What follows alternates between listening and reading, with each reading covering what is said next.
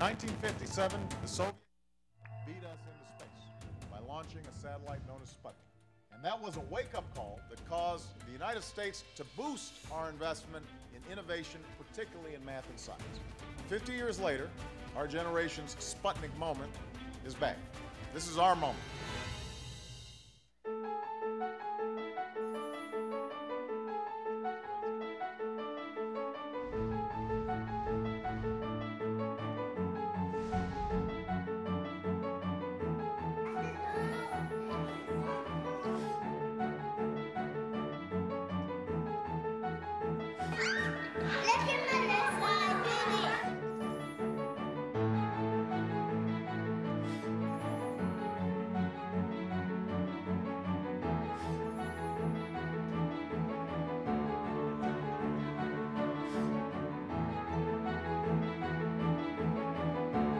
Science is for women. Science is exciting. You can be as passionate and in love with science as you can be about literature or art.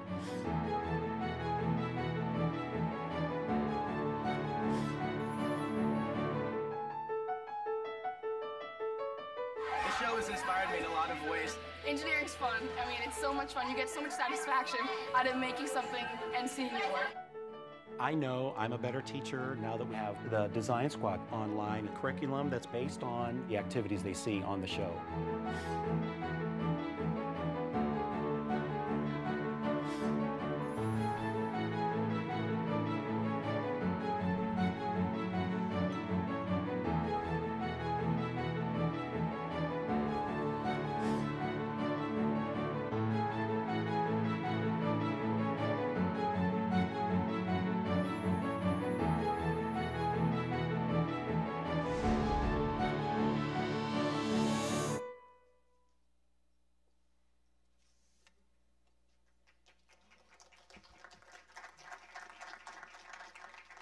Well, good morning. We're thrilled to have you here. As you can tell, with the amount of attention that STEM is getting, we feel this is our moment to use the extraordinary power and reach of digital media to advance STEM learning and to change the way teachers and students learn and engage and get excited about the future they can define. I'm John Abbott, president of WGBH, and I am absolutely thrilled to welcome you to our first forum on digital media for STEM learning. As you've just seen, WGBH has a long history of promoting STEM education in classrooms and living rooms across the country. We see science and discovery as experiences for a lifetime. Many of our STEM productions, our content, and our connections with teachers and learners through those lifetimes, these are household names. From Nova, the most widely used video resource in high school science classrooms today, and for many years, to Curious George, the #1 television series among children 2 to 5, which introduces preschoolers to science. Science and education are part of our DNA, but our involvement goes far beyond broadcast. 2 years ago, and a little bit as was teased in that reel that you saw, WGBH and PBS teamed up to launch PBS LearningMedia, our online service for educators that provides easy access to free, classroom-ready, curriculum-targeted digital resources. The service grew out of WGBH's pioneering digital online library for educators, Teacher's Domain.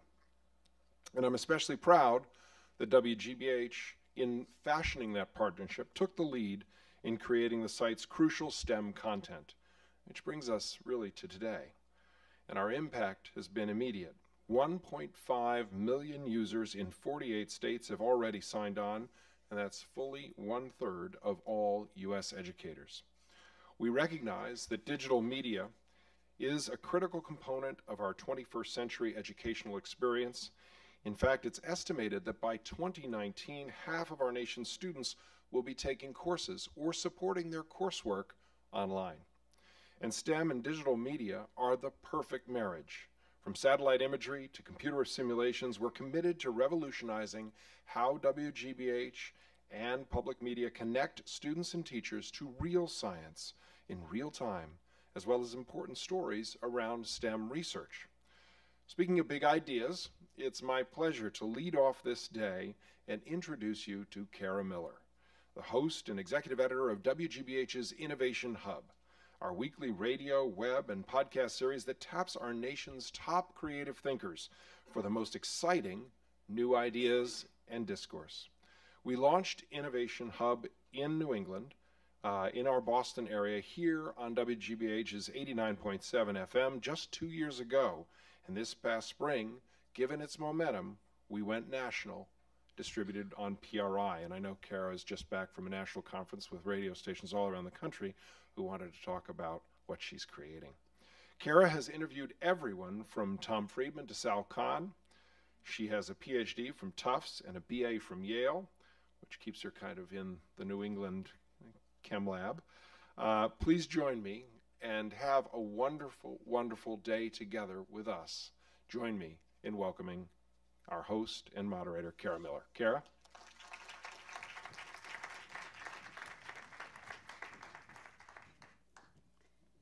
Thanks very much, John. There's a very kind introduction. I want to thank all of you for being here. You know, when Rachel asked me to do this, I was really excited because, as John said, this is thinking ahead to the future. And, you know, on Innovation Hub, we try to look at what's ahead in health, what's ahead in technology, what's ahead in education. And, you know, a couple of themes have sort of emerged to me. And one of them was sort of summed up by Marissa Meyer, who I talked to a little while ago. She's now the CEO of Yahoo. And what we were talking about was that there's just not enough girls in computer science. And she said, yeah, that's definitely a problem. But she said the bigger problem is there's not enough people in computer science. And she said even bigger than that is that we don't just lack majors in computer science, though we certainly do. We also lack people who have the skill that they can code.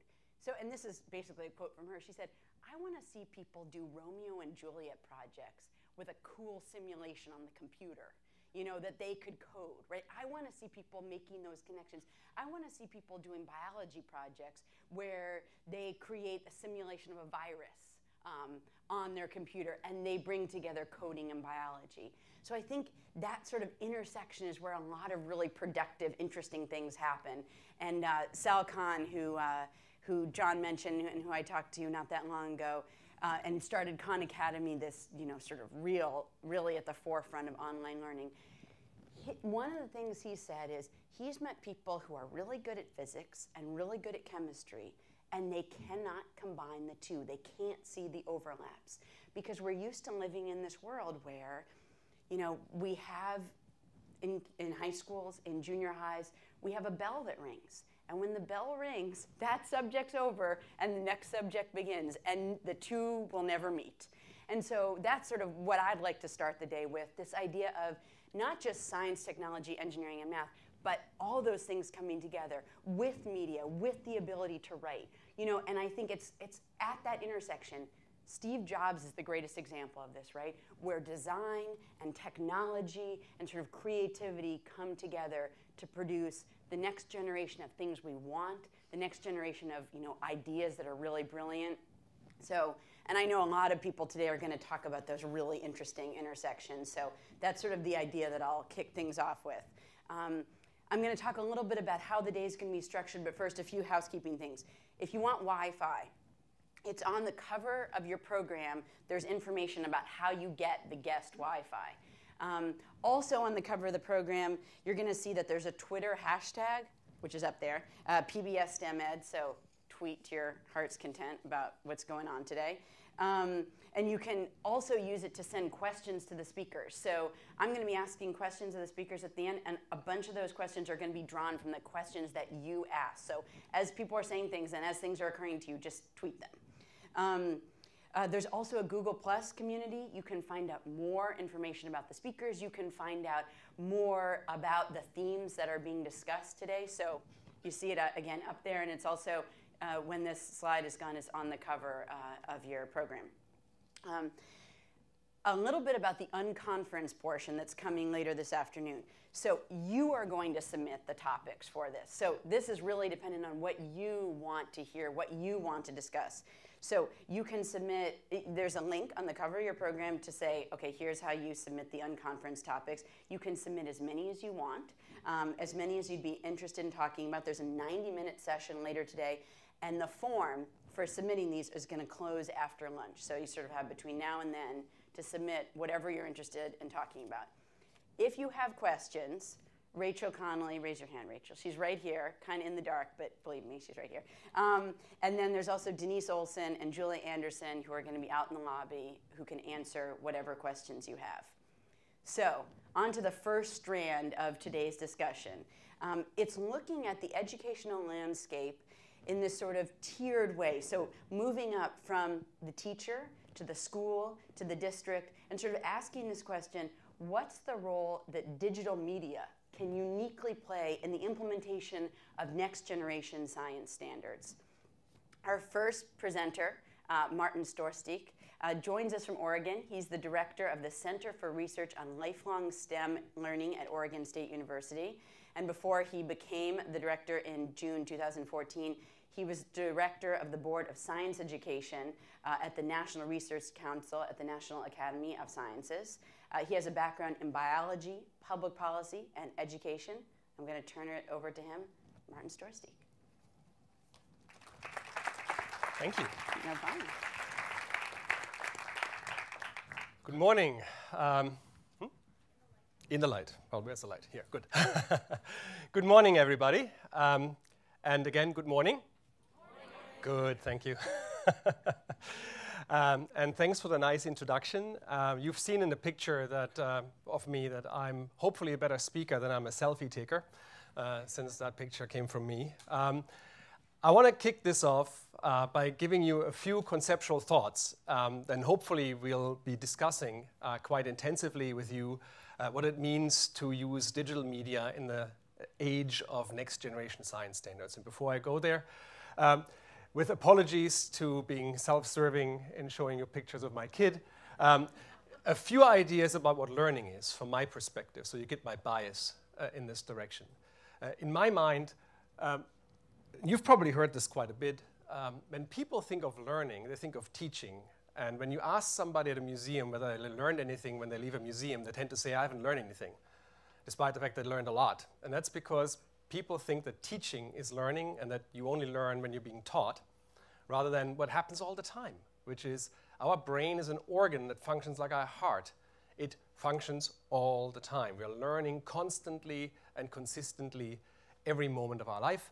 And that's an important adaptation that we have as human beings to completely, once we're born, to adopt and adapt the environment that we are in.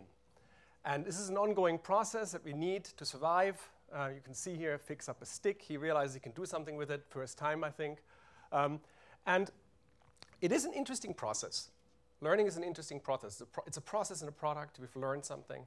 And it's the idea that at some point we soak everything in like a little kid, because almost everything is new. And then we begin to preserve what we've learned, the thing that's tried and true.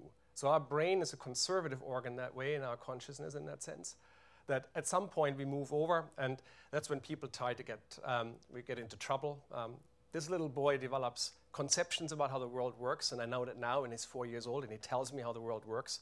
And he's developing scaffolds in his mind on how the world works. And then we ask ourselves, to what degree is the scaffold that he has in his mind reasonably close to what the world actually looks like? And the degree to which the little boy or any other creature can get these two things overlapping is in part the degree to which that individual has success in life. Now, that gets me to the other part about learning, which is it is something that happens in an individuum. It is something that's very individualized. It's something you need in your life. Now, why am I telling this? One of the reasons I'm telling you all of this is because we've invented a few hundred years ago factories. And then in order to feed the factories that built stuff, we invented the factories that would get the people into the factory to build stuff. And the idea that a bunch of kids would learn the same thing at the same time, in the same way, being assessed in the same way, from what we know about learning, doesn't quite work. But it's convenient, and it puts people in a situation where we can put them into factories. Is that still the way they wanted to do this? We're not quite sure. That said, when it comes to learning, we now have quite a bit of, and we'll see this again in more detail at 11 o'clock, I think. We've come to think of learning as something that's not just making us learn stuff. In today's world, we want people to have what we call sometimes 21st century skills or deeper learning skills and so on and so forth. It's the thing that makes us function in our societies particularly well. And we tend to put them into three bigger realms. The interpersonal skills that we have with other people, intrapersonal skills, skills we have with ourselves, and cognitive skills, what we normally cherish when it comes to learning. But in one category, for instance, non-routine problem solving and creativity is highly cherished these days. The idea that you can work with people who have divergent ideas and you can actually get along and come up with interesting solutions. All these kinds of things are now cherished. Another foundation for what we want to be optimizing towards now. This will all lead to NGSS at some point, I promise you. Now, of course, schools are not the only place we learn. I've mentioned this. We learn in all sorts of places, and this is becoming increasingly more recognized, but not to, of course, it's not necessarily that we take our societal resources and put it this way. Now, we've learned in many different places, and it's becoming now, of course, increasingly more digital. I'll get to that point in a moment. Digital at your fingertips. And the information that we get now is of varying quality.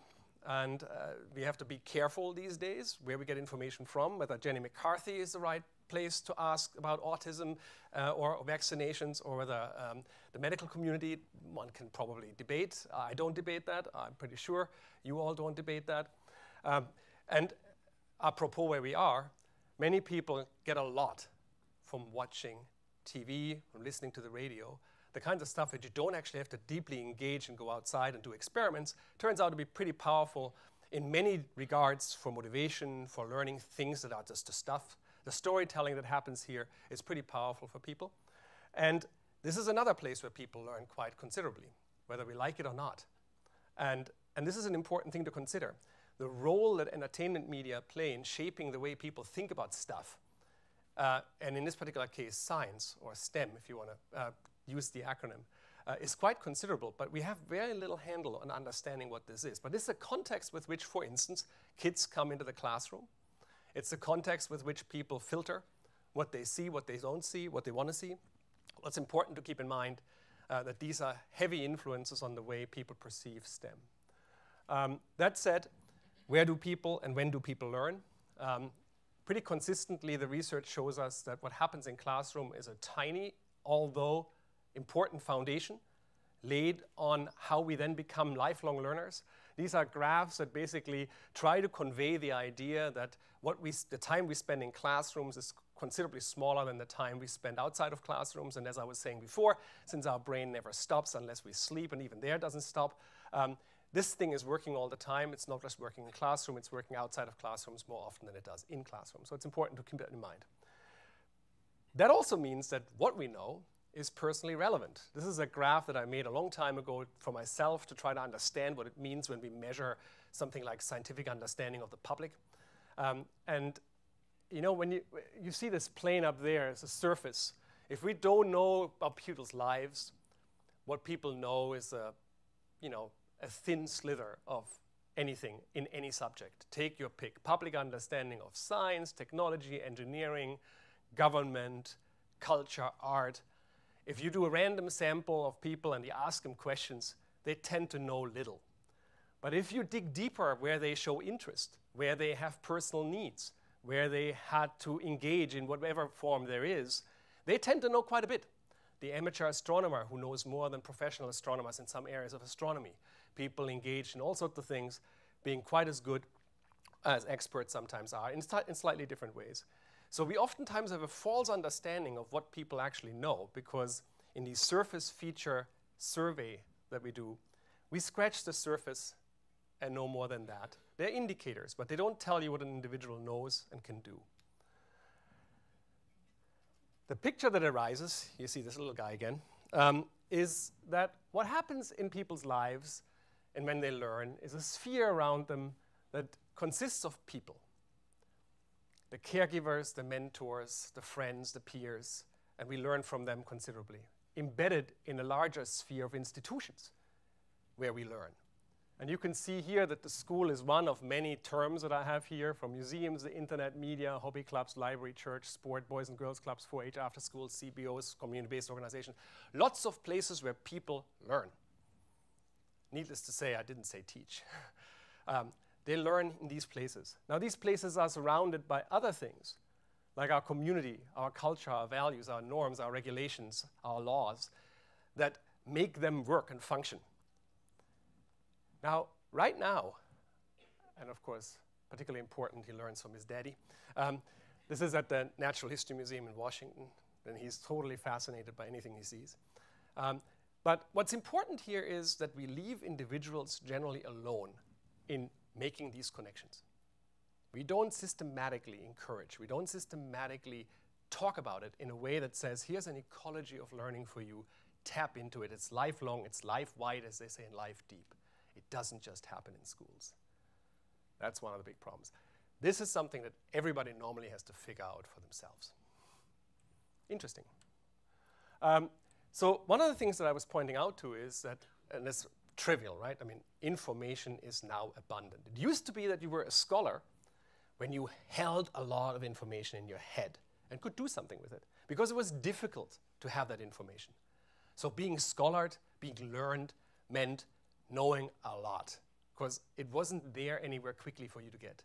For those who are still in this movement, you had to go to the stacks of the library and find literature for your paper, and finding the literature was the important part and the difficult one when you wrote a paper. Today, it is something different. It's information literacy, which I call is information is abundant, but what you have to figure out is which to choose, which to trust, which one makes the case for you. It's a very different animal at this point in time. Now, since information comes to you through various types of media, you have to figure out what these media do, how they function, how they get the information to you, in what ways they present it to you, with what interest. So media literacy, in my mind, is something that is foundation for understanding how information is these days, so you can utilize this in this complex world and make sense of it. Now, that means that it's not just a source, it's a tool. And media as a learning tool is what we're talking about today. It's really an important tool. It's not just a source of information, it's a tool for learning, and it's a tool for unlearning and confusion. And being able to deal with that, making use of its enormous potential, but also making sure that people understand what it is, what it does, and how to utilize it, I think, in my mind, is an important component of learning these days, because these media don't go away. They are almost like the knife. You can use it for good, you can use it for bad. You can stab something in the back and wiggle it around a little bit, policy in Washington, or you can use it as a steak knife, which is good for you and bad for whatever meat you have there, I guess. Which brings me to the next generation science standards. And if I could, I would never mention them again and say, focus on this thing here. This is the kickoff to the next generation science standards, and it is, for most people, all they need to know. It's the framework for K-12 science education. It is the book that was written by an incredible panel of experts in the natural and physical sciences and engineering and education and learning experts that basically gave the blueprint. That's the blueprint for the next generation science standards. And it was a deeply thought document that says science education need to be, and science learning need to be a little closer to what doing science actually is. And it said, let's flip it on its head, learn through the scientific and engineering practices that can reasonably be done in schools, learn fewer things that are important in the disciplines, and make sure the connected tissue between the stuff in physics, in chemistry, in the life sciences, in geology, in the geosciences and earth system sciences, and in some parts of engineering and technology, these connected tissues are being understood by students. So there's a broader narrative emerging from science and technology that students can take away as an ability to think about and be connected to and have an identity with the idea that science and technology and engineering and mathematics is part of who I am and that I can use in the future. That was the idea behind this. It was then turned into the next generation science standards. in my mind, standards are what they are. They are a technical document that guides the industry, I want to call, of education. They're not interesting reading for everybody to delve into. They help instructional designers, they help curriculum developers, they help people who think about testing. They're not necessarily the thing you should be looking at and understand when you wonder what you should do tomorrow with your students in the classroom. That's not what they are. Nonetheless, they are a very important guiding document. They try to achieve what I just said, which is try to get these practices here in blue combined with the content in the discipline, combined with these cross-cutting concepts that tell the broader story about science. And they are supposed to do this in a kind of logical, developmentally appropriate way throughout the years of teaching and learning, whereby you begin asking questions about why do we have to eat when you're in first grade, and you still ask the question, why do I have to eat in 12th grade, but the way you answer it is quite differently. But you do that by asking interesting questions that are relevant to your life. All things being equal, let's teach that stuff in such a way that kids can connect to it.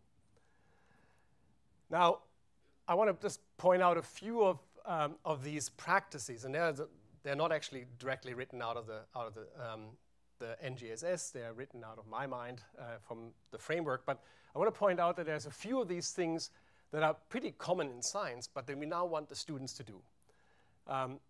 They're like asking, this is very important, knowing what a scientific or a technical question is versus what is not a testable or a scientific question is very important.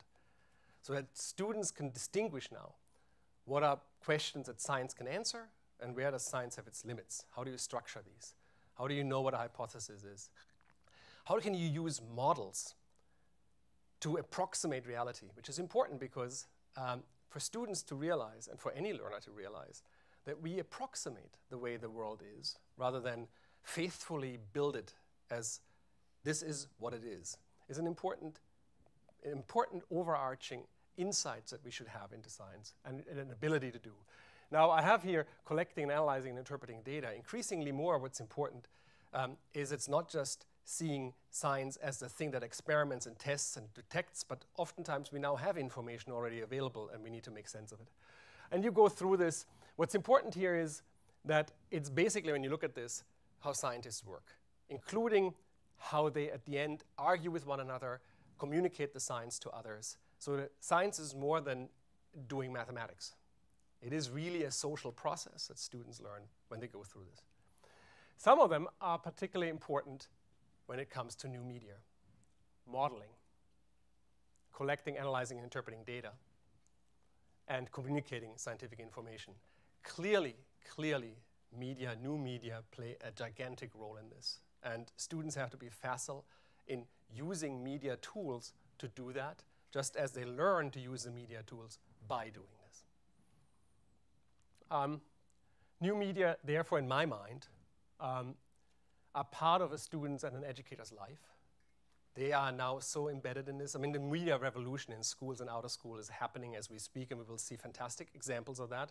You can't deny it. It's part of what the fabric of people's lives now is. And so you need to be facile in this. They can reinforce these STEM practices we just saw, and they can be part of the STEM practices. So this is where the overlap is just particularly stark in my mind.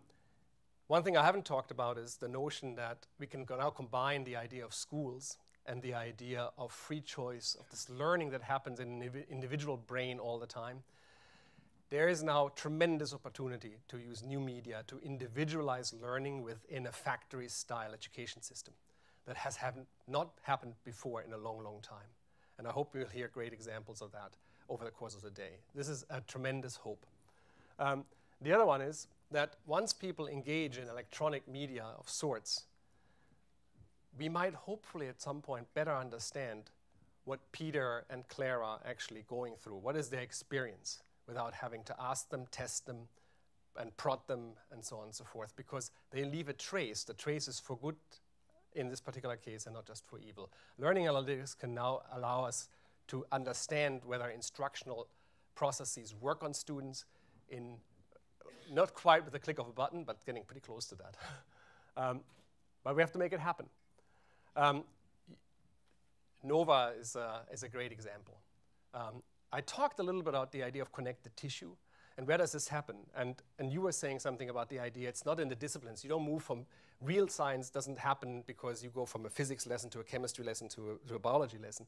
It happens in an intersection of this stuff. And storytelling is a particularly good way of letting people know these intersections.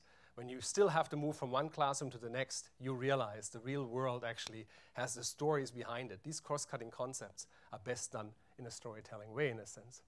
And finally, this is not just for the student or for the learner, it's for the educator. And I say educator, not teacher, because there are educators in all sorts of areas of society who play a role in shaping people's understanding of STEM.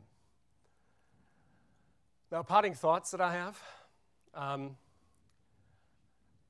The first one is we're beginning to think very differently about learning these days. These 21st century skills, these habits of minds, these deeper learning ideas of keeping some profound insights and being able to transfer them into new situations. This idea of freeing your mind and being a capable person in a 21st century situation is beginning to play an increasing role in defining what we value. And where do we get this? This is a really important question. I talked about the idea that in this world now, knowing what information is, where it's from, how to assess it, who to trust, is beginning to become a really important other tool. It's always been important. It has never been more important than now because we're abundantly flooded with information. And we have very little ability to think about information on a regular basis. And without being too political about this, but if you watch a certain type of news broadcast all the time, one channel or the other, it will change the way you think politically. We know that. And so people now choose something for the purpose of it being maybe nicer or better presented. And over time, they will change their political perspective simply by watching one channel versus the other channel. So it's important. We make choices and selections.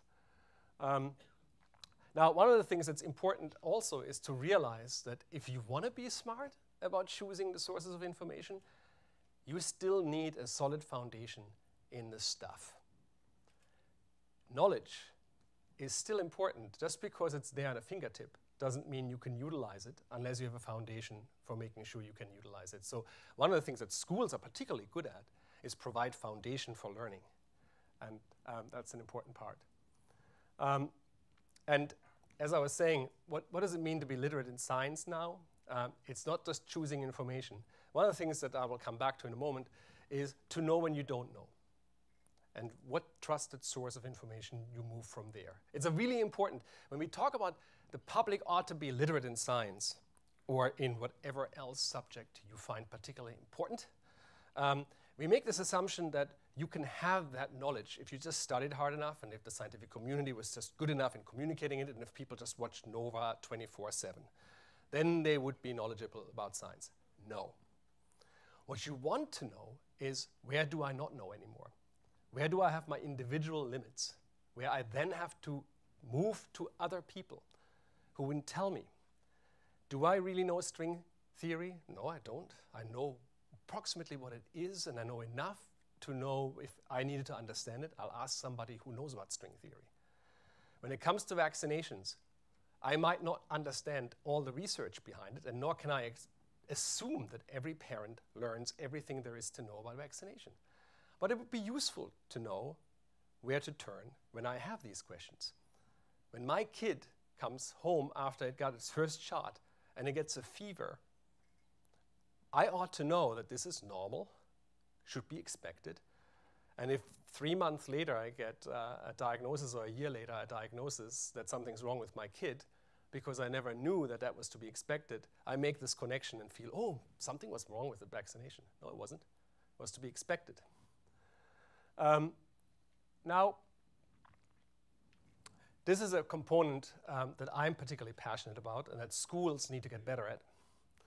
And where I would almost claim that so long as schools test you, they will never be really good at, and they will always have to work outside of school to make sure people can actually get there.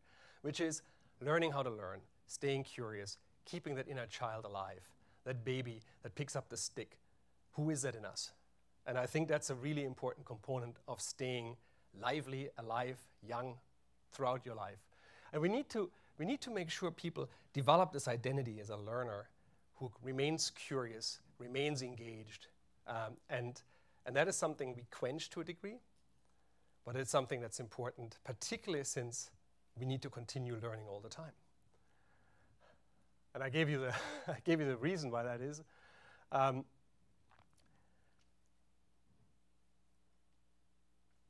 And I mentioned that. So to me is stay curious all your life, stay connected to learning, know where your boundaries are, know where your information is from, be able to select, trust, not trust. And in my mind, media these days play a tremendous role in accomplishing just that. And then just like, I don't know whether you guys know Dinosaur Train. It's a kid show that my son loves, and he is 4, and I have to keep up with these dinosaur names, and it's almost impossible.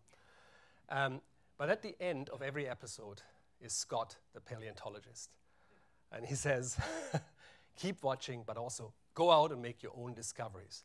As we talk about media, we're in Massachusetts, let's not forget, no child left inside. One of the things that's important, as much as we have this kind of mediated version of the world that kids engage in, that adults engage in, that the original experience with the world itself is an important component. And the good news here, of course, is that media helps us these days to accomplish that as well. I'm just reminded as an advisor to the education at the National Park Service that they want to wire the national parks. They don't want to do that so that you walk through the park looking at your iPad. But because it is actually quite interesting to think that I see a new bird species that I've never seen before, and I could identify what it is.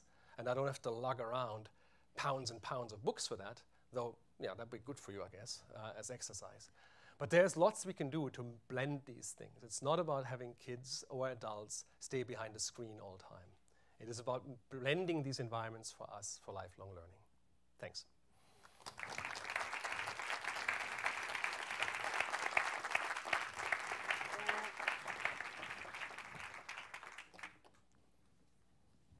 So I have a couple of questions, and then Rachel, I don't know if you have stuff that's come. Okay, and then we can also open the audio. Okay, so let me just start with a couple questions. One is a little bit of a devil's advocate question, sort of probably apart from what you might think I'd ask, but you put up a picture of the Big Bang Theory, yes, which is incredibly popular. In fact, you can see it many times a night because it's now in syndication.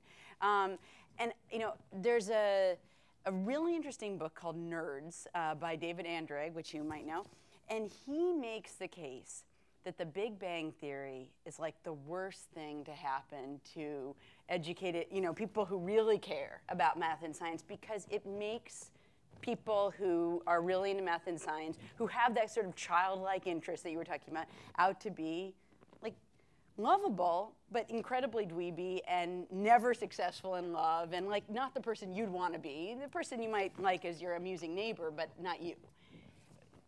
Your thoughts on in that sense, what media does to people who are interested in science and math? The first thing is you can complain about this as long as you want, but it's out there, so you need to understand it. Yeah. That's number one. Number two, if that's what you think, you have to have discussions about the degree to which this is not just entertaining, and the degree to which people who watch it don't understand this is completely overdone. This is television. We generally think that people are a little dumber than they actually are. And so I actually don't believe quite that it's as strong, and I want to see the data before I'm convinced that this is the case. I mean, do we really believe that every chemistry teacher is a mass murderer? Probably not. So this is Breaking Bad. Let's take Breaking Bad, right? I mean, so here's my chemistry show. People do have a sense that this is really wildly overdone. But I do have to admit that my former chair of the Board on Science Education, Helen Quinn, a physicist, was extremely unhappy with this show for two reasons, needless to say, as a woman in science. Not just because of the incredibly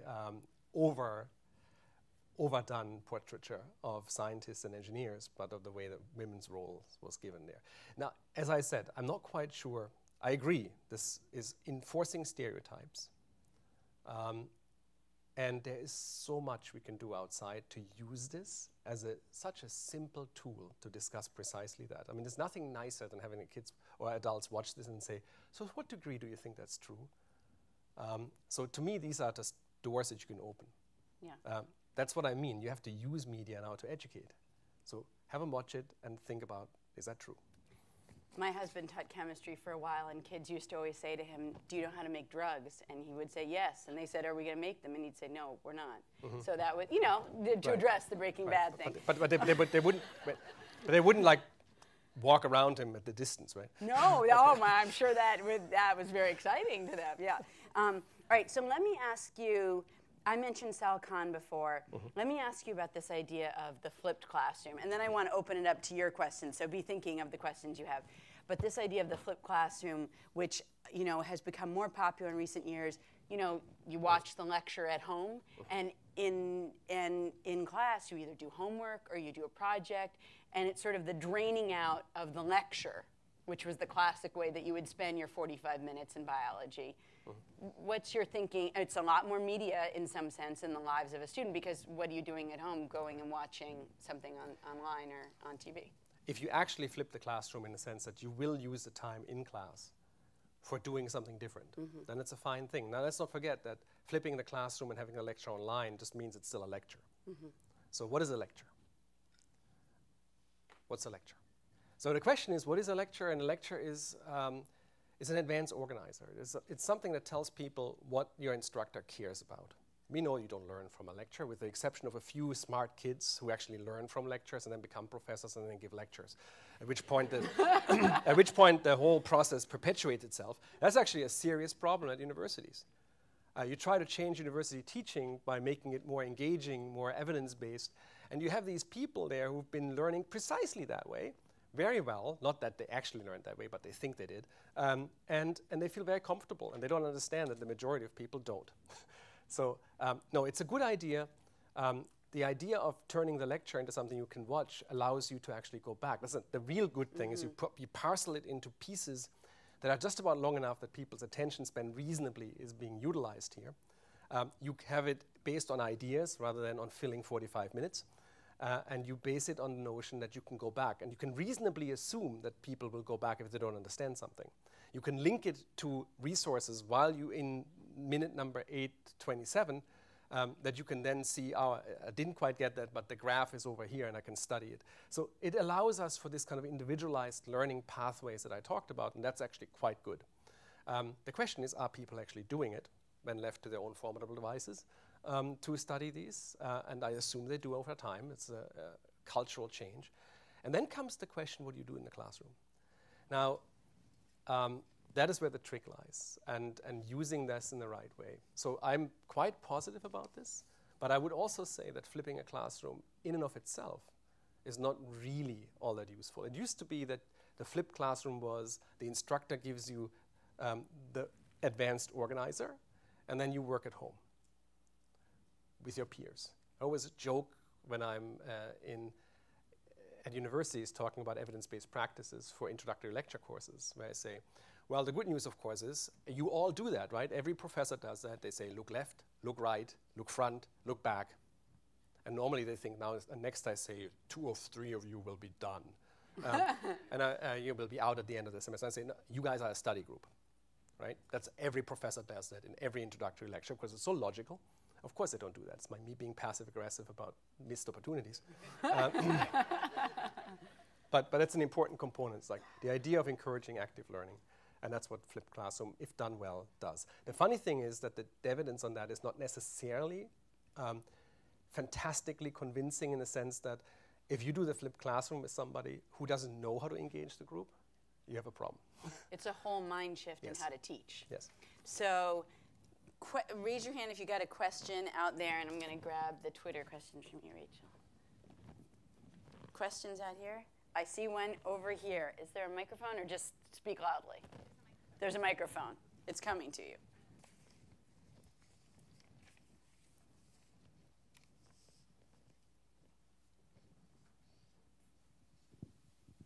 Hi. We've heard a couple of things that seem a bit counterintuitive to me. We talked about the industrialized classrooms today, and I worry about all of the corporate support that's going into talk about STEM education, talk about the need for students who know more about aerodynamics and that they should be coding at this kind of a level and they need to be developing these sorts of competencies. Wouldn't this kind of lead itself to being considered a 21st century industrialized educational system?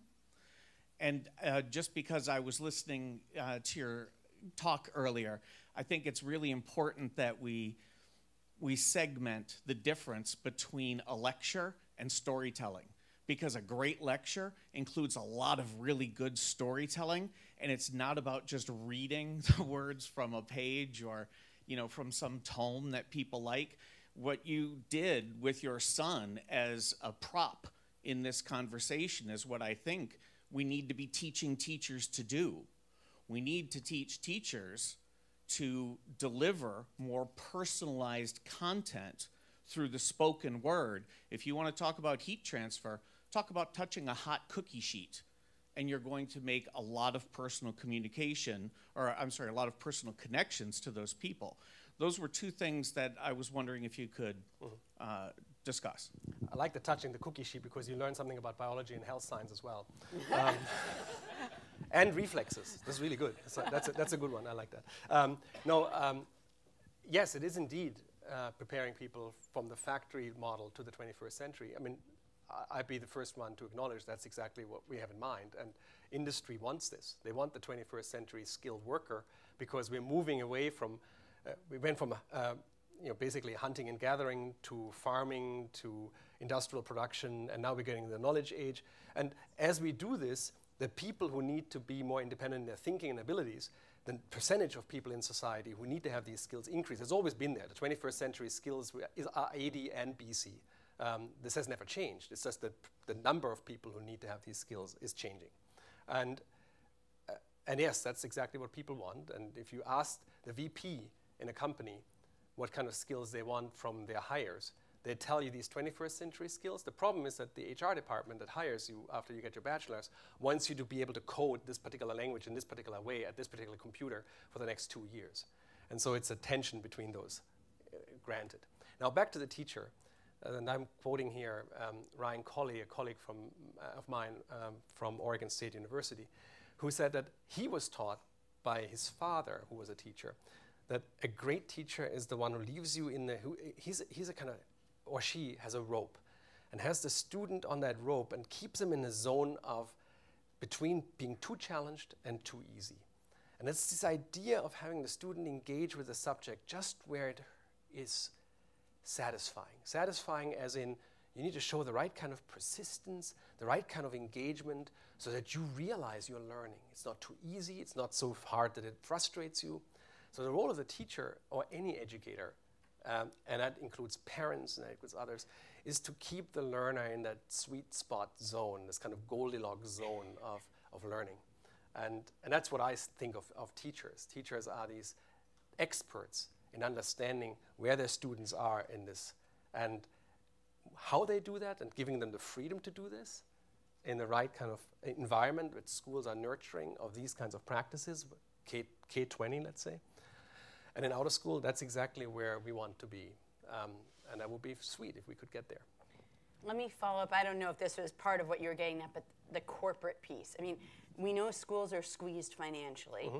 Is there any danger when, you know, Apple says, well, we'll stock your school with whatever, but if you use this kind of program or this sort of browser or, you know, that there's that opportunity for things that are a high cost and somebody's willing to provide them for you for their own cost? You should know that I'm German, and now you can get me on a rant about what American taxpayers are willing to pay for. So this is a bigger problem that this country has.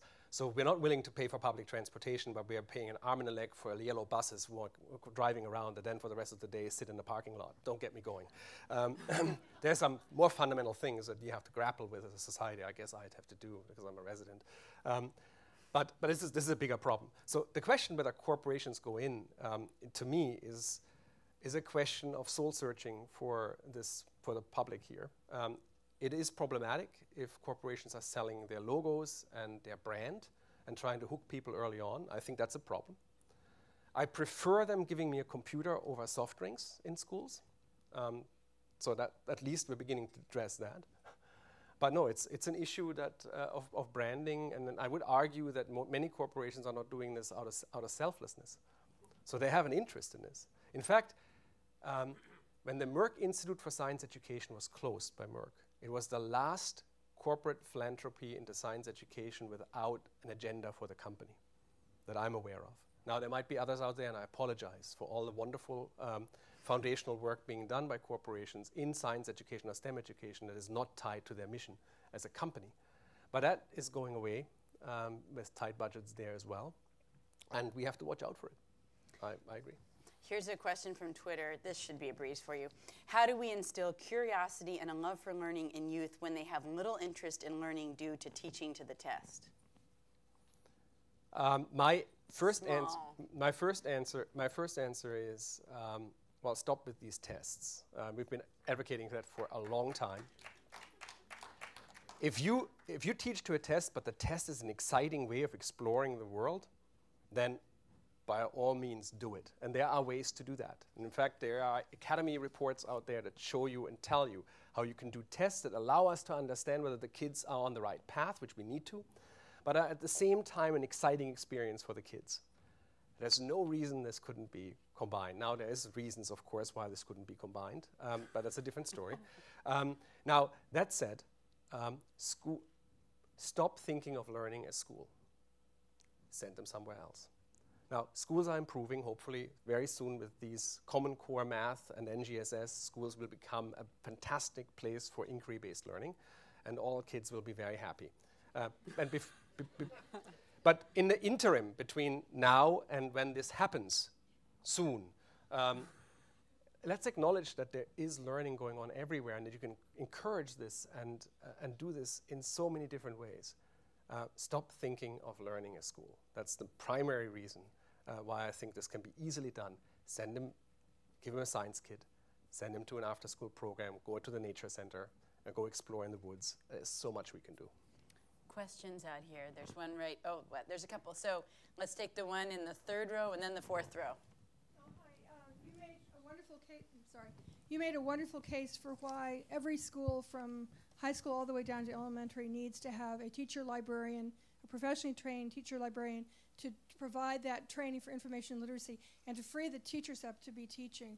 You can send your children and work with that librarian, and they will help provide that training that they need and then move on from there. And that's a problem and challenge we have as many schools keep perhaps only a librarian in the high school, but the librarian, especially in the primary schools, is the first to go when there are budget cuts. And of course the question is whether the term librarian is one we have to either we have to rebrand or rethink. Well, we're calling them teacher librarians, and they're trained to do that. Yes. They're teachers, but they're also information literacy specialists. I was more referring to the term library. Right. Well, libraries are changing. That's right. They do, and they're fantastic. Libraries becoming increasingly more, not of course a school library, though it should, becoming more community centers, which is very, very exciting. And I agree, kids should spend time there engaging in this kind of information seeking and sense making. Yeah. And then the question right behind. Sure. I'm curious about your thoughts on the trend with teachers increasingly empowered or expected to design their own curriculum based on things they find on the internet versus delivering curricula that are designed by STEM educators and companies and that sort of thing. Good thing, bad thing? Double-edged sword. We have different models in different countries, and depending on how you look at it, one works or it doesn't work. It seems to be every model you can think of exists somewhere and done well or done poorly. My sense is, I explained what I think a good teacher is, and this is a really hard job. And as much as I can help a teacher having to think about all the other things, like standards, I don't have to think what to teach because society is deciding what everybody ought to know. So I don't have to worry about what in physics is important. Somebody has determined that it's beyond me. That's useful, that's good. I don't have to think about what's important in physics right now for students to learn. I can concentrate on the process of learning. In as much as there are curricula out there, I think that the term curriculum and instructional material is changing rapidly. I think this is becoming increasingly more a patchwork of individualized modules that you can put together in some ways to help, where you don't have to have one big curriculum to do this. Now there's one catch with that. If I have a patchwork of things I do, to what degree can I guarantee a component of the NGSS and the Common Core, which is this idea of a learning progression? The idea that you build logically on notions of previously learned things that I can build on, so it doesn't become this atomized kind of thing. So you go to another country, I grew up in Germany, where there is a curriculum for every state, and where the teacher was reasonably assured, if I teach about water in chemistry here, the biology teacher will have the same thing there. And in physics, we'll be covering it as well. It's all coordinated. So learning, build, it's not it wasn't as perfect as I make it look like. But it was at least the attempt to coordinate it in such a way that things would gel for the students. In principle. Tell you in practice that didn't quite work. But there is this thing about the individualized approach for a teacher to do whatever they want to do that might actually disrupt some of the broader thoughts. So I'm not quite sure how that would work. I also am not quite comfortable with the idea that you have then one particular vendor who does everything K-12 for this school, because that seems to be so logical and so interesting. So you put all your eggs in one basket. You can be reasonably sure, hopefully, that the basket works out well. Or you have eggs from different baskets, which might be better for any one situation, but then you have to worry about how it comes together. We have time for one last question. So there's one right here.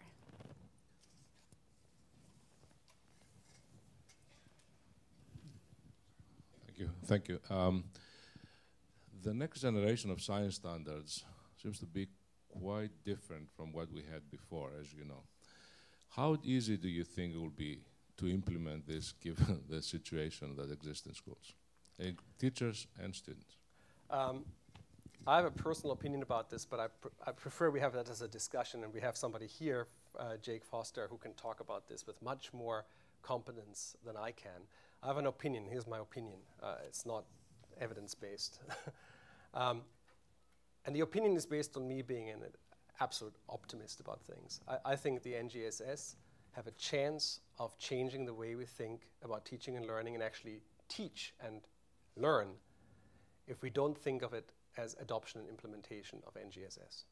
If we think of it as changing the way to teach and learn science and engineering, because we've come to realize that there is a better way of teaching it, a more successful way, a more evidence-based, a more enjoyable way for students to learn it with better results, and that we should go on that path of making that happen, it will happen. If we say this is about a technical adoption and implementation process, whereby you follow the following steps, and then by having followed the cookbook at the end, there will be better results, it will fail. Because then we, again, don't have people think about what this is about. We'll think about it as a bureaucratic procedure. And that will never work, in my mind. You can force it on a system, and then people will, on the surface, do it, rather than deeply do it. And ultimately, whether it's successful depends on what happens in every moment of teaching and learning.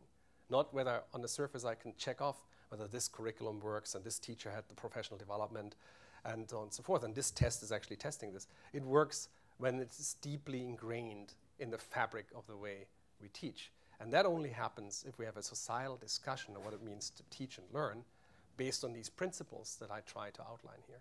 So that's my answer. And we'll save that question and get the whole group to debate it in a few minutes. Martin Storsteeks, thank you so much. This was great. And we'll see you up on the stage in a little bit.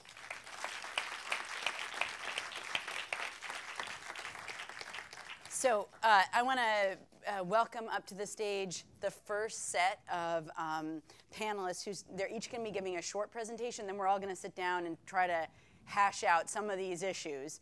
The first speaker is Steve Beard. He's a science teacher at Thomas Edison High School in Portland, Oregon. He has nearly 15 years of experience in public, private, and charter schools, and he was a 2014 PBS Digital Innovator for his use of digital media in the classroom. He's also been a NOVA teacher advisor. So you're going to hear from him. Then you're going to hear from Julia Freeland. She's a research fellow at the Clayton Christensen Institute. She focuses on innovative approaches to K through 12 education. She writes a weekly blog. She examines competency-based education policies and blended learning schools and initiatives to increase students' social capital. Prior to joining the Institute, she worked at New Schools Venture Fund, which is a venture philanthropy organization that supports education entrepreneurs. And the third person that you'll hear from in this lineup of short presentations is Jake Foster, the Assistant Director of STEM at the Massachusetts Department of Education. In this role, he oversees the state's science, technology, engineering, and math standards and their curriculum frameworks. And he looks at state-funded professional development opportunities and figures out how to support districts. And Jake's been a member of a design team for the National Research Council's Framework for K-12 Science Education and a writing team member for the Next Generation Science Standards. Let me turn it over to Steve Beard first. Thanks.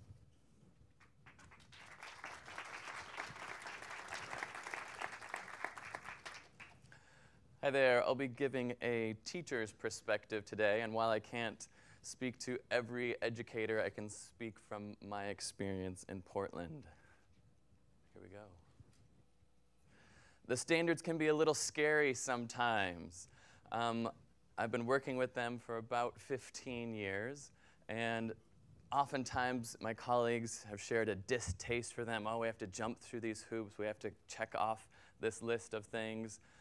But the majority of them see it as a guide to kind of help us through and guide our instruction and give us some benchmarks from what we're to attempt to teach. Administrators are sometimes pushing down, you must teach to the test, you got to work through standards. And other times, administrators can be in the shadows and not certainly aware of what's going on in the classroom, which is almost equally scary to me, either too involved or not involved enough. Thankfully, our administrator, before the school year started, gathered our community and tried to review what's important for our school community and what are the most important things to help our students learn. And we went over the 3 R's of relationship, relevance, and rigor. I think NGSS and the framework does a pretty good job on relevance and rigor. And relationship is quite elusive, but to me it's the most important piece, connecting with students and almost earning that right to be heard, to get to know their interests, to figure out what makes them tick and try and engage with them. Like Martin said, the standards are not that exciting, and I'm not going to read through all of them, but I am going to highlight a few. This one's just about a simple chemical reaction and one way that I work on that with my students. One highlight for me from transition of past standards to current ones, the red letters, kind of a clarifying statement, for me help unpack a bit of the standards and give me some boundaries of, okay, this is what this means and this is what it doesn't mean. So we go over a basic reaction of hydrogen and oxygen, and you'll see in a few moments it makes a nice ball of fire and that engages the students. But just looking at the formula again is pretty abstract. We get a little more visual with a couple molecules of hydrogen, a molecule of oxygen, and we get some lovely water up here. But to me, and from the framework, doing science is so much more important than just memorizing these facts. And we certainly have to go through the knowledge and some of the facts, but actually engaging it, for me as an educator, is much more exciting than just listing through these formulas and abstract material. And I've got a few short clips. It's medium loud, really. It's gonna make a ball of fire. Are you ready? You ready? 2 or 1. Oh, jeez.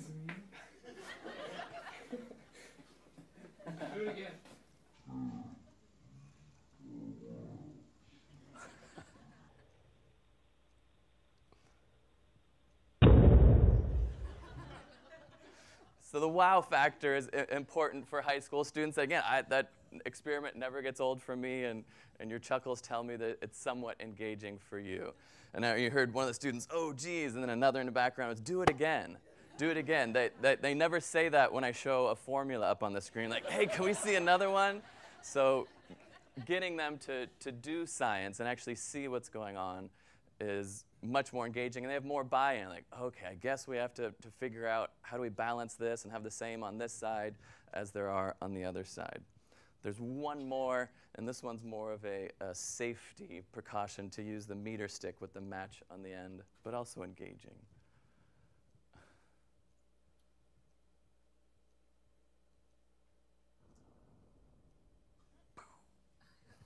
Pringles can give them some opportunities to apply what we're learning. Oh, one of the best ways that I have found is using some of the resources from PBS and the digital media. It's so engaging and accessible. The content is high quality, and I'm not saying that because I'm at a PBS conference, but because I actually use these materials. And there's a shout out to my local OPB station in Oregon. David Pogue is a hilarious individual. This is from the Nova series, Hunting the Elements. It's online, and our students have it on their iPads. They can watch a 2-hour video all about the elements and the periodic table. They can interact with the periodic table instead of just kind of a boring poster. They can read a little history of elements and some of their uses. And this one is kind of a gamification of the periodic table. They get to add protons and neutrons. There's a really nice sound effect. Doo, doo, doo, doo. But we'll have to save that for another time, or you can try it on your own. So a lot of those resources allow students to engage, and there's that entertainment and fun factor, but there's also the content piece. Nova has some other resources. The Nova Labs just came out with an interesting cybersecurity. A couple people have mentioned coding already. There's some super basic coding in there, and it gets a little more advanced. And I don't have much experience with that, so it's a nice resource for me to turn over to students. Hey, there's this kind of fun game, but you're learning these steps to solve a problem. I've used the Sun Lab, which allows students to just watch short clips about the sun and different things that are going on. And then they have an opportunity to answer a few questions, and that's a good way for me to track assessment and see what they're learning. And a great series from Nova is Earth from Space, and it just shows so many amazing satellite images. Again, the students are always like, hey, can we watch more videos, a longer video? And they usually say, it's just a 3-minute video, which is fine. I think they would often want, like, hey, can I just sit back for 45 minutes and watch a whole movie, which would be relaxing for me as well. But to hook them in with these 3 to 5 minute clips, and the PBS resources have a good background essay and a few discussion questions. Sometimes I use them, sometimes I create my own, but they help guide the discussion, and they're aligned to the standards, so it helps me stay on track for those pieces. Here's another example. This one's about natural resources and the importance of getting students outside the classroom. There are sensors attached to their iPads, and we go to a stream and gather some data. And we watch a clip from Frontline to kind of show them some perspective nationwide about natural resources and water pollution, and they can do more activities in the classroom. As much as I'm passionate about science education, I'm also passionate about balancing screen time and media consumption. The Kaiser study shows young adults 8 to 18 are about 11 hours of media consumption. And it's just something to, for me, question or be at some times concerned about with a 24-hour period. Their research shows some heavy users using 16 hours of media a day. So to me, that seems like a bit. But I allow my students to chart their screen time. And some are like, I'm totally content with my screen time. Like, wow, I watched a lot of YouTube videos over the weekend, which there's a great piece of education. The brain is constantly on, but also helping students to figure out, well, do I want to spend 8 hours watching YouTube videos over the weekend or not? And so kind of open up that dialogue and discussion with them. So that's my, again, a piece about balancing that diet. The standards kind of reduce this big picture of science, and again, the framework is the passion and piece behind it. But as an educator, I need to know, well, I need to check these things off, and it's again, held in tension with those best practices of engaging students. I appreciate this quote by Wendell Berry that we can't just boil these down. It's like, oh, there's 15 standards. They don't represent the whole of science, nor do if we figure out an average of everyone in this room. There's no one model representation of an average person in here, or all the atoms in me. If we reduce them down to a big pile of oxygen and hydrogen, it's not going to accurately represent the whole. So here is, to me, a picture of integration and bringing my students out of the classroom. We go to the Hoyt Arboretum and see some pieces. Like, these are the standards that we talk about, these individual, isolated pieces, but we need to integrate them. And the framework has lots of language about integration and systems, but the difficult piece is bringing that into practice.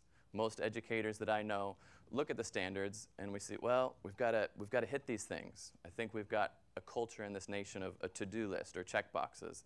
And there has to be a big discussion about shifting that a bit if we want to have a more comprehensive approach to education. Overall, I think some of the highlighted pieces that NGSS wants, I can definitely get behind. Engaging discussion and helping students be consumers of science. I might rather have them to be proactive participants in understanding some of this. And to enter the careers of choice. I tell my students, hey, you may not love science, but I want to open your eyes to some pieces of science, and I want you to have this basic foundation so that you can be an informed voter and consumer, and so that they can pursue what they want in life and hopefully make the world a little bit better. Thank you. You want that?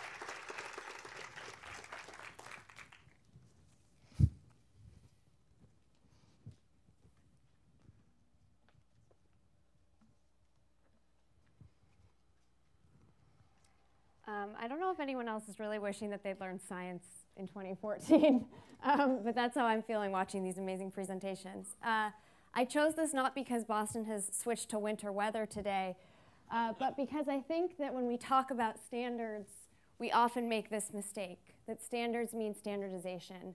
And actually the mix of technology and high clear standards that we have today may be the perfect ingredients to get to personalized learning. Now, we can all think of old online learning models that were anything but personalized. But as technology has improved, we've seen massive adoption of online learning that actually may be leading to a closer individualized model. Now, when people hear our prediction, and this prediction was made in a 2008 book by our executive director, Michael Horn, and Professor Clay Christensen, when people hear the prediction that 50% of all courses will be online by 2019, and that's at high school, just to clarify, people, I think, feel a little trepidation, and it's for a couple different reasons. First off, there's the possibility that we're just going to lower the cost of education and not improve quality. That's where standards come in, right? That's where standards can actually be a check on the booming ed tech market and the explosion of content that we're seeing come out. The other fear I think people have is that teachers are being replaced. But in fact, schools are not going anywhere.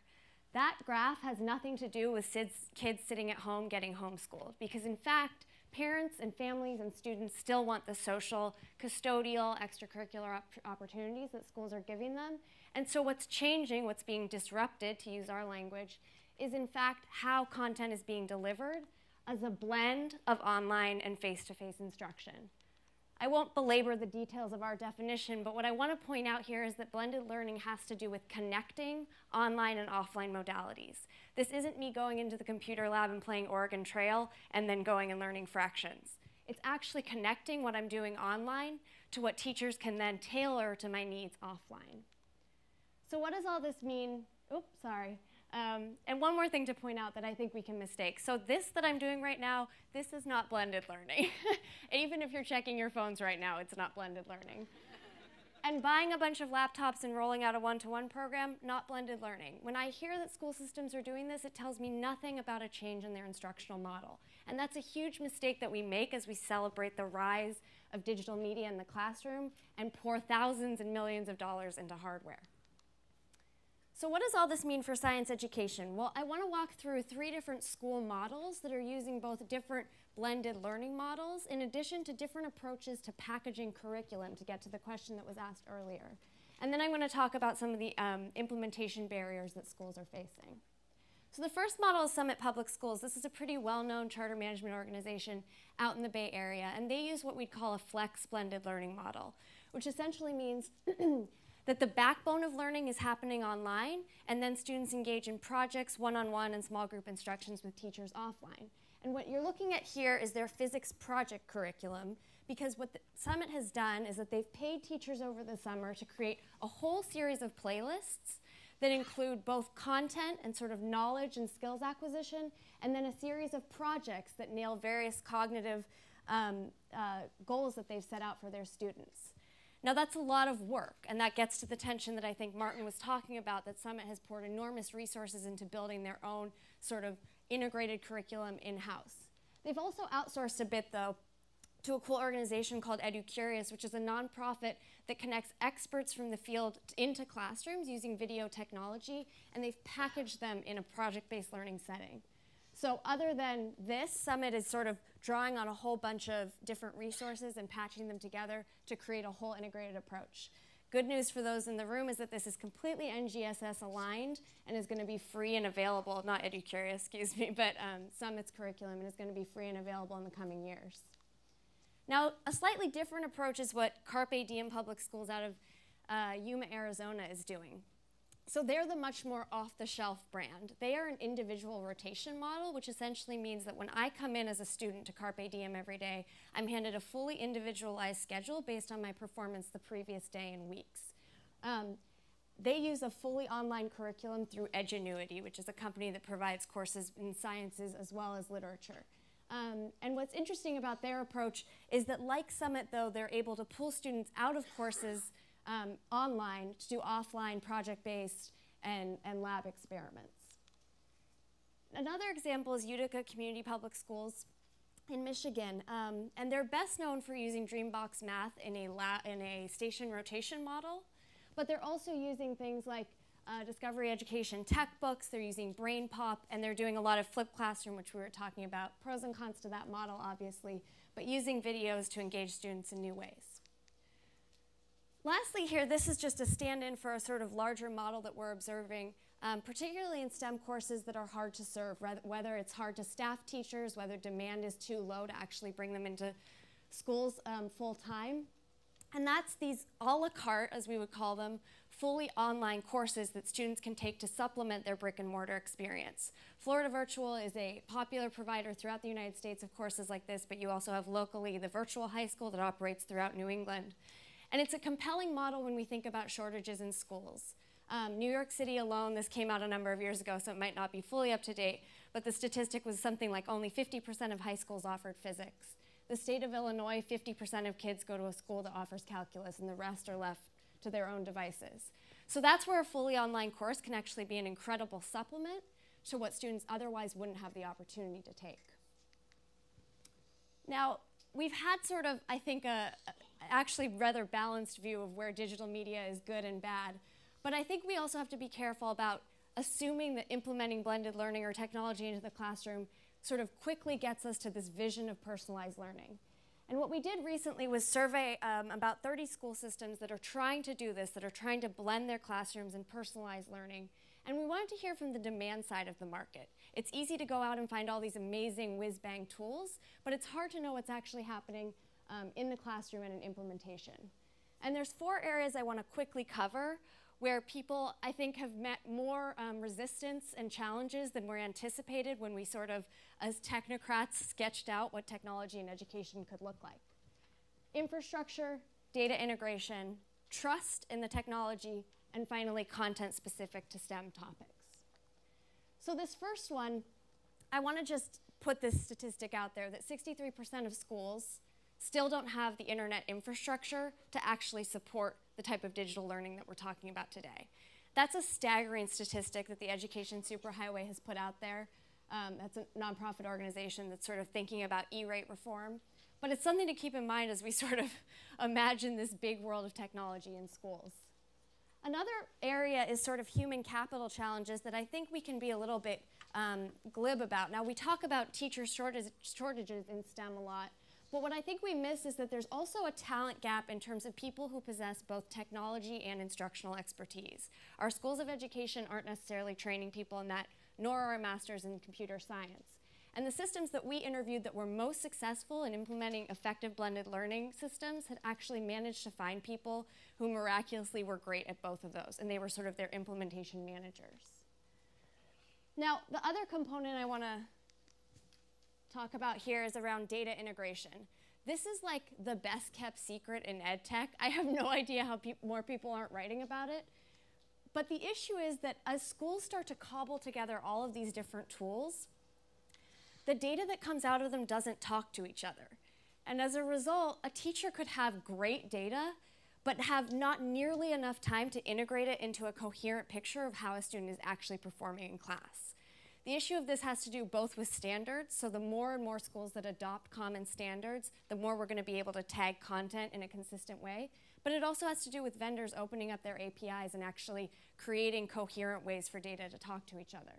And without solving this problem, we're going to be way behind where we think we are in terms of implementing personalized learning. The next aspect is trust. And this is sort of twofold. One of the really interesting tensions that we don't talk about a lot either in ed tech is around adaptive versus assignable content. And the issue here is that we're actually not great demanders as educators or administrators of adaptive versus assignable. We sort of want it both ways. We want the black box that's going to take care of the student learning chemistry and that we can be confident in that happening. But we also want to have total control. We want to be able to sort of step in and assign according to a student's needs. And it's causing some weird tensions in how the market is operating in terms of fully adaptive versus fully assignable products. The last piece is a little bit of a downer, and then I'll end with a cartoon so you don't think I'm terrible. But when we talk to folks about science content, we literally heard the word wasteland. We heard that it was bleak if you were going out there and looking for coherent resources, that unless you were willing to buy something fully off the shelf, you were in the exact position that we were talking about, where teachers as individuals were having to cobble together a huge range of tools. That's simply not sustainable. And I think the new standards that we have out, as well as technology's constant improvement, can show promise in having more coherent models. The question will obviously still be how to maintain teacher autonomy and sort of flexibility. And this was the other big criticism we heard about existing science curriculum, that it's just talk, talk, talk. That as we move to starting to emphasize doing and how to experience science in more pragmatic ways, the existing curricula that's out there tends to be exactly what this is, just like dumping information verbally onto people with little experiential learning. So I think obviously, as we're hearing about throughout the day, we're seeing major improvements in technology, but that we may still have room for progress, not just in implementing these standards, but to Martin's point in terms of creating lifelong learners in STEM.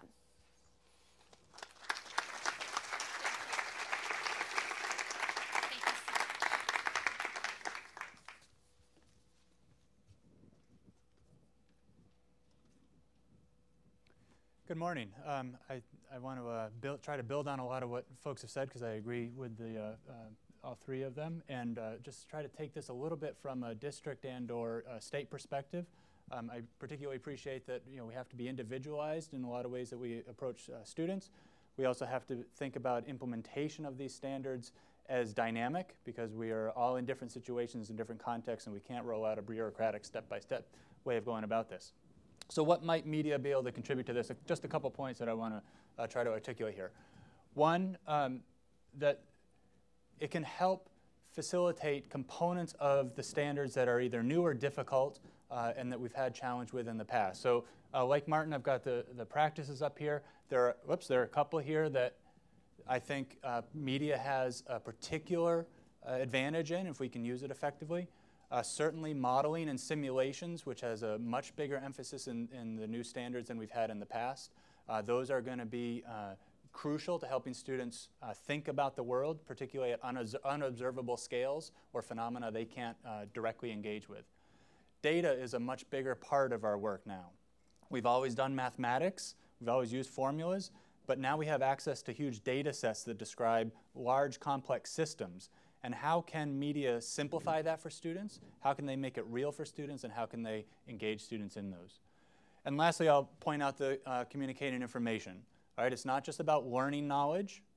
It's not just about doing inquiry, but it's actually about trying to communicate what you're doing and thinking, finding out what others have been doing and thinking about it, and building on that, not recreating the wheel every time we engage students. So this is just a little graphic that was put together to show kind of a common misconception students might have about melting and how materials melt. And so many students, many of you know this, many of students think that if you continue to break up a material, in this case ice, even down to the molecular level, if it melts, that material melts. When really we need to help students think about the particles that are interacting, the molecules that are interacting, and those don't change, but the way they interact changes, and that explains melting. Now, students can sit in front of a piece of ice all day, and they'll never get there because they can't see the individual molecules. So what is it that media can do to help them conceptualize those particles, right down to the molecules, to explain this common phenomenon? Particularly now that the standards, when you look beyond NGSS into mathematics and ELA Common Core as well, they've purposely been designed to have overlap in some of these practices. Particularly in the center there, you can see argumentation. Mathematics emphasizes argumentation. The literacy standards emphasize argumentation, as does science. What it means to argue is very common now across all these disciplines.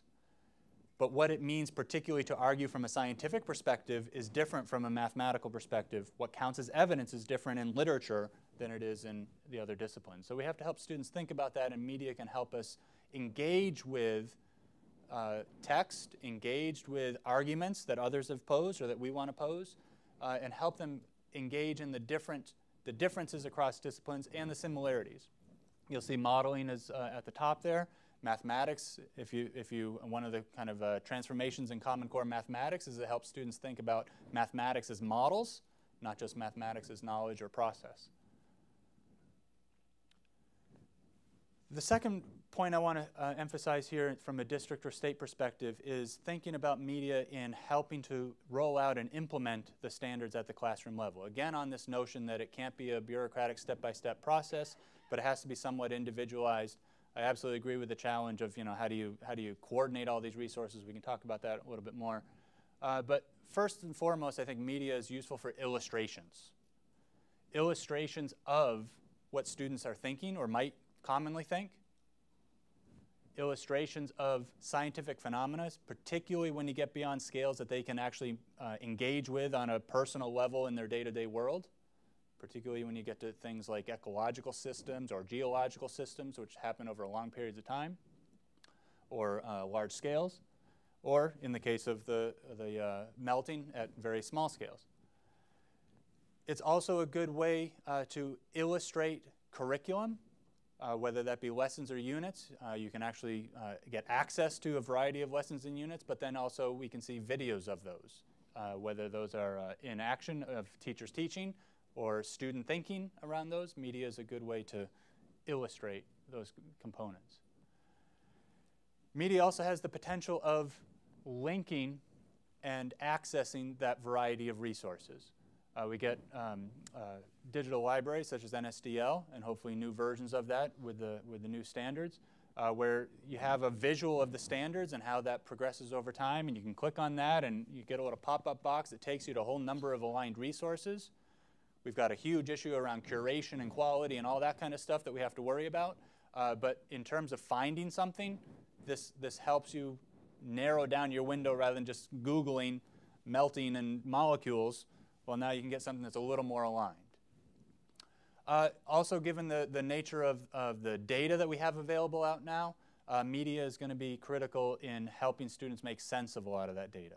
Whether it's helping them to manipulate data in its kind of pure sense and visualize that, or turning it into little simulations, whether that's in games or models or other ways, to help them see what's going on within the data that they may not see just by looking at the numbers. And it's going to be useful for linking individuals as they engage in this work. So we get work around asynchronous interactions where you have communities that can, whenever they have time, they can go on and write a comment, and whenever somebody else has time, they can go in and write a response or share a resource. But then you also have kind of real-time work around online courses or professional learning communities, which can either be directly online, facilitated online, or hybrid, as Julia was just talking about. So those are the 2 points I want to highlight to kind of kick off our discussion. Obviously, a lot of difficulties has already kind of been brought up, a lot of implications. But if we think about media as helping both students, think about what the world works and how it can be represented, think about how teachers can make use of media to engage students in those, and how we can bring people and resources together as we think about implementation of these standards.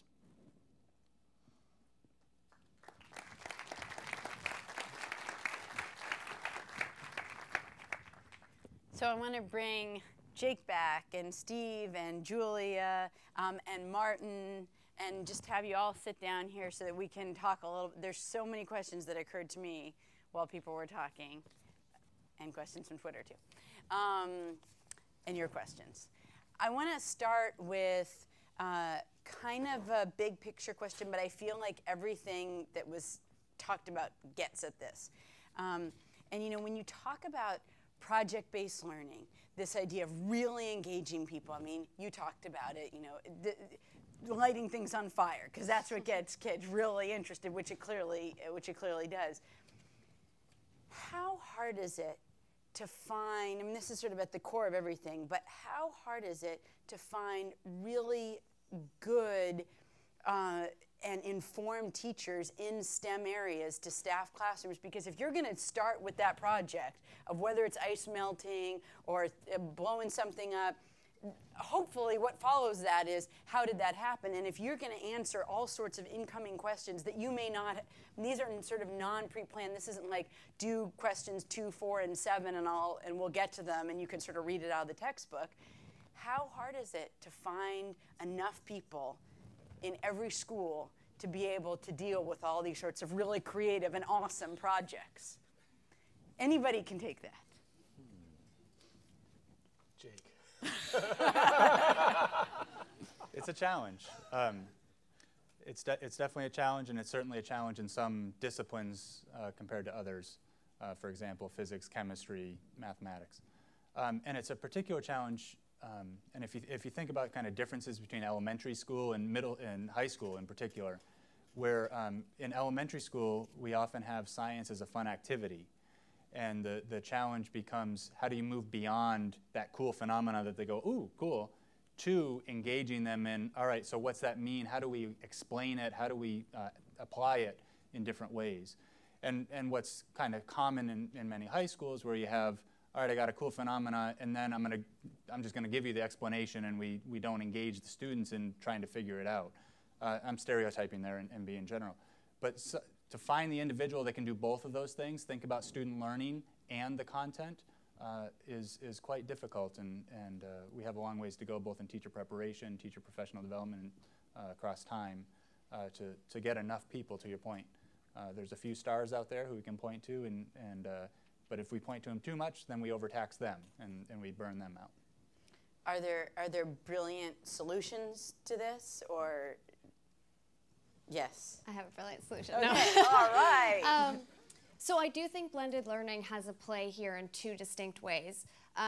Because one of the things, I think we oversimplify when we say it's a talent gap, and a lot of times it's a time gap, right? So teachers finding the time to both lesson plan around content, but also design really exciting projects that sort of are tailored to students' individual interests. So I do think that if we can shift some of the more rote content to online modules and then free up teachers' time to design projects. That's one promising route. The other promising route is something like EduCurious that I mentioned, and there's other companies like Nepris Inc., United Teach that are trying to bring these experts into classrooms to guide projects, because it's absurd to think that a STEM teacher can be an expert in every single facet of STEM. And in fact, we should actually be bringing in more citizens and professionals to help guide those projects, both as teachers but also evaluators with lifelong experience in these fields. Anybody else want to get in on this? Or? I like the idea of bringing in expertise from the outside because we have it. Now that has to be done quite well because you can burn bridges by not preparing people doing this. But the thing I want to mention is that this is not an US phenomenon. Particularly finding in the elementary grades, teachers that feel comfortable delving with their students into the phenomena as phenomena and then trying to explore with confidence what these are at the appropriate developmental level is a problem in almost every country. So that's actually, there's no solution to that I can offer in the short term. In the long run, my hope is that these kinds of reforms of teaching and learning that we are basically envisioning here will make the teaching profession more attractive.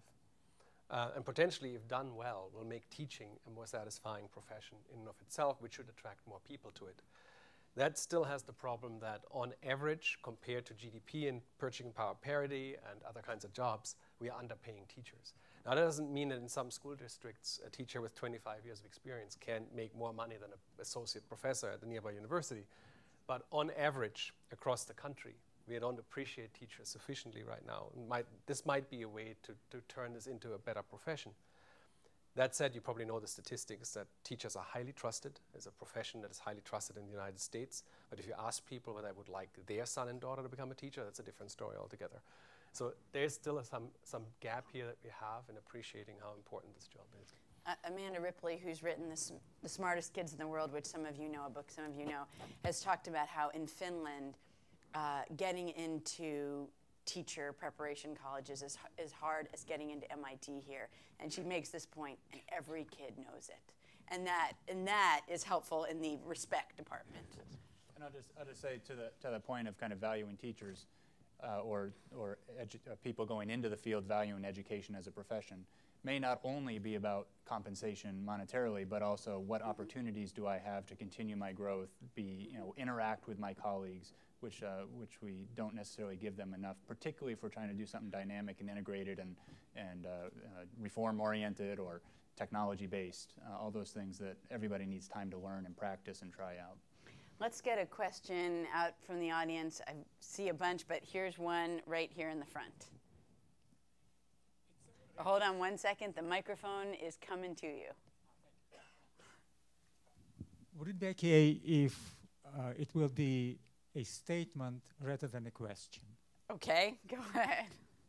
Answering your question, I would like to offer a complementary solution to invite a Nobel laureate. Since 6 years ago, we've been bringing Nobel laureates nationwide to public schools, and the poor community the better, since Nobel laureates would like to visit communities where they used to come from. They represent the ultimate achievement of the human mind, and at the same time, all Nobel laureates represent you, the whole audience, the whole country, the whole world of hard-working people. I'm hesitant to take much more time. However, if there are questions, I'll be delighted to entertain. Thank you. Great, thanks. Here, let me bring that back to you. You know, let's get to these questions in a second. Just jumping off that a little bit different, but Steve, you talked about showing David Pogue in the classroom, his NOVA stuff, and he's been a frequent guest on Innovation Hub. But I just want to take the other side of that, which is, what is the downside? I mean, I definitely see what the upside is of showing David Pogue talking to Paula Hammond at MIT about nanotechnology, which he did. What is the downside to taking some of the smartest people, and I mean, Paula Hammond's not a Nobel laureate, but she's very, very smart, and she wouldn't get around every classroom, so this is taking her out of her lab at MIT and putting her in your classroom. what is the downside to, or are there any downsides to kids watching a lot of Nova or David Pogue or whatever? Are there things they miss? Are there, you know? Yeah, and I'll speak a little bit to the teacher training, which is very tedious and not so engaging in general. There are definitely better and worse programs. And a piece to that, like part of becoming a teacher, you're expected to be an expert in your field. I'm not an expert in physics or earth science. I'm very competent in those areas. But I would love to have any expert come into my classroom, and it's fun showing the videos. So I think I would, 90% of the time, I think it's always a positive. I think the only negative could turn out, and I hinted at it, that it would be kind of a passive consumption of media, like, oh, I just get to sit back and watch this. I could be sitting back and watching football, The Big Bang Theory. If there's no one, I think, an individual, either in person or online, like following up with those discussions, then I think could be a waste. Is it hard to transition them out of passive Nova mode into active, okay, and here's the equation that you need to understand what was just being talked about? I think it can be. I feel for myself, I've gotten into good habits, like the video ends and instantly, okay, what 3 things did you observe? Like, start that discussion right away, and sometimes it leads down rabbit trails. Sometimes they're really interesting, sometimes they're not, and so I have to guide the discussion back, but engaging with those students, and once they see something, they kind of wake up and like, wow, I want to talk about that. I want to see what's going on here. A question from Twitter. How do we help teachers with the next generation science standards? If we're talking about a new way of learning, we need a new way of teaching. This touches on what we were talking about, but anybody want to take that on? I have to disagree that it's a new way of teaching. Okay. This is the way we always wanted to teach. We just perverted teaching in the last decade or so, or longer actually. But this is not new at all, I would argue. This is exactly what we always wanted. It's just that we were prevented from doing it. So all we are trying to do right now is get people back on where they wanted to do, what they wanted to do, how they wanted to teach, and how we understand teaching and learning ought to happen. I don't think there's anything profoundly new in doing this. This has been known for hundreds of years, if not thousands. You can find it in Socrates, you can find it in Pestalozzi, in Dewey. Nothing here is new.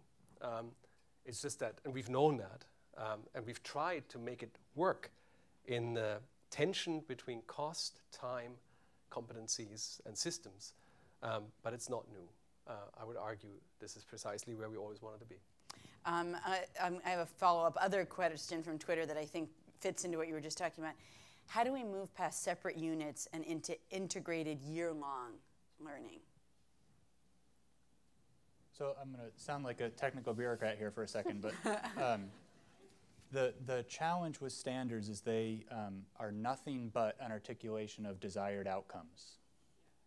And the challenge is that they get interpreted as instruction, and they're never meant to be that. It's always meant to be the case that standards allow for flexibility in how you teach. And so that sounds like a technical distinction, but the intent I hope comes across in that if educators want to teach in a rich way, they should be able to do that. And if educators think the best way to do is lecture, they have that freedom as well. The standards don't require a way of teaching per se. So to the extent that educators believe it's important to have integrated curriculum and units that speak to each other, they should be working towards that. Steve, in your view, honest answer here. This is not you. I'm not asking about you. What percentage of teachers do you think are actually going to read these standards? Well, I think they read the standards so? because Okay. the checklist piece, right, like just the content. Okay, we got to do this, atomic structure of matter, we got to do that. Okay. But the more important framework and the meaning behind it don't really look into that. And I don't like teaching, but I love learning and I love helping young people. In the sense that I don't like teaching, I don't like jumping through these hoops and like, I got to check off this. Like, I'd love talking about this content and engaging young people and helping them along. But there's got to be a shift somewhere along because we still go through, and the lecture format can be fine, I do that at times, but we still just go through like, oh, we got to crank people out, kind of this industrialized model instead of engaging, and it's a hard shift to make. There were questions out here, so let me get to a few of them. This lady right here. Hi, thank you. My name's Meg Waters, and I'm an archaeologist and a geophysicist, and I work with STEM development in a PBS program with Oregon Public Broadcasting. And I'm a member of the public. My daughter just started public school in kindergarten, and I've been to the school board and the school director, and I've spoken and said, I'd like to come in, and I'd like to talk and help you develop curriculum with humanities and the sciences, and I'll bring my equipment, my ground-penetrating radar, we'll talk about physics, I'll bring my trowel, we can excavate, but you know, in a way that's integrated and doing, you know, I'm looking at you because it's like this, I want to work with you, you know, but I, but over a year I've had one meeting where I've come in and we've kind of talked about it a little bit in the elementary school, and really the answer and the feedback I've gotten is, well, we really don't have time for you to be involved. And the thing is, I'm happy to fit in. You know, you can tell me what you need and I'll come in and bring some kit and we'll push it around and we'll take the data apart and look at it, you know, and do what you do and get to the goals that you want to get to with the curriculum and the exams. But my question is, how can I slot in, and how can others like me who are willing to do this come in and be part of a program? And I live in the Boston area, so. So call me.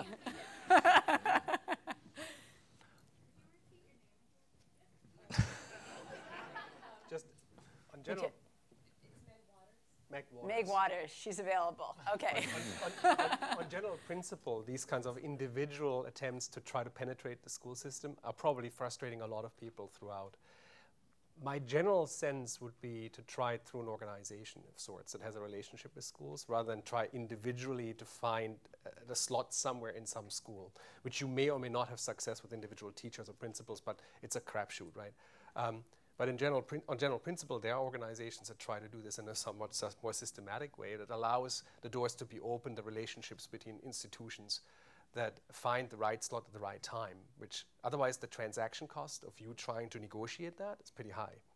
And that's where people step away. They say, well, what they say is the transaction cost is too high when they say they don't have time, and without knowing precisely what they might be talking about. And so that's what my recommendation would be. Find an organization that does systematically work with the Museum of Science in Boston here, for instance, with their relationship with schools or something like that. So that's for me is the resource. Is there a resource that people like me can go to, you know, my local district or the Boston or Massachusetts and see a list of? Yes. The question is, where is that resource list? Do we know? We don't know. Yeah. There's a few places where you can go and find some listings of those kind of things. So for example, here in Massachusetts at least, we have STEM networks that are regional. Their charge is to try to bring organizations and people interested in STEM together. So those kind of resources exist. To the point of Martin's advice, I think that's well taken, in that, you know, that kind of one-to-one rate relationship just depends on who you happen to get even that day or that time. I think we're going to enter into a period as folks make the transitions to the standards. They're going to be looking for resources and support, and the more systematic we can be about it, particularly bringing organizations and outside educational opportunities to coordinate with what's happening in the direct classroom, the better off we'll be, rather than, you know, everybody trying to do their own thing. But it is, we're very dispersed.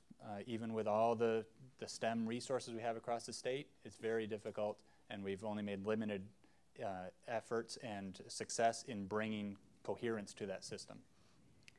The physicist Eric Mazur at Harvard, who some of you know and has done this flipped classroom thing, a really interesting teacher, he has this great anecdote where he realized in his physics class at Harvard that the kids who had done AP physics and the kids who hadn't really didn't do differently in terms of, you know, like doing well in his class. So like that at a 5 in AP physics didn't mean that much. So he got on the AP board to try to change the questions that were on the AP. And he would come in with his questions from like his freshman physics class at Harvard and say, these are some of the questions you should put on the AP. And they'd be like, okay, well, we'll test those out. And they'd come back to him and they'd always reject his questions. And he'd say, what's wrong with these questions? And they'd say, well, you know, we test these with our A students in high school physics classes, and if they can't do well in these questions, these are not good questions. So anyway, and he was like, okay, well, I guess I can't change the AP. He tried for a few years, but he couldn't change it. a few more questions. There is one in the back there. Yes, keep your hand up. The microphone is coming to you. Thank you. I'm Yvonne Spicer, and I do work at the Museum of Science. All right. I'm the Vice President of Education right here. Partnerships. I love discussions like this. First of all, I'd like to say, Steve, I'd love to have had you as a teacher working in my district. But I also look, and I said, it's kind of striking that balance between standards, instructional practices, pedagogy, as well as practices in the classroom. And the one part of this conversation is looking at the teacher gap, because there's a severe gap in teacher knowledge and content around STEM. And what we do, we're human nature, we stick to what we're comforted. We'll work with these volcanoes, that's where we're happy, and we'll look at the phases of the moon, we'll phase all around, but we're not gonna touch any physical science principles. So how do we bridge that gap? And it's nice to have teachers that are doing all these great, very creative things in the classroom, but how are you checking for student understanding?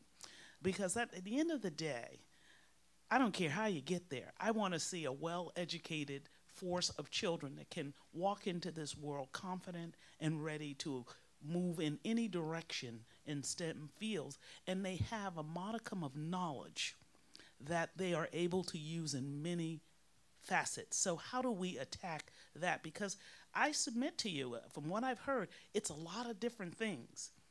And I just would love to hear, how do we measure this, and how do we get at the bigger factor, the masses of teachers that are there struggling? How do we get to them?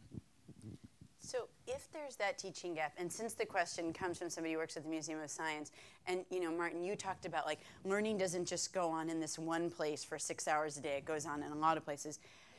Are there ways, using media or using other places in the community, are there really good ways to potentially fill some of those gaps which admittedly exist and we're not going to do anything about it like tomorrow?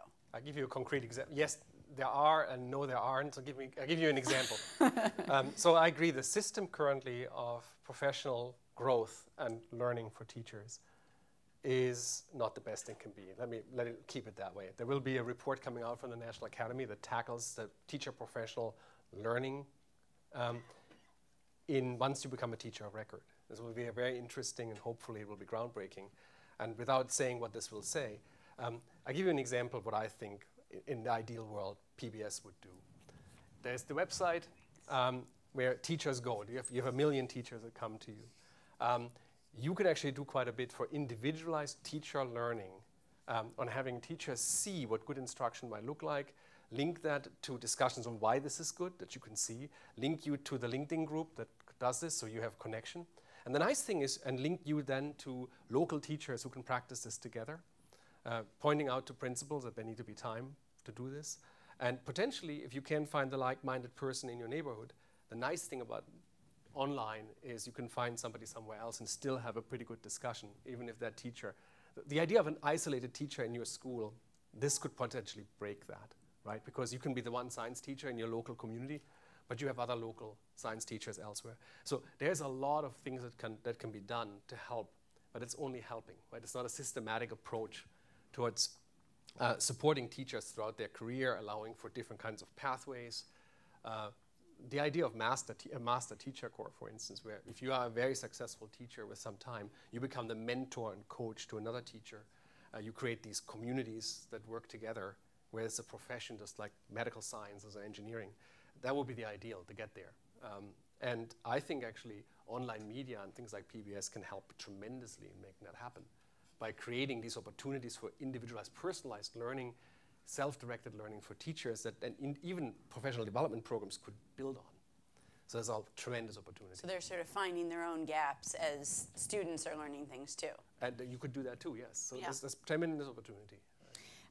There are a couple of questions from Twitter. Julia, you talked about open APIs. Are they the only way that we can improve this sort of bad integration of like, I'm a teacher and I have data and the school has data, but they're not connected because they're not from the same program.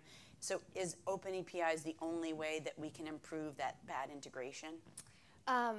Yeah, it's a great question, and even open APIs won't fully solve this. It requires more coordination among vendors. There's a couple solutions that are sort of emerging on the market right now that are interesting. So Clever is a company that comes in and sort of integrates on the front end among different tools by collaborating with vendors essentially at no cost to schools. So there's companies like that that are filling the gap.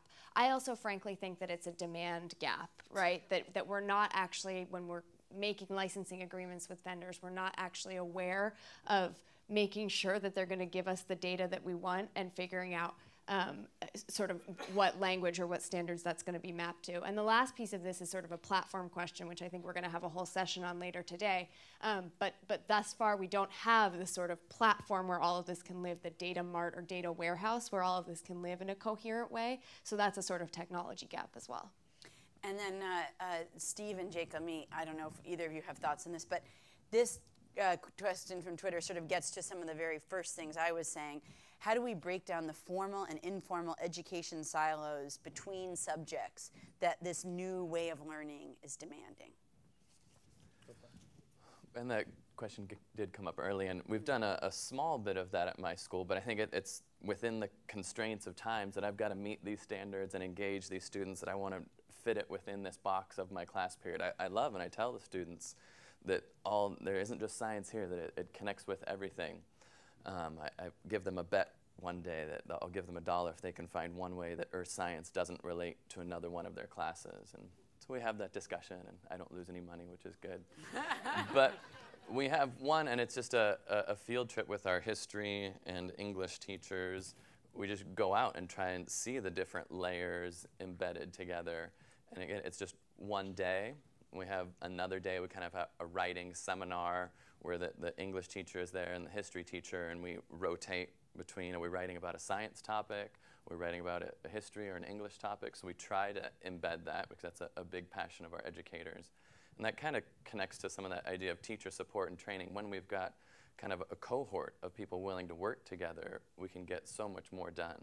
But that kind of idea of an isolated teacher, this huge stack of papers to grade, this new lesson to turn out is just a perfect recipe for burnout. And that's where a lot of teachers experience, and I've had a piece of that myself. I love that point, because I think that even some of the questions, I fear that we're perpetuating this myth of the teacher as jack of all trades. And if you think about any other profession, that's not how it works. My background is in law, and if you're a lawyer that does tax, you don't understand all of these other parts of the law, and you don't have to, and you're not paid to. And so I think that type of model can really start to cut down that myth of teachers' jobs. And the perspective from a district or state system, the challenge here is that as a system, you can certainly open your doors and invite in expertise, relevance, and being able to do the discipline by bringing these folks in from outside the school. The challenge that they have to work through in doing so is coherence. Because if you start getting a lot of individuals coming in with different perspectives, usually different agendas, you can quickly have a really dispersed and incoherent system.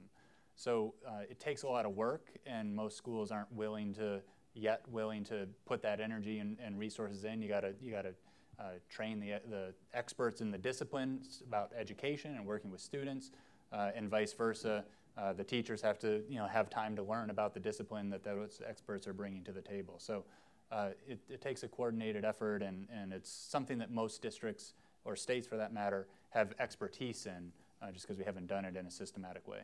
And in Oregon, for instance, they're trying to do this through STEM hubs, whereby the school district and the schools are a partner in a larger communal effort to integrate education and learning throughout the community. And for instance, the STEM hub that's near the Oregon coast, near Newport, has 48 partners, supported by the state, supported by these institutions, with partnership agreements amongst all of them, making sure that this isn't a one-shot deal where the teacher has to fight hard to get the kids out of the classroom, but it's an integrated system, just like Jake was saying, where can you have trust that the people you bring in and that you interact with are people who will work towards your direction. Because as much as you see in my slide, I love the idea of a communal approach to that. It opens the doors for interested parties to do things you don't want to do, because once I let you in, what prevents other people to come in, and it becomes a free-for-all in ways that we might not want. We have time for one more question. So if you've got a question, got one right there. Yeah, close to the mic. There you go. Hi, my name's Karen Mahan, and I'm the founder of Balefire Labs. We're an educational app review company. And I've heard a lot of interesting ideas here for how to improve practice and get more going on in the classroom. But one of the concerns that I have is that those typically aren't scalable. And so one of the things that I'd like to hear you comment on is the potential for high quality interactive digital instruction to solve the scalability problem and to some extent the efficacy and effectiveness demonstration problem. As to the research component of that, the National Research Council published in 2011 the Learning Science Through Computer Games and Simulations, which, while restricted on computer games and simulations, had a lot of computer games for science learning, I shall say, not World of Warcraft, which talked a lot at the end about what a system of evaluation and research would look like and should look like. So I point you to that. It's not necessarily the most exciting reading, but it does make some profound questions. It has some profound questions about what evidence we need for what kind of claim that we have. And it asks the question about scalability. I actually don't know what it means to do things to scale and what scalability means. Does it mean this particular precise thing will work in every instance? Does it mean the principle behind that can be replicated? I actually don't know. Does it mean that this particular game, let's say a Wolf Quest, should be played by every student in this country when they're 12, and then they know what Wolves packs do? So it's an interesting question. What we mean by that is the same for curricula. The idea that you package it, you build something, you package it, you put the professional development, then you send it out, and it will be done faithfully. And I know you don't mean that, but scalability has that term, has that meaning that is actually questionable in my mind, in a sense. But the question, for instance, is scalable in the sense of, can it be integrated in schools in a disruptive versus an integrative way? Does it actually pass the test of all else being equal? Is it the best approach versus the next best alternative approach that I can take? So have the kids play a game, for instance, to learn something. Is that better than the kids doing the next best good thing they can do rather than nothing or a poor lecture, which is not necessarily the test, right? So these are questions I have, which makes the whole question of scalability really complicated, complex, with no easy answers in my mind. And from a district or state perspective, scalability can never be separated from people. So in a sense, no matter how people-proof you try to make a curriculum, an app, a technology, scalability always comes down to the people's understanding of it and how it's intended to be used and whether or not that matches their goals. So there's no magic bullet to a scalability issue there. I like that phrase, people-proof. We tried to come up with standards and just make them people-proof. So, Steve, Julia, Jake, Martin, thank you so much. This was a great discussion. And we're going to break for 30 minutes so you can, recaffeinate and rehydrate and all that. And we'll see you back here in 30 minutes for our next keynote speaker, Chris Deedy.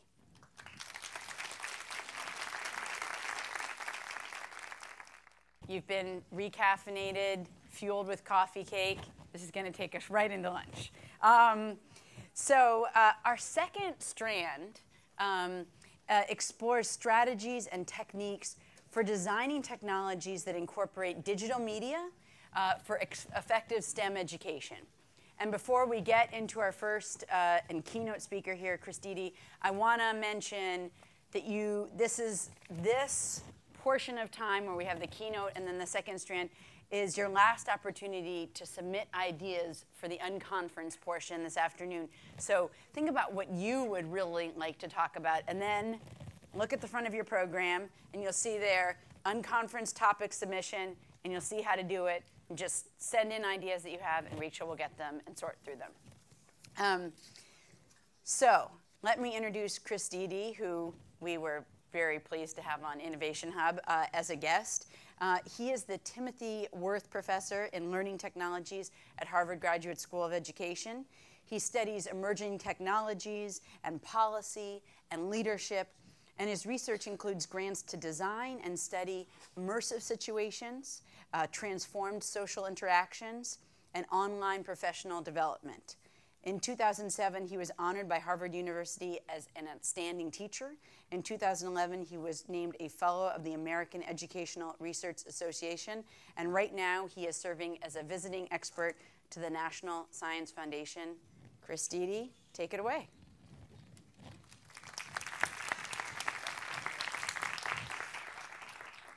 Well, I really want to thank Martin, Steve, Julia, Jake, for a terrific foundation on which those of us in strands 2 and 3 can build, and a very compelling picture of where we stand right now in STEM education and the advent of the next generation science standards.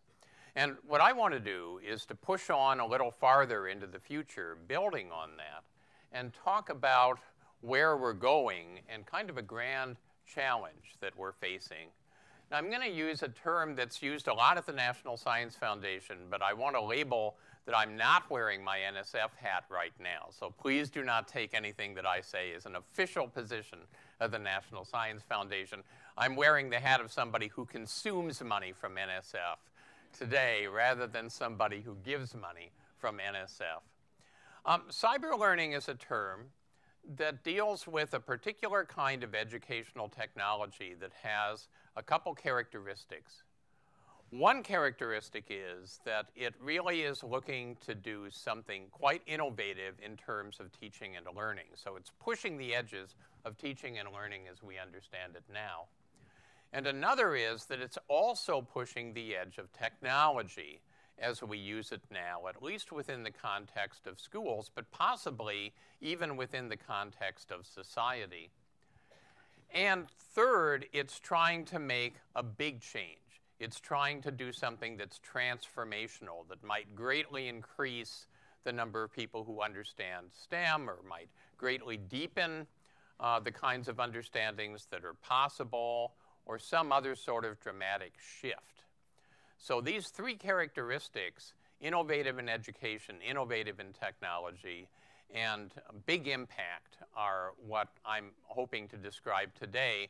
And of course, as you might imagine, given that description, this kind of research is high risk, high gain. So these are investments that are made in the hope that at worst you get what we call an interesting failure, meaning that you learn something from the failure that helps you to succeed next time. And at best, you get the high gain that people are looking for. So with that as a context, I don't want to start with technology, because when you start with technology, you have a solution looking for a problem. So I'm going to reference something that Martin referenced earlier, which is a National Research Council report that came out a couple years ago that talked about education for life and work in the 21st century, and why a really good education in 1995 now is completely inadequate for what people of every age need if they're going to succeed well. And of course, the fundamental difference is preparing for a national industrial economy versus preparing for a global, knowledge-based, innovation-centered economy.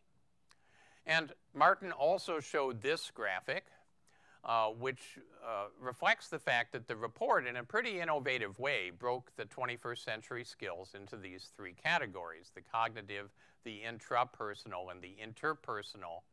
I'll add to what he said by noting that one of the reasons it does this is there's a lot of research now that shows a decade after you graduate from any level of education, your success in life and work is more predicted by your intrapersonal and interpersonal skills than by your cognitive skills, even though all three are important.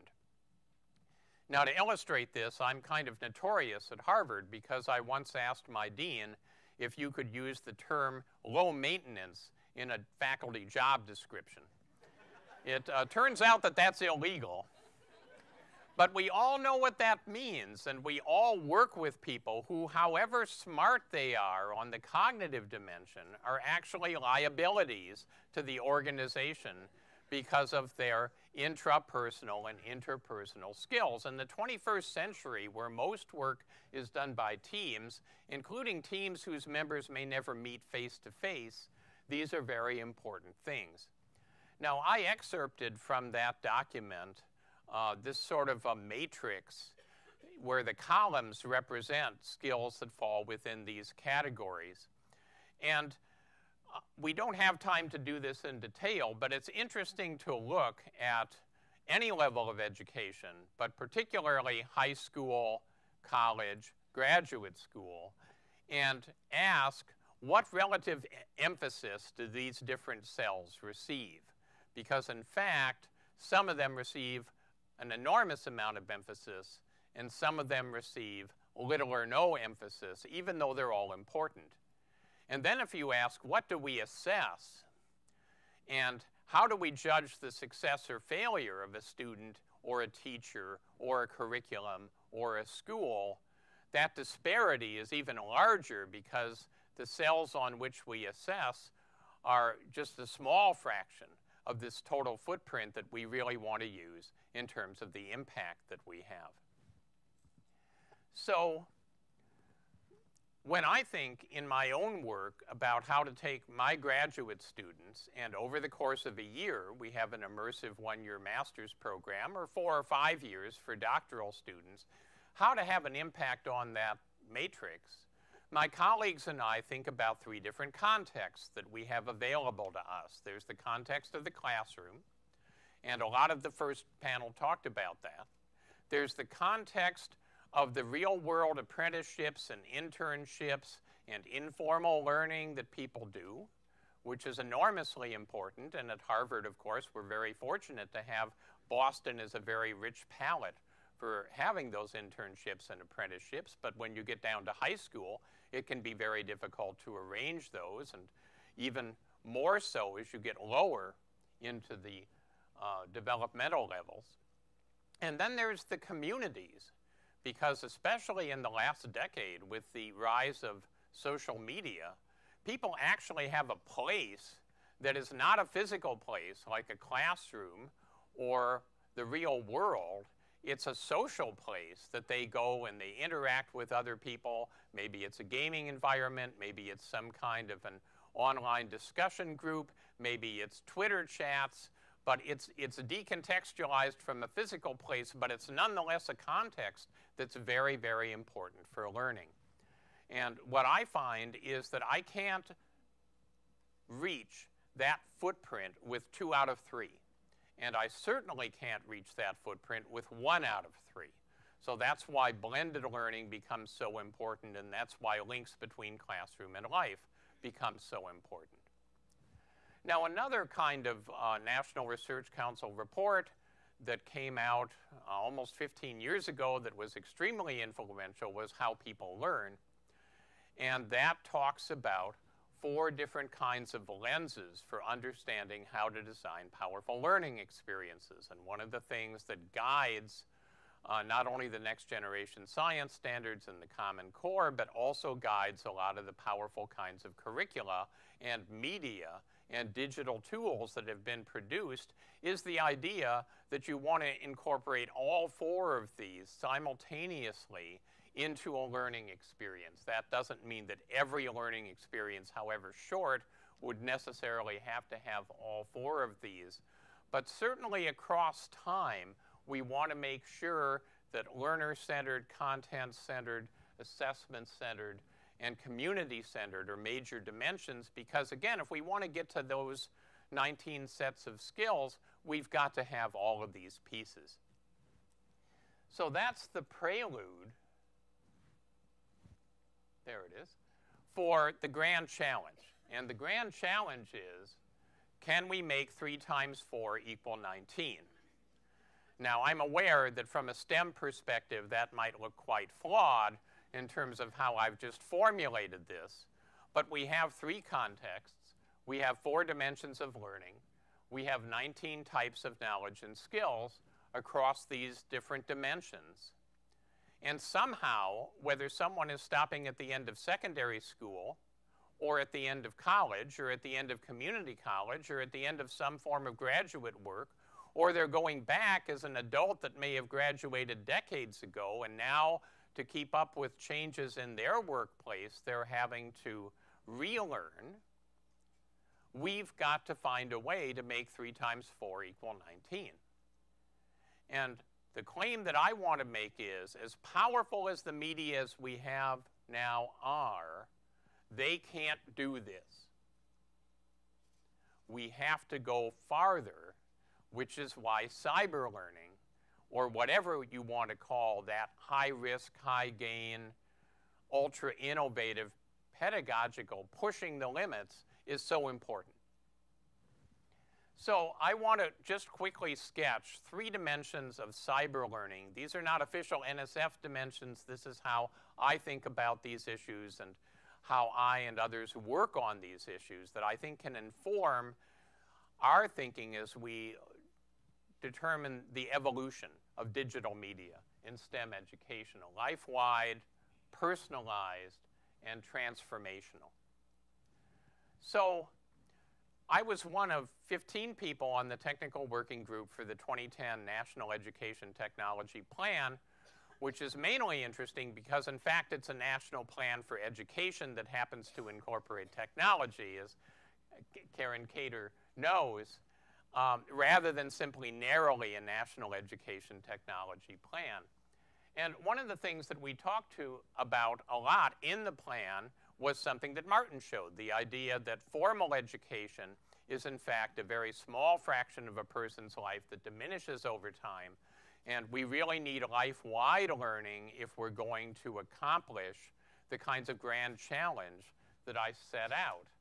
And the plan had graphics like this one, in which, yes, there are classrooms and schools, and that is at 10:30, if you think of this as a clock, but then around the rest of the face of the clock is all the rest of your life and other kinds of people, peers and mentors and coaches and parents who help you in this learning journey to understand things like STEM.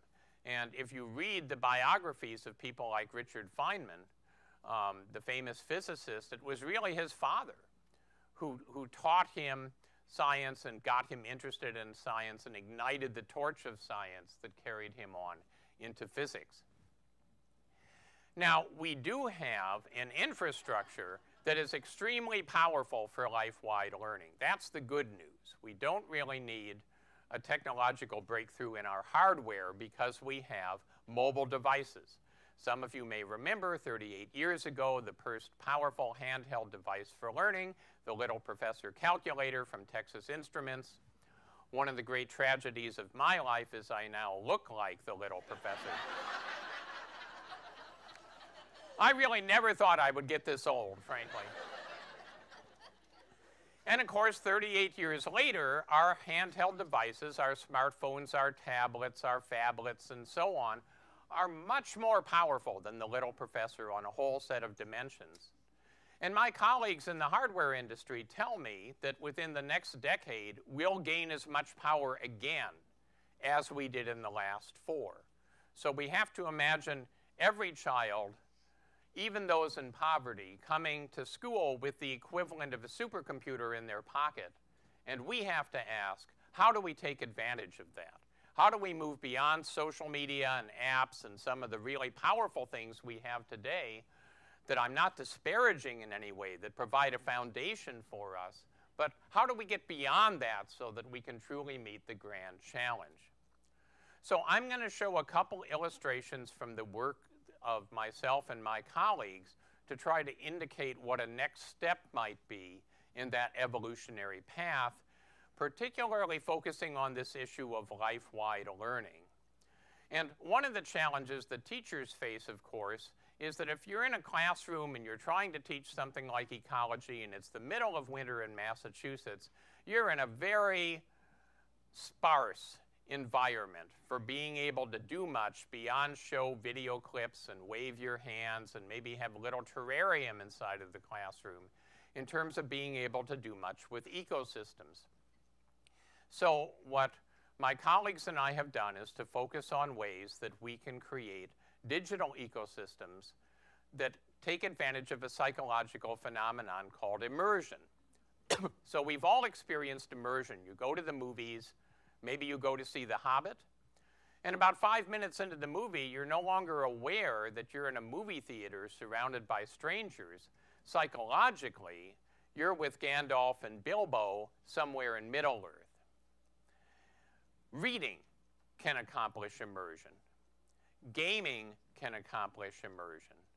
And what we're doing is looking at how the same kind of immersive interface that underlies gaming, the Alice in Wonderland interface, where you go through the monitor window and become a digital person in a virtual world, can help students become ecosystem scientists in an ecosystem simulator, even though they're sitting in a classroom in the middle of winter. So I want to show you part of a video that illustrates what we're doing with EcoMove.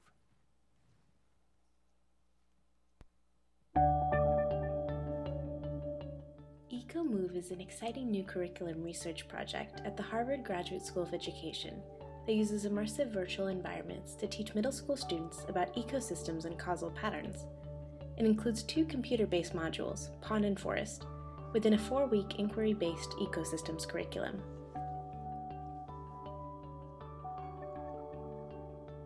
Here we are in the pond module. We can walk around the pond and see all the different plants and animals, like these ducks. The camera tool lets us take pictures, and saving the photo displays a virtual field guide with information about each of the organisms we find. We can also walk under the water to see the species living there.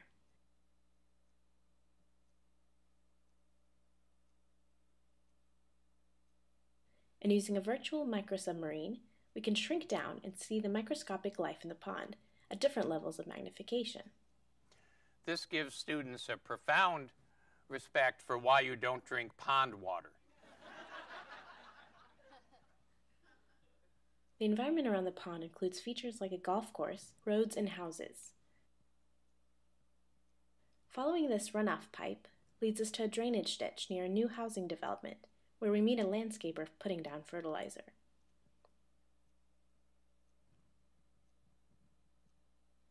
Throughout the environment, on different days, we meet virtual characters like Manny, who may provide useful information. Back at the pond, the water measurement tools let us take various measurements of the water in the pond, such as phosphates and turbidity. Students can collect weather and population data as well. The calendar tool lets us travel through time in order to see how the pond has changed on different days. Here, it's raining. When we walk under the water, we can see how cloudy the water is. The turbidity is higher, and we can also take another measurement.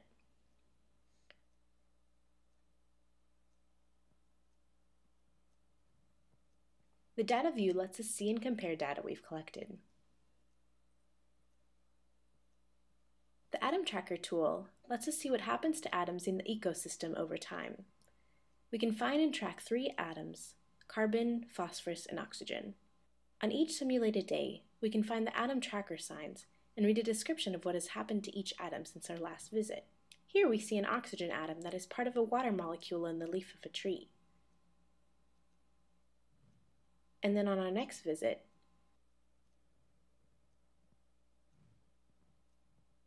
we see that through photosynthesis, the oxygen atom is being released into the air as part of an O2 molecule. As students explore different days at the pond, they discover that on July 28th, all the large fish in the pond are dead. Through the inquiry-based curriculum, students work in teams to collect and analyze data in order to figure out what killed the fish. Once the students have collected all the data, they can use the graphing tool to compare different variables to help them create concept maps that explain why the fish died.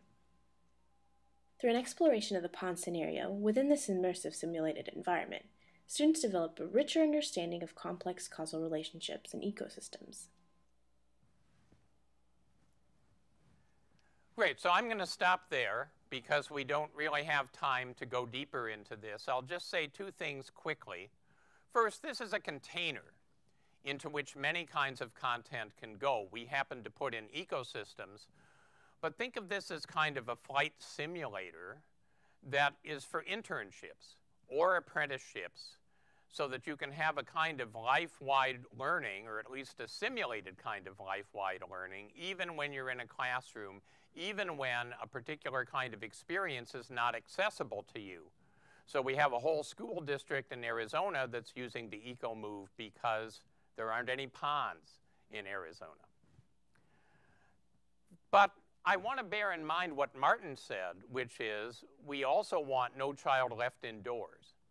And it would be a terrible thing if we substituted this kind of immersive modeling for real-world experience completely. So we now are working on a complementary environment, eco-mobile, that instead of Alice in Wonderland is a little like the movie The Terminator. If you remember that movie, the robot walks through the real world and it has magic eyes so that it sees the real world, but it sees an overlay on top of the world that empowers it to know and to act. And that's the metaphor that underlies augmented reality.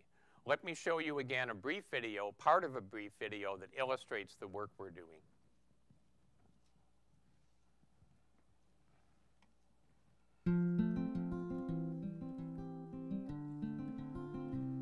EcoMobile is a program we've been developing for middle school students that helps them to connect with their learning in the classroom with the real-world experience. So they've been able to work in the classroom in their science class with a multi-user virtual environment where they explore a virtual pond and they act like scientists to collect information about an ecological mystery that's happened at the virtual pond.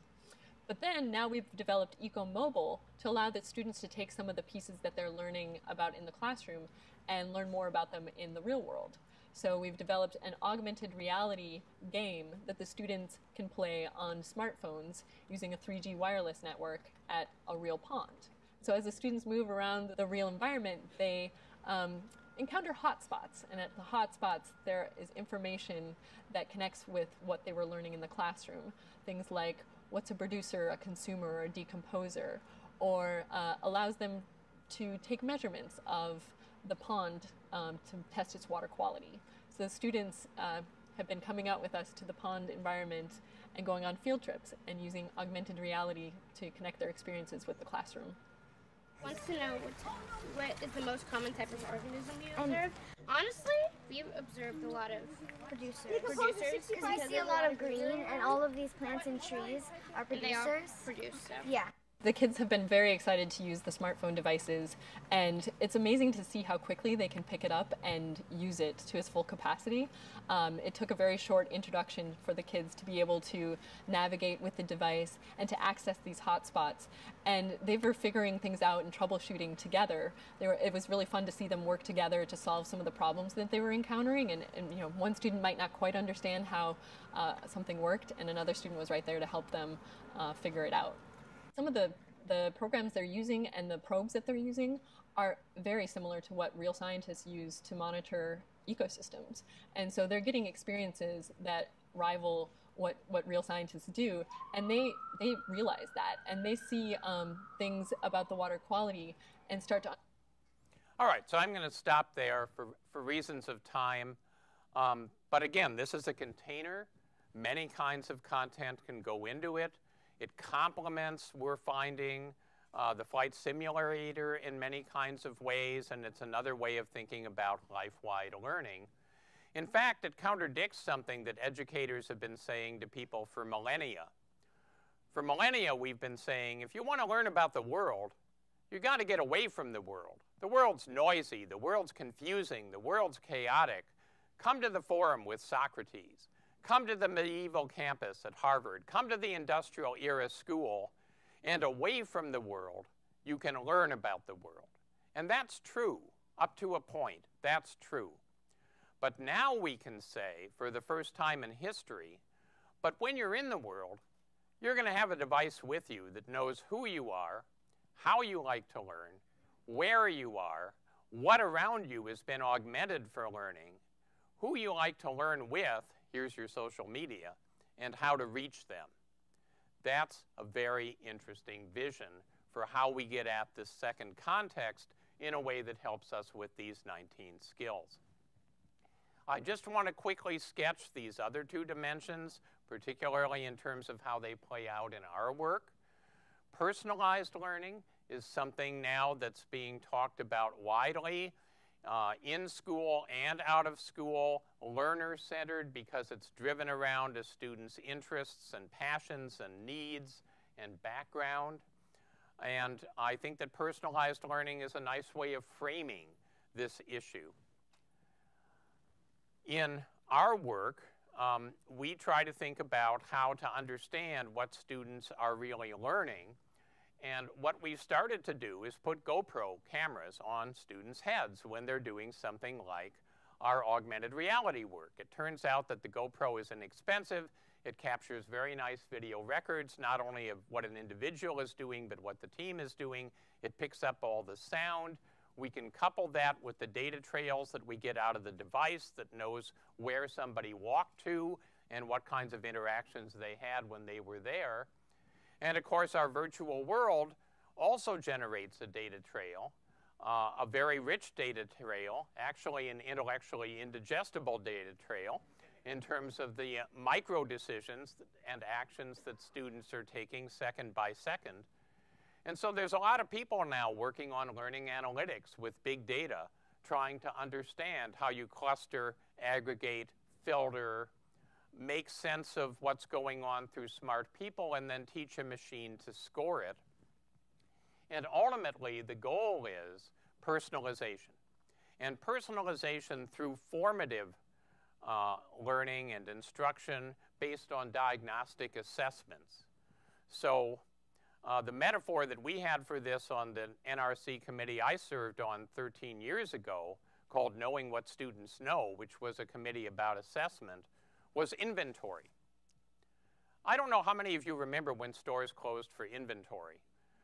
I always found that incredibly annoying. You'd go to a store, you're ready to buy something, there's this stupid sign on the door, closed for inventory, come back in 3 days.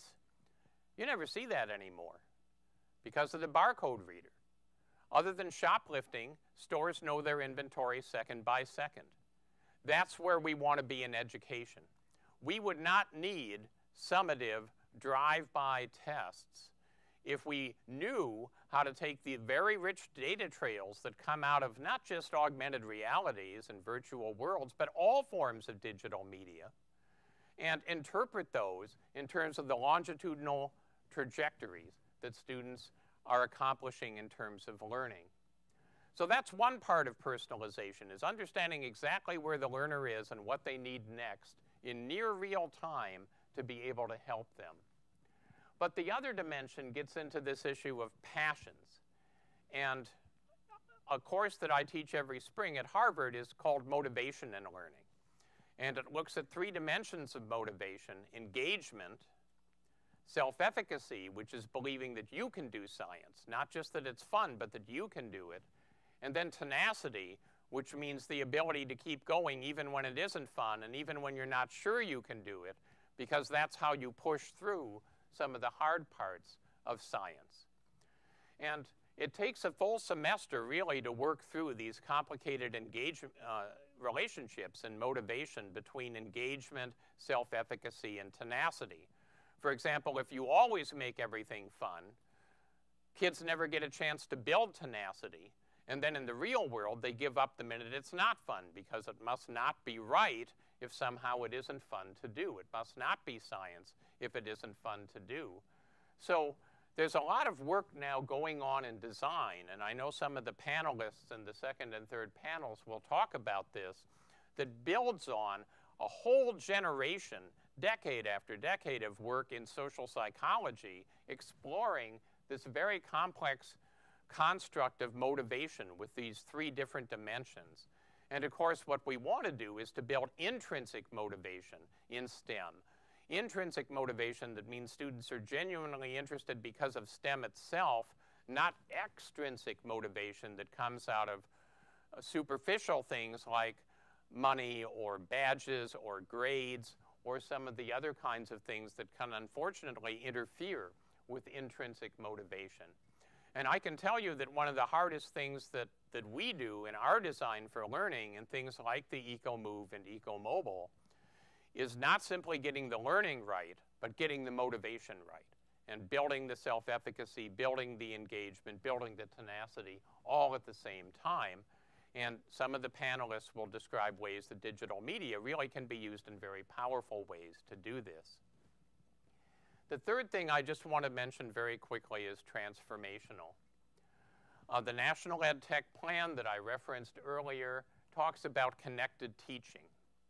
And the concept here is that if it is life-wide and it is personalized, that the responsibility for the teacher goes beyond just having an effective classroom.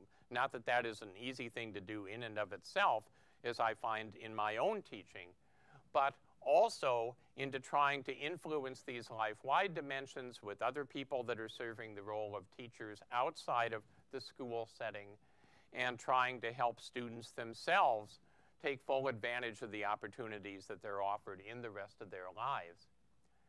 And so teachers are having to think about these three contexts. They're having to say, we can't just make the classroom work and then we hope that in the rest of life students are doing okay. We have to help students in terms of the real world context. We have to help students in terms of the community context, and cyber learning needs to give us the kind of digital media that can aid in that challenge.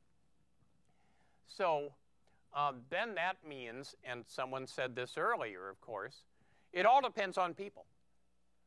We can build the world's most powerful tools, the world's most powerful curriculum, but it's through people that they will either succeed or fail in meeting this grand challenge. And that means that we are talking about not implementing the next generation science standards, as Martin noted. We're talking about reconceptualizing what teaching and learning is. And as somebody who unfortunately is old enough to have lived through the post-Sputnik curriculum reforms, I remember when we tried to do a lot of this 50 years ago and ultimately failed in terms of sustainability and scalability. And hopefully now, with a better understanding and a more powerful set of tools, we can succeed. What do we know about teachers? We know teachers teach as they're taught. If I want to influence teachers to use immersive modeling, they'd better learn that in an immersive model. If I want them to use social media to help build community, they'd better learn that in something that has social media. Otherwise, you'll be in the position that I'm in, taking half an hour of lecture to explain the importance of learning by doing. What's wrong with this picture, right? The message and the medium are contradicting one another. That's intrinsic in a conference format, but it's certainly not intrinsic in a real world format. I think the hardest challenge in all of this is what I would term unlearning. We're good at learning, but it's very difficult to unlearn the almost unconscious assumptions and beliefs and values that come from all those years of being a student in a conventional educational system, and then all those years for me of teaching in traditional ways before I started myself to unlearn and relearn. And unlearning isn't just intellectual, it's not just cognitive. It draws heavily on those other two dimensions, the intrapersonal and the interpersonal. It's a key skill that we don't talk about that's not part of those 19, so maybe we need to make 3 times 4 equals 20. But it's core to what we want to do if we're truly going to see the digital tools and the next generation science standards and similar innovations used well. So I just want to close with this standard optical illusion. You should be able to see an old person or a young person with her face turned away. But because of how the brain works, you can't see both at once. When I do a talk like this for some of the big publishers, not all of them, but some of them, they get excited and they say, wow, we're building digital textbooks. This is perfect. Instead of some kind of static print-based image, when kids are reading our digital textbook, there can be a little virtual world image there, and they can muck around a little in the virtual world while they're doing their reading. And then when they're walking home to do their homework, maybe they'll walk through a park or something where there can be an augmented reality to get them fired up about doing their homework problems when they get there. This is taking the old method of presentational assimilative teaching and learning and making that the cake and then putting a little technology fairy dust on top of it, little frosting of digital media to try to get to STEM. And we already know that that's not going to work well. What if the cake is in fact the learning by doing? All the different kinds of learning by doing that digital media make possible, which we're spanning really across the entire event today, not simply this talk. And the presentational assimilative stuff is what you do when you're stuck. How you get that just-in-time insight from your teacher or from the reading or from the video that gets you to the next level in the learning by doing. I think that's the young person. We don't fully understand her. Her face is turned away. But that is, in fact, the future. That's how we beat the grand challenge. That's how we get to the next generation of STEM. Thank you very much.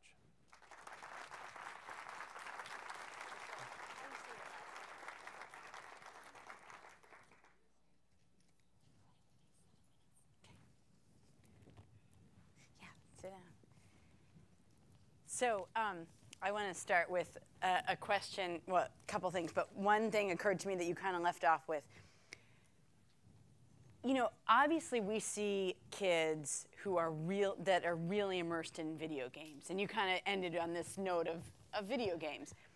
Why not turn every textbook into a video game, and instead of having people read, oh, well, the Lowell Mills were created in, 1823, have them go into the Lowell Mills and, explore them, and maybe even you can integrate some sort of math problem where they have to figure out, how many looms there are, or this or that, or why not make everything a video game? Well, I'm really happy that I went into teaching, because I've been teaching now for more than 40 years and I'm still learning how to do it. So you can either conclude that I'm a very slow learner, or you can conclude that teaching is really complicated, and I like to think it's the latter. And the reason it's really complicated is everybody learns differently. There are, in fact, students who learn best by lecture. There are students who learn best by watching videos. There's students who learn best by mucking around with lab equipment. There's students who learn best by being inside of the EcoMove or EcoMobile. And the minute that we narrow down to one pedagogy and we say, well, this is best, we can't do education on average. Education has to be personalized. It has to be tailored to each and every single person. And so it's like an ecology. It's like an ecosystem where you use your digital tools and your teacher to create a set of niches for learning, and students navigate to the niche that happens to fit them on that particular day. One of those niches could certainly be immersive models, whether those are games or whether they're the kinds of simulations that we build.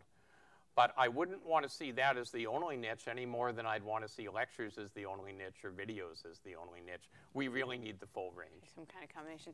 Are there questions out here? I want to make sure we get to some of them if there are. I'm not sure. Oh, I see one right over here in the aisle. The microphone is coming to you.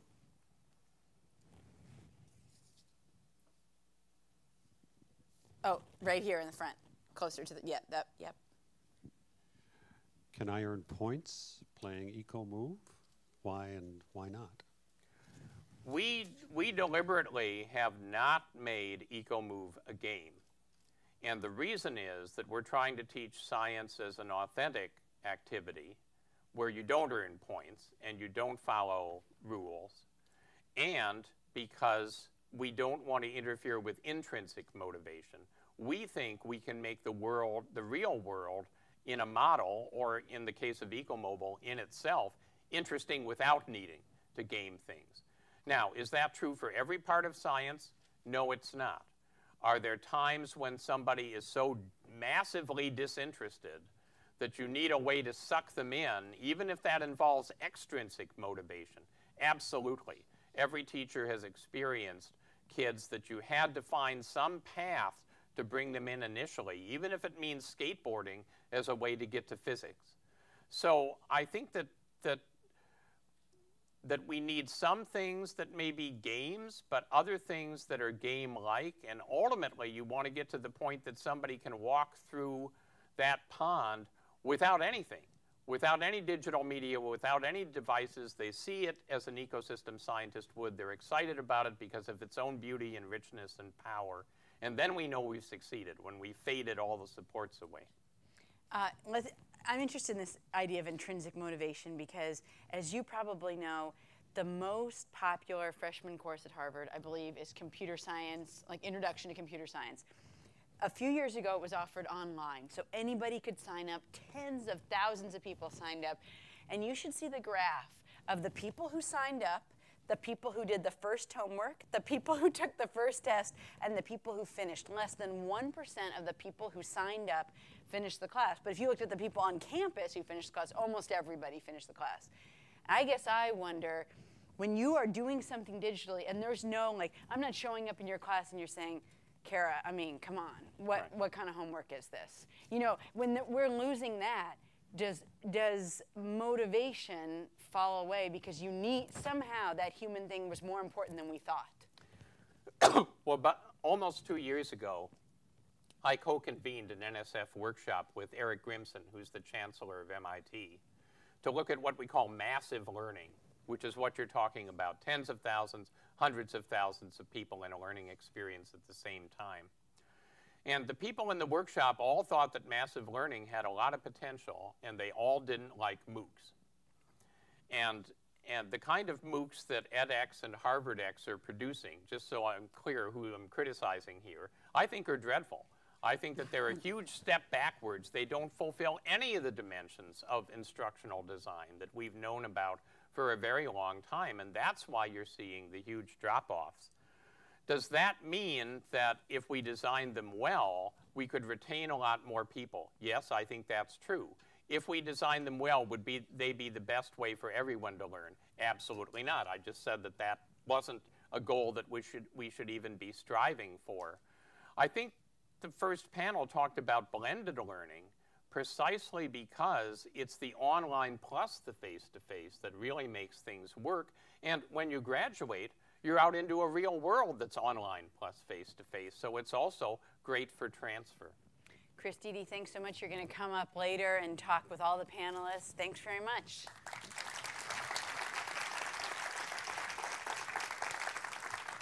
So I want to introduce the next three panelists who are all going to give short presentations, and then we'll come up all together and answer your questions. Michelle Wilkerson-Jurdy is a learning scientist, a mathematics educator, and a design-based researcher in the Department of Education at Tufts, where she designs computational toolkits to empower young people to share and formalize and test their own ideas about how the world works. To do this, she finds ways to connect students' expressive activities, storytelling, we talked about that before, animation, sketching, with the formal tools and the languages of math and science and computation. Then we're going to have Dr. Gail McGill, the Director of Molecular Visualization for the Center for Molecular and Cellular Dynamics at Harvard Med School. He focuses on visualization design methods in science education. And he's also the founder and CEO of Digizyme, a firm dedicated to the visualization and communication of science. He recently co-authored and served as digital director for E.O. Wilson's Life on Earth iBooks biology textbook. And finally, Eric Klopfer, another illustrious former guest on Innovation Hub, is the director of the Scheller Teacher Education Program and the Education Arcade at MIT. And he focuses on the development and use of computer games, which we were just talking about, and simulations for building understanding of science and technology and engineering and math. He is the co-author of Adventures in Modeling, The More We Know, and he also is the author of Augmented Learning. He's the co-founder and past president of the Learning Games Network. So, Michelle, over to you.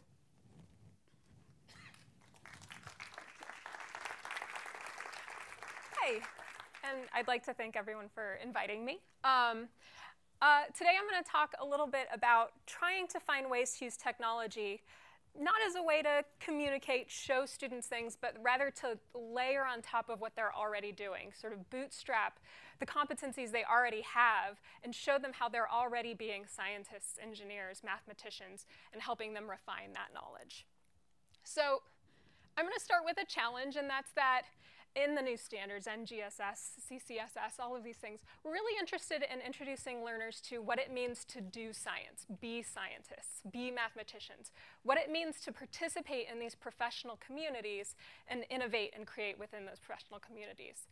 But there's a little bit of a tension because these aren't youth, these are youth, right? And they're already doing some of these things. Youth do build things. They do things like engineer, figure out mathematics.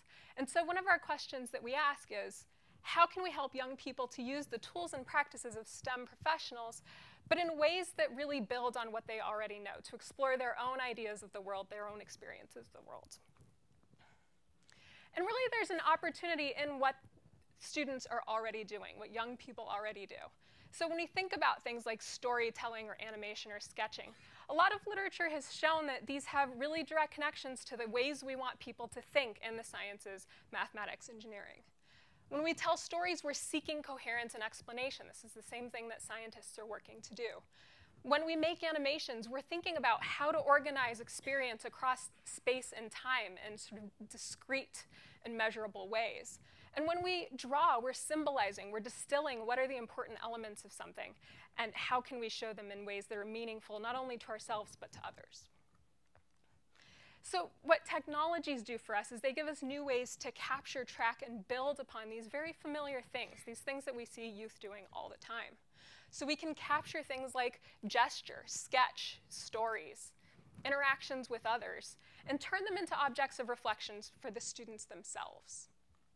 And so that's what we've been trying to do in our research group, Expressive Technologies Lab, is ask how can we start with student-generated objects, turn those into digital artifacts so that the ideas become something not only that they can reflect on, but even test, right? Share with one another, modify, in ways that start to approach scientific and mathematical norms of looking at these things.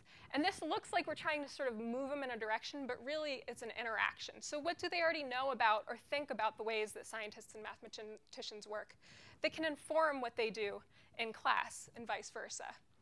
And we're not just talking about an individual learner, but also how does interacting with one another help them refine their ideas and move across these modalities? So I'm going to give an example of what I'm talking about. This is a project called SimSam with my colleague Brian Gravel at Tufts. So SimSam stands for, it's backwards, Stop Action Movie Making, Simulation, and Measurement. And the idea is that we're starting with stop action movies of scientific phenomena, asking students, how do you think something happens? Show us, create a movie. And then sort of slowly getting them to layer on top of that movie, use objects from that movie as a basis to construct a formal simulation that can be tested against what they think is happening, tested against what they might experiment or experience in the world. So I'm going to play this video.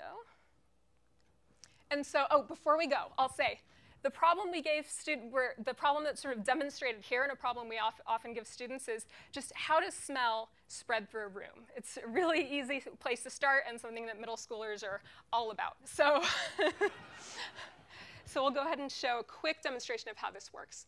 We have a camera that's sort of an arm that points onto a surface of a table, and we give sort of typical craft materials to create the initial animation.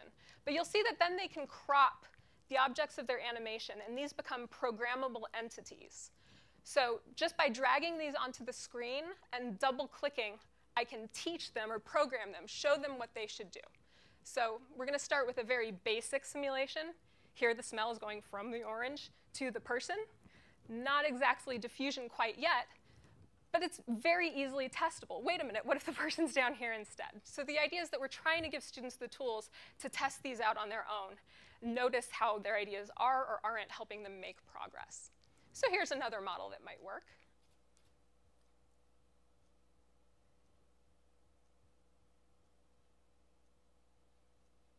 And here's yet another model that might work. There are also measurement tools. So you can imagine eventually wanting to say, well, I think that the people who are closer to the orange are going to smell it more than the people further away, and my theory should predict that. So let's test that. So this is a very, very simple example. You didn't see things like interactions. Students can actually make these objects interact with each other when they're programming, but it gives you a general sense of how we're trying to get students to move from these very sort of initial rich ideas to things that are more formal and testable and closer to what we see in scientific practice. Simulation is a big part of scientific practice. So here we go. Now, I know Chris mentioned engagement isn't enough, and students really enjoy this, but one question we have is what's actually going on that might be different than how they're otherwise engaging with these ideas in class or outside of class. So from the literature, I'm not going to go through all of this, but I'll highlight a couple of things that are pretty difficult to get students to do in classrooms, right? It's hard to get them to, after they create a model, revise it in ways that help them explain more phenomena. It's hard to get them to empirically test the model. And we're arguing that this isn't necessarily because they don't want to, but it's that motivation. There isn't a structure there that says, why should you revise the model? What aren't you getting here? We also keep track of their ideas about what's happening in this phenomenon. So I'm going to show you a big chart of what happens. This is one example of what happens when students are doing the activity I just showed. You don't have to understand all of this, but I'll point out two things. One is that things are getting darker over time. The darker means they're doing these pink things, describing behaviors and describing interactions and causal links. So what kinds of explanations they're making while they interact with the software change. And you'll also see that there's more focus.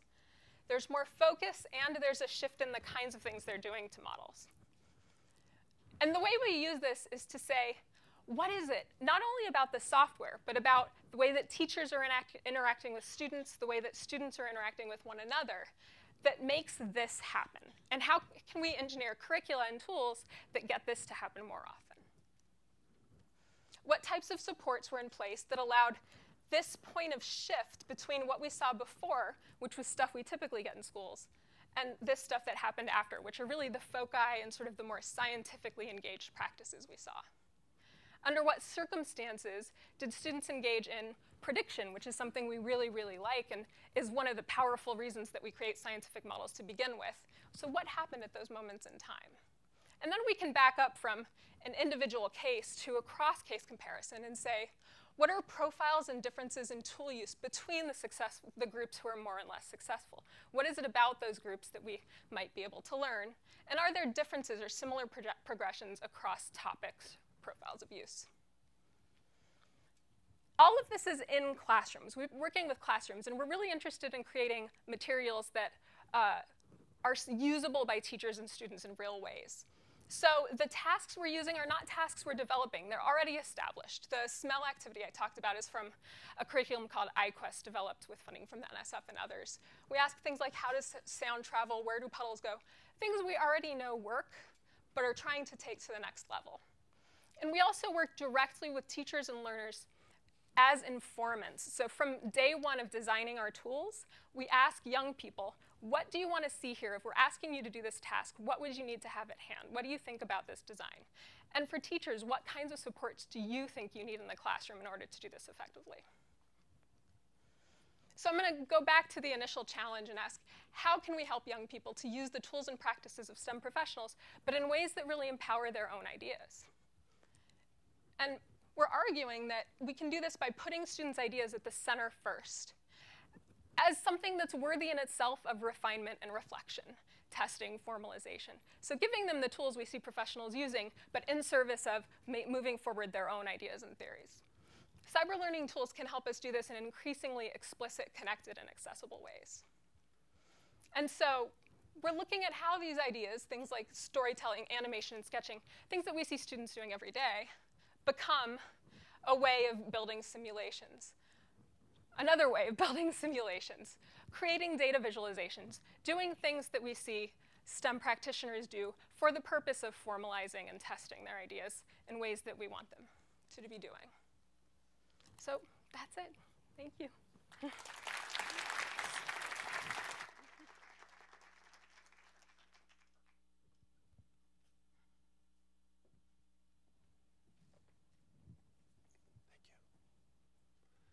Hi, so thank you for the invitation today. I will focus my entire presentation on just one lens as it relates to STEM education, and that's the power of visualization, not only how to design them to create better materials for students and teachers, But you'll see how during the talk I'll progress towards the notion, very much in line with what we just heard about how visualization can be a powerful activity that students can engage in, and that can reflect their thinking and evolve their own mental models of the material. So I'll go through a lot of examples in my presentation. I figured it would be better to show a lot of things, but not necessarily go into any one in depth. It'll give a broader idea of the work we've done, but it really all resonates around one point, which is that we like to think of visualization as a powerful strategy to not only communicate, but to engage students in analyzing data and evolving their mental models. And I'll show you examples of that. So a quick note on visualization. I tend to think of it as a continuum, the activity itself, explanatory versus exploratory. So on one end of the spectrum, the exploratory part is usually thought of as data viz, where you have data and you think of a visualization to make sense of it, as opposed to you already understand the data and you really try to find the best way to communicate it. Those are slightly different modes of visualization. And typically, and I would argue unfortunately, these activities are associated with specific types of people. Scientists do the stuff on the left, and artists do communication, and designers. This is not a kind of a corporate plug. It's more just to illustrate the fact that as an approach to, I think, creating better visualizations, you really need a multidisciplinary team. And so we like to think, at least the team that I interact with at DigDesign, that we operate at the intersection of these different areas, such that the people who are creating the visuals that I'm about to show you are actually also scientists, and they have experience in the classroom, and they have some background, at least in educational research. So can that be a mode of approaching visualization that leads to, materials that are both more accurate, more engaging, et cetera. So some of the examples I'll go through are just a recent example of work that we did in the domain of STEM education. It's E.O. Wilson's Life on Earth. So this is a project that was done in collaboration with the E.O. Wilson Foundation and with Apple, a 2-year project started from scratch, so not an adaptation of a textbook, but something we built from the ground up. And it covers, molecules to ecosystems. This is a full high school biology curriculum, or at least digital textbook, I should say. Curriculum is a lot more than that. We created many, many widgets as part of this, and I forgot to mention up there that it's free. So you can download it from the iTunes store, and it works not only on iPads, but also on desktops. A quick note about the environment in which it was built. This is the Apple iBooks Author platform, which offers really pretty amazing tools for digital publishing. It's not the full solution, but it, as a designer of materials, it was, I would say, kind of a quantum leap in terms of assembling these materials. So in selecting examples and thinking about the power of visualization, I really wanted to focus less on, here's some pretty things for me to show you, and more, what are the specific strategies in which the designing of visualizations can help students. So, it doesn't have to be broken down into instructional and assessment, because I tend to think that those two are actually starting to get blurred, and the line between the two are getting blurred. I'll come back to that. But just to give you some examples. So visualizations can be a very powerful way to break down those boundaries of the observable versus the unseen or the unexperienced. What I mean by that is, it's, as was mentioned earlier, it's very hard to actually directly experience melting water. You can have a mental model of what's happening at the molecular scale, but visualization will help you have a sense of that by breaking the boundaries of time scales and physical scales as well. Most of the examples I'll show today are from the life sciences. I'm a biologist by training, but I think the principles apply more broadly across STEM. Biology is very messy. Biology is very complex, and I think especially in that domain, visualization offers an opportunity to bring that to students. So how polished do we want to make these visuals versus how much do they represent the messiness of, let's say, the molecular world or ecosystem interactions? I won't stay on this slide too long. I'll mention a lot of these concepts as I show you examples. So talk about complexity, talk about the messiness of biology. That first quick image you saw, I would argue, is closest to what we've experienced in the traditional textbooks. The cell is a big empty bag with organelles and little labels, and you have to memorize them. This is a bit closer to what the cell looks like. It's really messy. It's really crowded.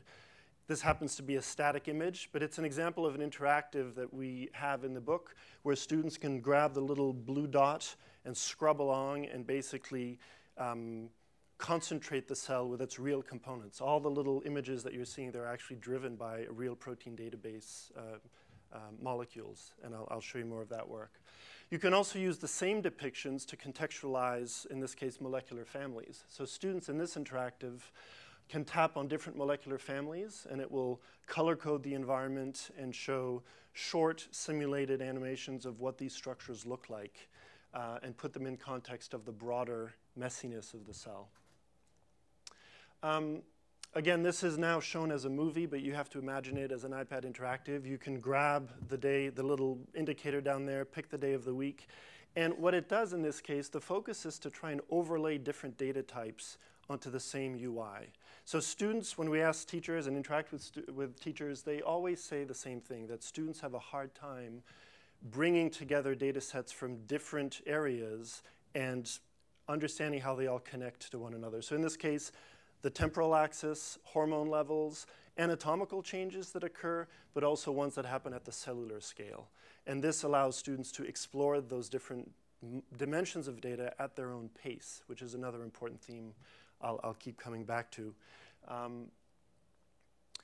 We talked about different scales, again, trying to incorporate processes that are all happening at the same time, but on different scales. I'll move through these quickly. Another example of contextualizing data, right? So we were talking about melting ice. Why not visualize the different states of matter based on where you might think about them, which in this case is the water cycle. The archaeal single-layer membrane is an adaptation to high-temperature environments where only thermophiles are found, such as hot springs, volcanically active fissures, and deep-sea vents where superheated water gushes upward.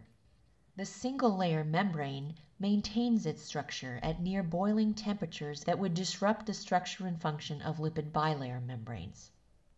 So I show this example for a couple of different reasons. One is that an important theme that was noted earlier is the desire to bring students closer to the real data that STEM scientists use in everyday life. And I think visualization is a wonderful opportunity for that. Even though hopefully the visual got the point across here, I do want to mention that a lot of the structures and dynamics that you're seeing are based on real molecular dynamic simulations, right? So that continuum between artists creating the work and scientists doing data viz, this is basically the same simulation and the same quality of simulation that I would show my colleague down the hall at Harvard Medical School who's a structural biologist, because it's based on real data. And there really isn't any reason at this point that we should shield students from the real data or creating their own real simulations. And again, I'll come back to that later in the talk. So it also doesn't have to be kind of high-end 3D animation or media. Sometimes a digital painting is all that it takes. But again, we believe in getting students to interact with it in a way where they can look at the different structures at their own pace.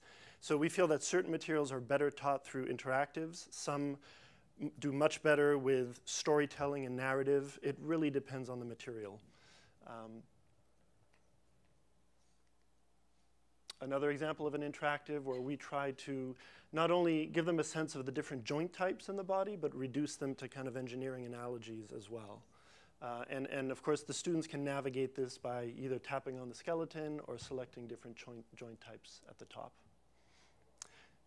Ile Royale is a remote wild island in Lake Superior, about 25 kilometers off the coast of Canada. Moose reached the island in the early 20th century, probably by swimming from the mainland. The moose numbers swelled, fluctuating in response to food availability and the toll of a harsh winter climate. In the late 1940s, during a particularly cold period, wolves reached the island by crossing an ice bridge. Suddenly, the moose had a predator in their midst. Scientists in 1958 started studying what looked like a simple predator-prey relationship. I'll stop there. Bacterial populations. Sorry, I'm going to have to go back one. The example of the Ile Royale interactive is also to bring a theme which is connecting quantitative data with kind of qualitative depictions of a process. And again, I think there's another important theme. You notice that the style in this case was not meant to be photorealistic. It was moving a little bit closer to what students might experience in a game type environment, game board type environment. The importance of simulations also, the example that I'll play a few seconds of just before this, again, try to relate quantitative observations with qualitative mechanism.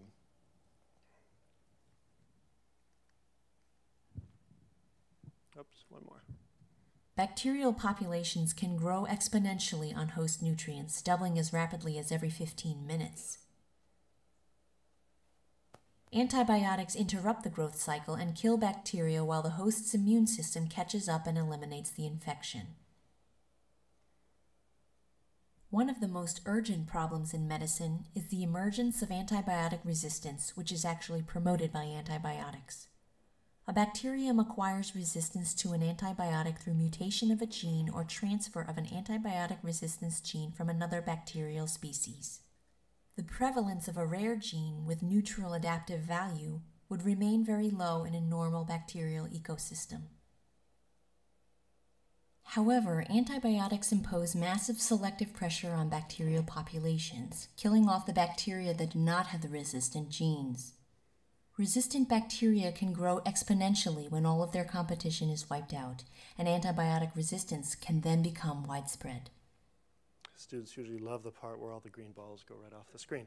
But anyway, the idea again of relating quantitative data with, I would say, almost an emotional response to, this type of thing is another thing that we like to explore in visualizations. Not really narrative driven in this case, but again, combining the two can be a powerful thing as a student or as anyone builds a mental model of what the process is. This is just an example of, in a sense, the obvious, which is that visualization also offers opportunities for creating photorealistic virtual environments. Not to replace experience at the bench, of course, I would never say that as a scientist, but in the context of learning about certain instruments or materials ahead of the lab experience, this can also be another opportunity.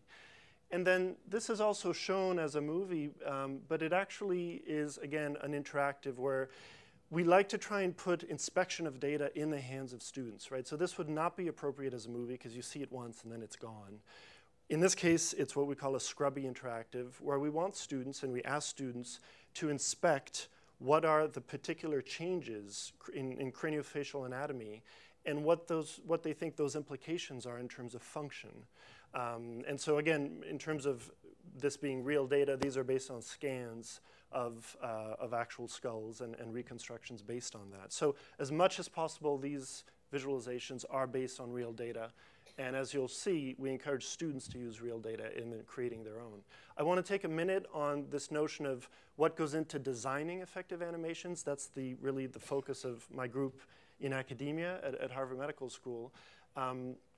This is an example of the kind of study that we do where we're asking ourselves, well, how much complexity and messiness is actually useful versus you're just going to turn off people's attention and they won't understand what's happening. So we did an experiment where we had multiple versions of the same basic movie of a molecule binding its receptor on a cell surface.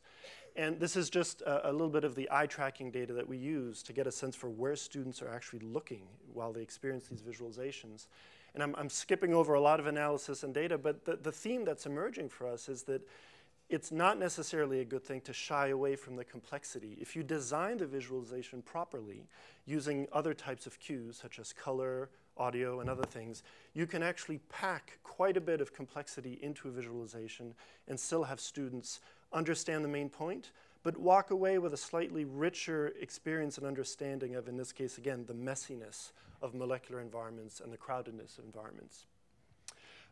Another, it doesn't have to be molecules. I'm biased, I'm a molecular biologist, so I love molecules, but it can also be, in this case, an ant walk cycle, which is another ongoing experiment. So what's the best representation that we should use? Or maybe a combination of the above.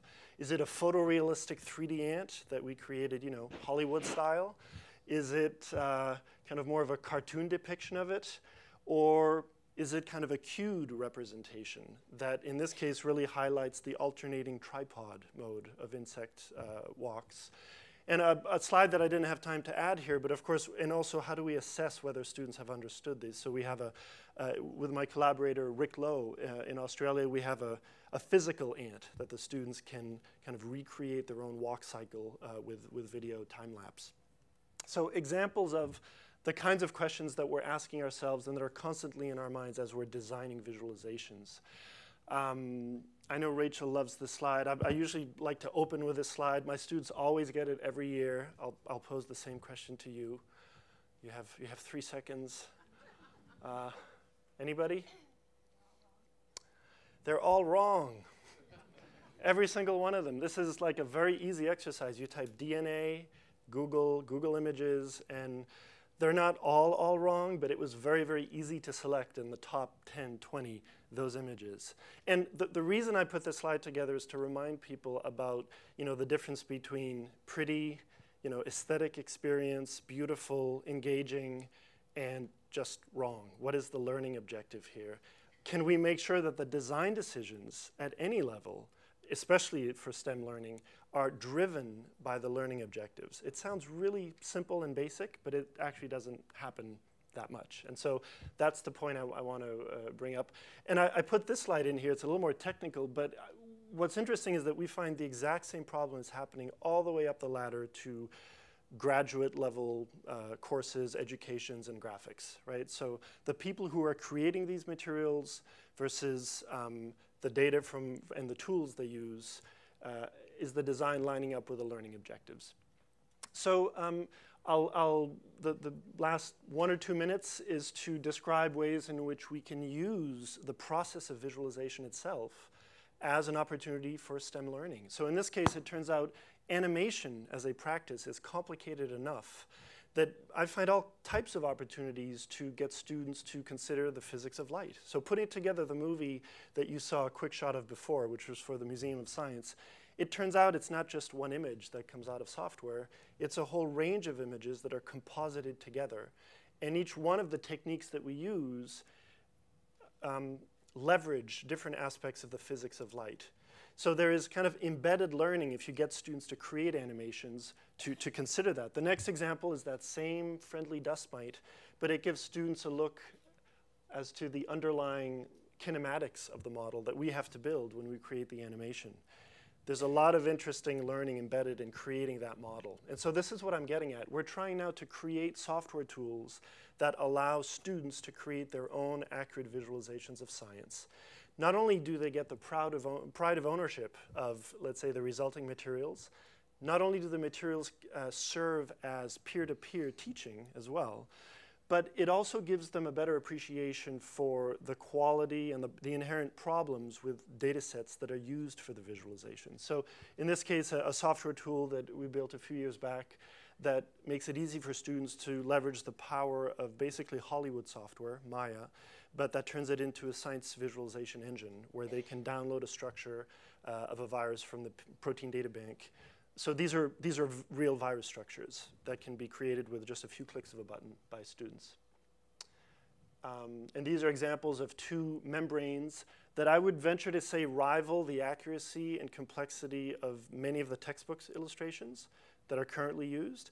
But these are student generated, and they take into consideration real structural data and real quantitative data as to what are the molecular actors that are in these pictures. So same theme as I mentioned earlier. To me, a couple of questions. Maybe this is my way of slipping in the questions as to what I'd like to, the unpacking session. What gets in the way of adoption? We already heard a little bit about either the fear, perhaps, that certain teachers have. If you're not a digital native of sorts, what gets in the way of adoption? Time. Can we make not only standards, but also materials that are people-proof, in a sense, that don't require a huge investment on the part of the teacher? And then how do we measure success, right? So is success and the kind of the summative assessments, it's certainly not a multiple choice question. Is it measuring the number of students who are motivated to actually enter STEM careers? Is that the ultimate goal? Or a measure that I love that Mike brought up earlier, how do we become lifelong learners and become aware of that and of the ecosystem of where we get our information? Thank you.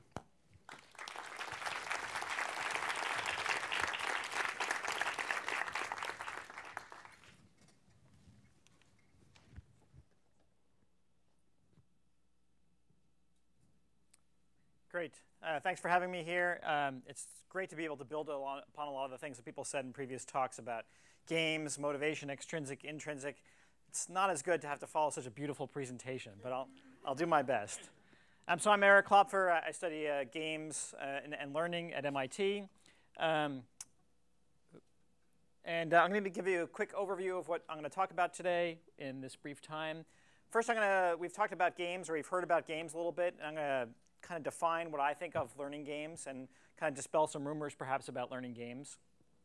Talk about this idea of games plus X equals learning, and that's not a commutative relationship. It actually matters the order of operations there, that games actually come first. I'm going to give an example of a massively multiplayer online game that we're building and is currently out in distribution for learning math and biology called Radix. I'm going to use that as an example to talk about some of the design elements that we use for thinking about how we build games and what we put into games. So when people think about games, they often think about things like this blank screen. There we go.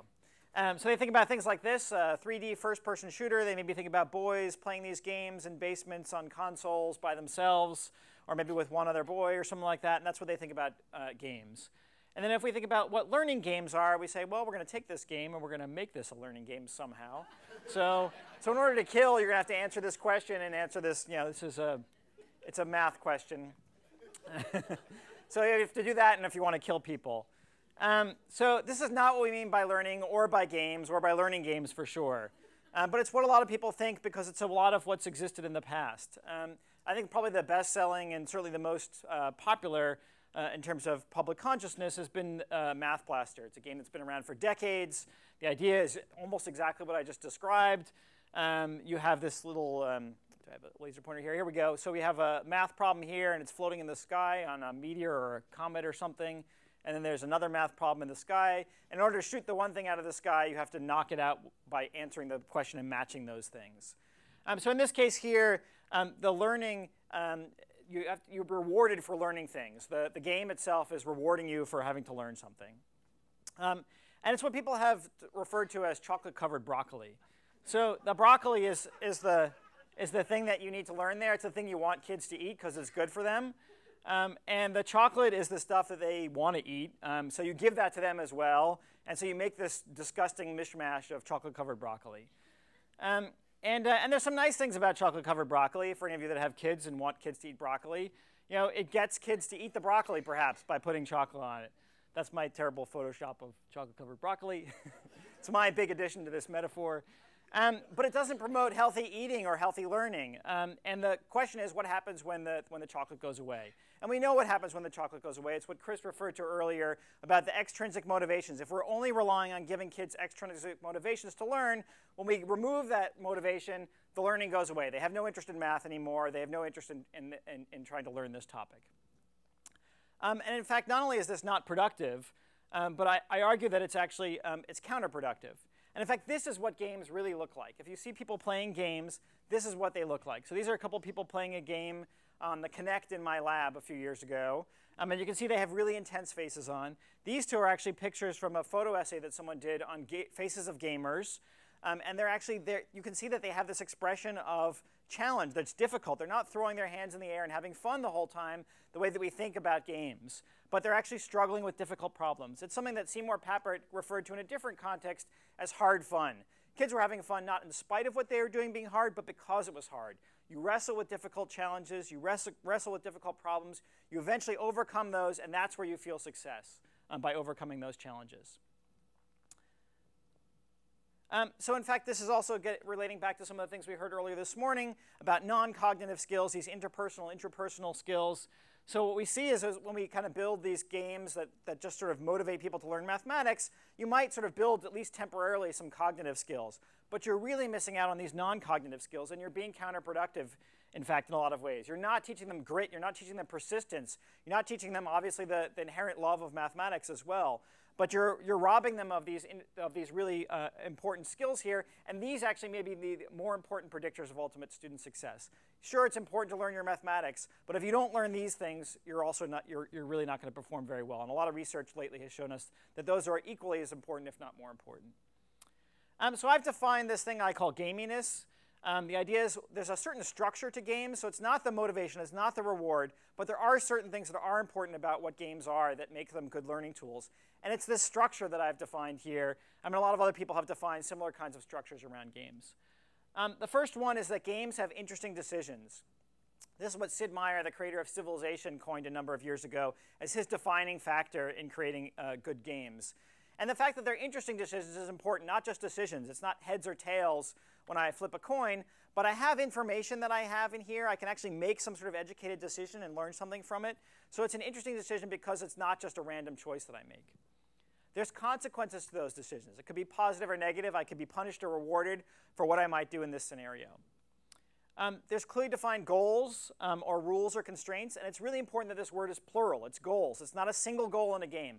Good games give players lots of choices, ways that they can weigh different things in the world, different kinds of things that they might pursue.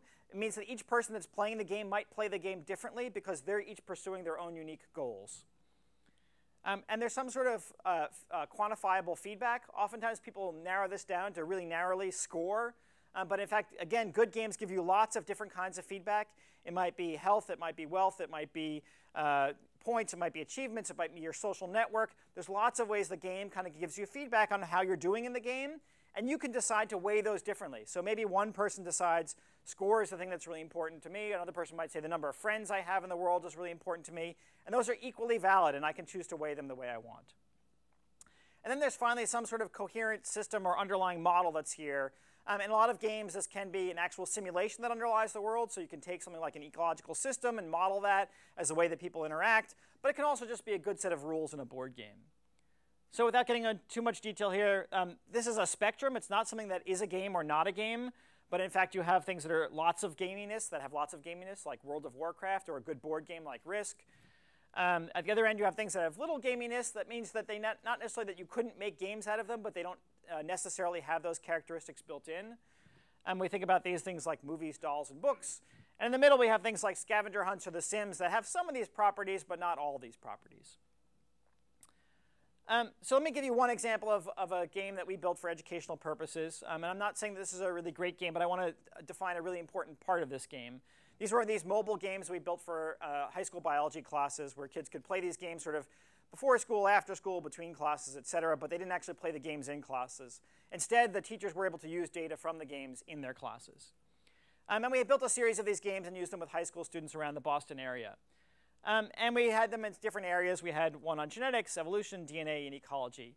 And you'll see here with the details of the graph aren't particularly important, only that the star on this one is important, that's the one we actually saw some difference between the student performance in genetics. We didn't see performance differences pre-post tests with a control group in the other games. And the question is why? Why was this the case? I think there's two really important reasons. So one of the reasons is, one of the reasons is that the games were different. It's not about just having a game. That's not a silver bullet that allows people to learn. But a game actually matters the way you design the game. So some of the games were sort of these flat difficulty levels where you were just sort of repeating things over time. Other of the games you sort of did something for a while, and then all of a sudden it got more difficult, and then it was the same again for a while. Another one was just increasingly more difficult. So the better you did, the more challenging it got. And that was the game we actually saw some difference. So it matters that you keep challenging people, keeping them on the edge of their expertise. That's the way that people learn the best. The other thing is that it's not just about the game. It's about the way you integrate the game into your curriculum.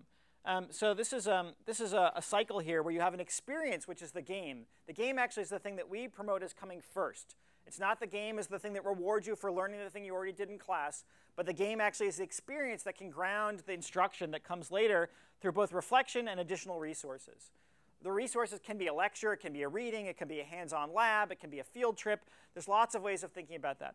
And reflection is also really important. People who just play a game don't learn a lot. They don't perform very well on tests. It's a matter of them reflecting on what they're learning and then relating that to some sort of more abstract, formalized concept that teachers can help them do.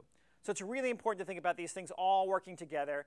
But I think that the really important part here is that the experience comes first. If you don't have the experience, it's really hard to reflect on anything. It's really hard to sort of relate things about molecules or about atoms to an abstract system that you have no firsthand experience with. So what I'll talk about here in the last part here is a game we're building now I mentioned called Radix.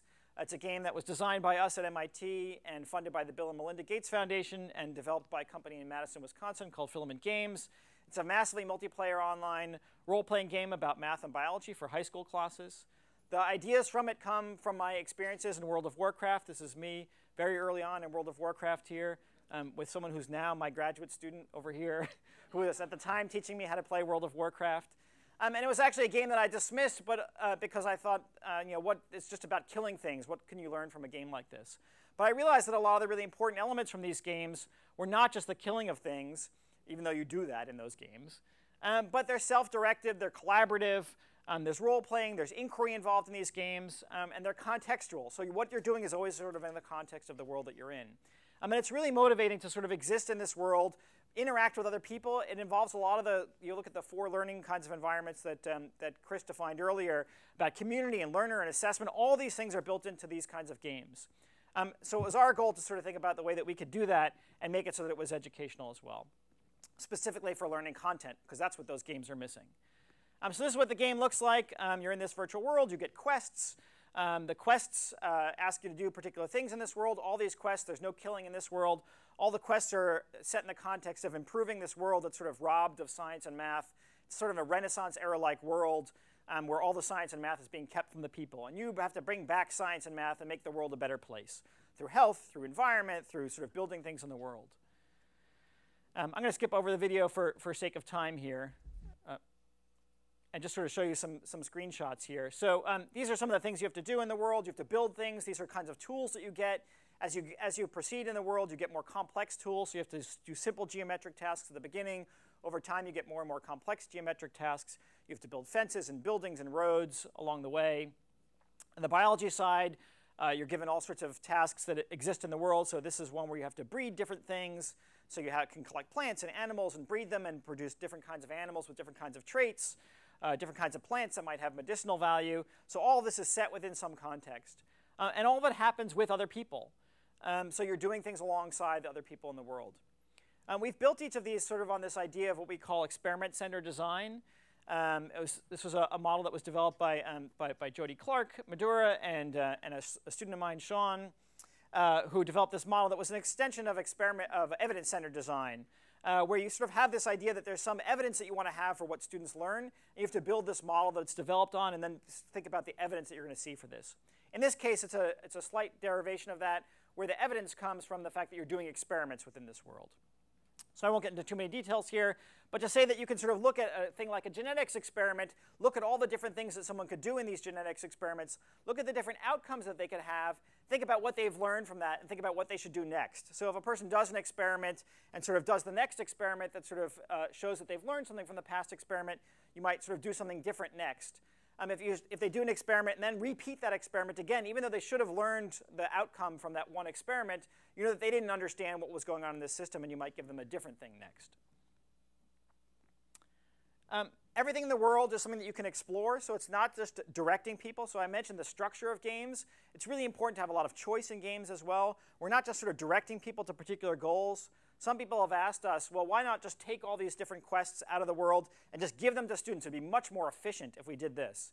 But really giving that context, giving them that setting, giving them that choice, giving that time to reflect between these different tasks is a really important design element of the world that we think is really important within this space. And certainly the community is important as well. So you can party up with other people, so you can work on tasks together, divide and conquer. You can share resources, you can share tools. There's lots of ways that we encourage people to work together within the world. And we're building towards even more complicated sets of things that people have to work together. So right now we permit them to work together. We facilitate them working together. They don't have to work together, but ultimately that's where we want to go with the game. Again, all this sort of gets down to this fact that we're doing it through experience. The game itself is that experience. It's not the end of the instructional experience. It has to be combined with reflection and resources. The teacher is an integral part in this, as are the other members of the community that they're interacting with. And we've had a lot of quests completed within this world. The game was just released this past spring, and you can actually play it online now. Whoops. So, oops, that was the URL up there. Let me get to it again. Back. There we go.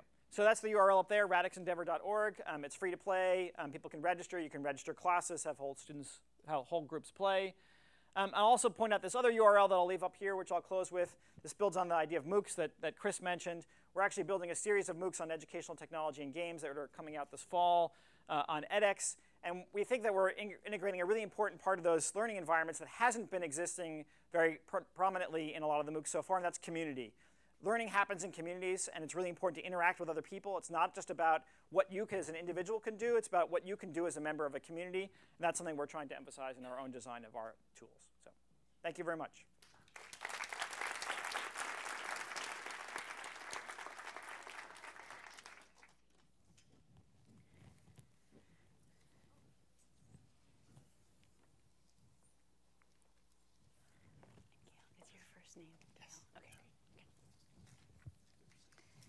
So I heard a ton of really fascinating stuff, and I feel like if I had had some of those simulations, I would have gone farther in some of the science classes that I took, and taken the AP and stuff. Anyway, I want to get in your questions. Let me start while you're thinking of your questions. Let me start with a question. When you look at research on young kids, we often hear kids under 2 should not be exposed to screens. And part of the reason for that is that you can show a kid under 2 something on a screen, like, let's say, here's how you put on a glove. And you can show them many times, but it's much more effective if you actually show them, like the person, their parent or whatever, shows them how to put on a glove. Do you think that radically changes as kids get older, or are there still limitations when kids are 12 and 20 and whatever that you bump up against as, sort of amazing as all the technology that you pointed out is? Anybody can take that. I would say the answer to both questions is yes, or it's yes, it's both radically different and it still matters. Okay. I mean, certainly as you develop beyond infancy, so then those really early stages, tactile interaction is supremely important for development of the brain. As you get older, those experiences are still important. They're not as formatively important as they are when you're so young.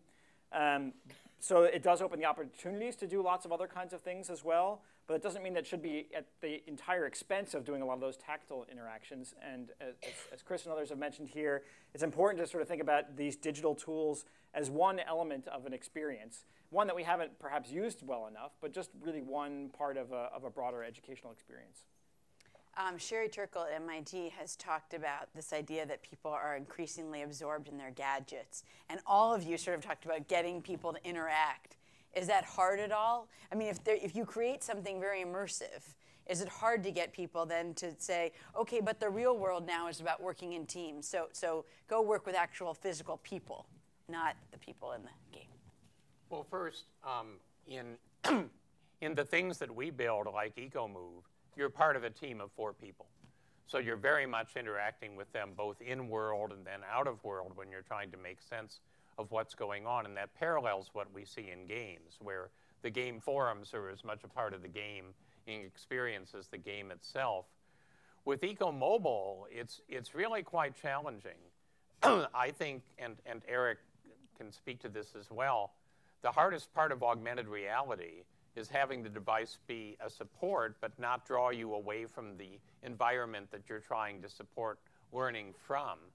And I think that a lot of our work has centered on trying to understand that design. I feel like a lot of it has to do with what role the technology is serving. I mean, you mentioned Seymour Papert. I like to think of computers as the same way you might think of writing a book, right? You wouldn't write a book about how to put a glove on either. That doesn't make sense. But we still want kids to learn how to read and write, because it's a part of interacting with others in your world. And we want them to create things on computers because then they can share them with other people and get feedback. And so for me, it's more of a literacy, and I think coming at it from a literacy perspective necessarily needs other people and experience. I think just one note, which is something you said in your talk, which was a really interesting way to frame it, that ultimately success is when you can kind of wean yourself of those devices. And you know, my dream is always to walk into a forest and see it the way like E.O. Wilson probably sees it, which is a massive heads-up display type experience, except it's all in his head. And I think that's a good point. We can enhance the experiences in the formative stages, and I think that those are critical tools. But ultimately, as long as we're designing the technology such that it doesn't become the only centerpiece that you become addicted to, then get down on the ground and look at the ants. Yes, get your hands dirty. Questions out here. Here's one. The microphone is coming to you. This question is for Mr. McGill. In the design process, when you were creating Life on Earth, what thought process did you put into deciding what voice you're going to use in the animations that have a narration? And because you partner with Apple, did you guys choose something similar to Siri? Okay, so the big secret is out. The voice is my wonderful wife and co-founder. In the attempt to keep up the pace of production at what it was, 500 widgets in over 2 years, we went with the practical. So I can make a comment on voice choice, but I'm trying to make sure I answer your question. So what voice?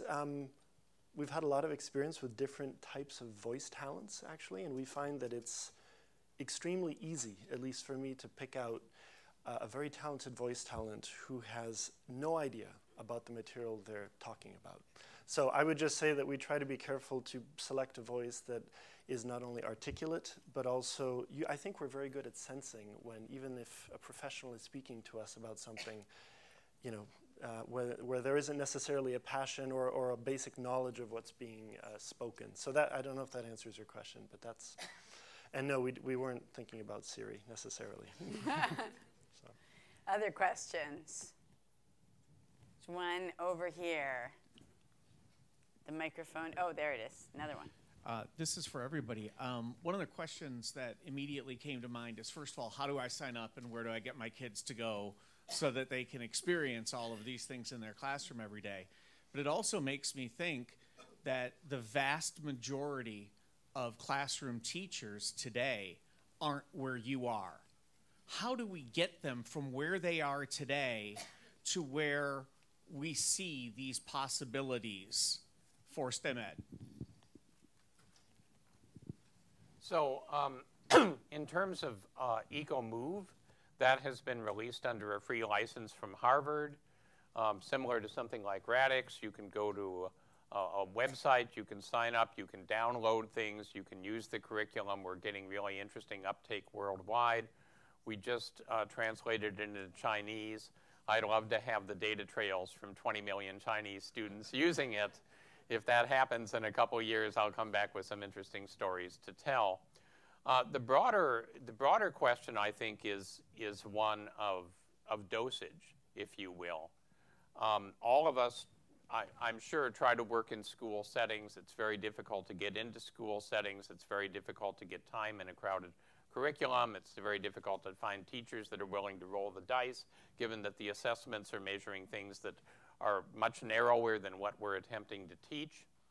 And so we do our effectiveness studies and our efficacy studies, but they're really based on a relatively low dosage. And I think the real interesting question becomes, if we took all of these tools and we mixed and matched them together, and students over the course of a year had a really rich digital tool-based experience, that wouldn't be linear.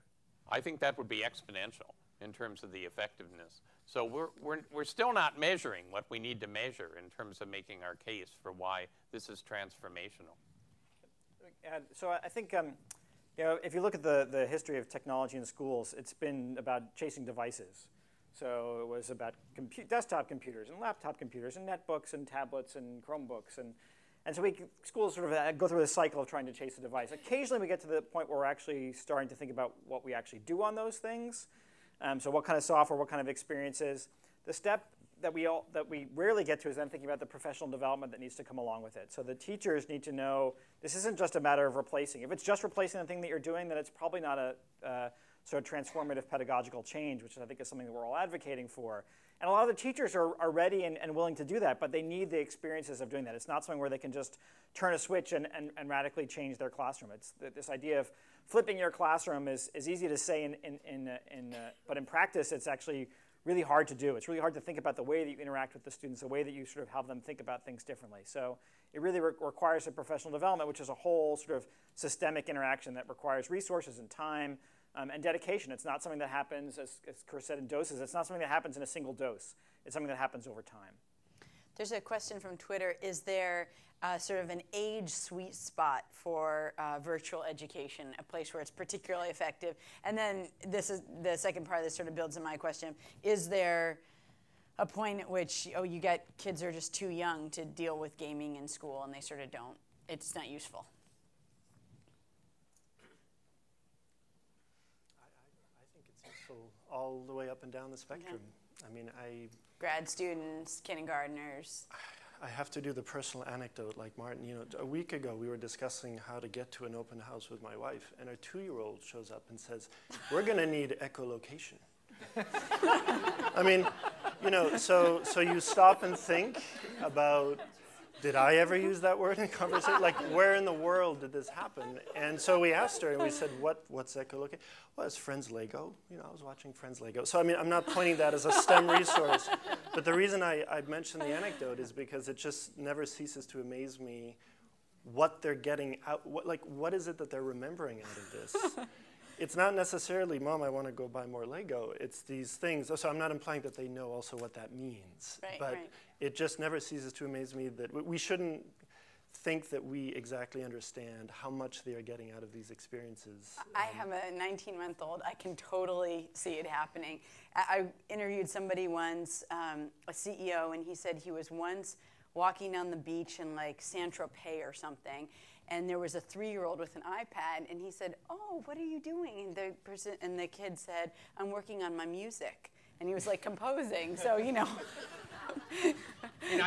One of the questions that's kept coming up is, how do we measure success? And for me, one of the touchstones of success is if you take an artifact a child has produced and you show it to an audience and you say, how old was this child, what grade level were they at, and how successful have they been academically so far? And people are way off. They say, well, that's an 8th grader from a privileged school. And you say, no, that's actually a 3rd grader who hadn't done well in school up to that point. That's when you know that you're succeeding, when we break our mental models of what children can and can't do. Let's take another question out here, one right here in the front row. 1 second, the microphone is coming to you. Hi. A few of you have been talking about the importance of reflection, and I'm wondering if you deliberately build in any activities or questions to look for that, and also if you're collecting information, and what would it look like, a good reflective response to you? Do any of you ask for reflection?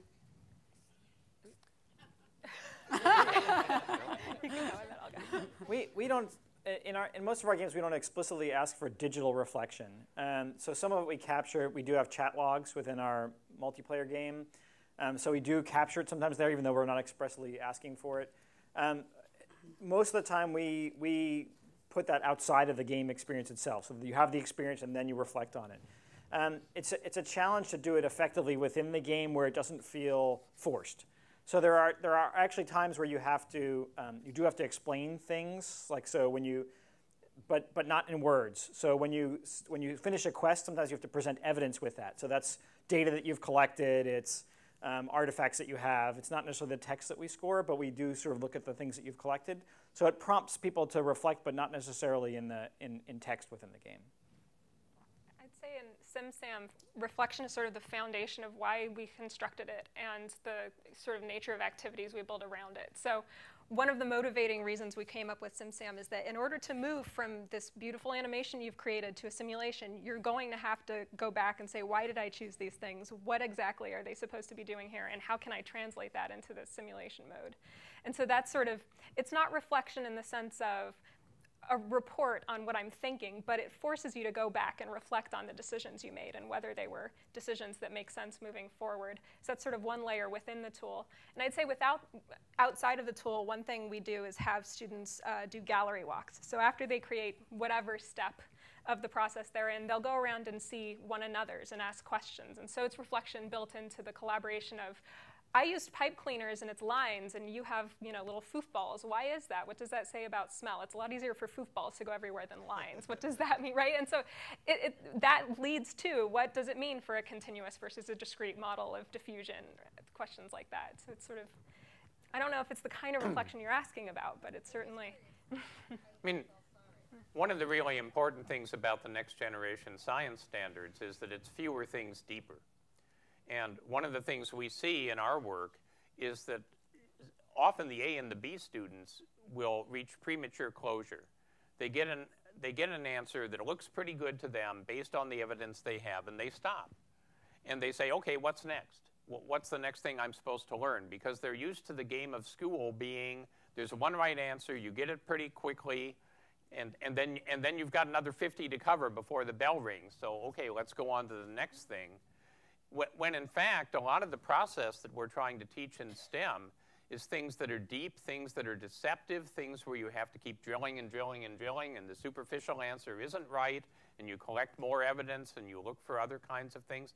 It's actually, the more schooling kids have had and the better they've done, the harder it is to get them to reflect deeply, because the grammar of school is set up wrong, and hopefully NGSS is going to help with that. We could go a lot longer, but I want to give everybody time to eat lunch. So we're going to break until 2 o'clock. So be back here, 5 of 2. And we'll have our last strand of the day, new modes of engagement. The last thing I'll say before you leave is don't forget to submit any ideas you have for the unconference, because that closes, the ideas for that close at the end of lunch. Thank you all so much. This was great.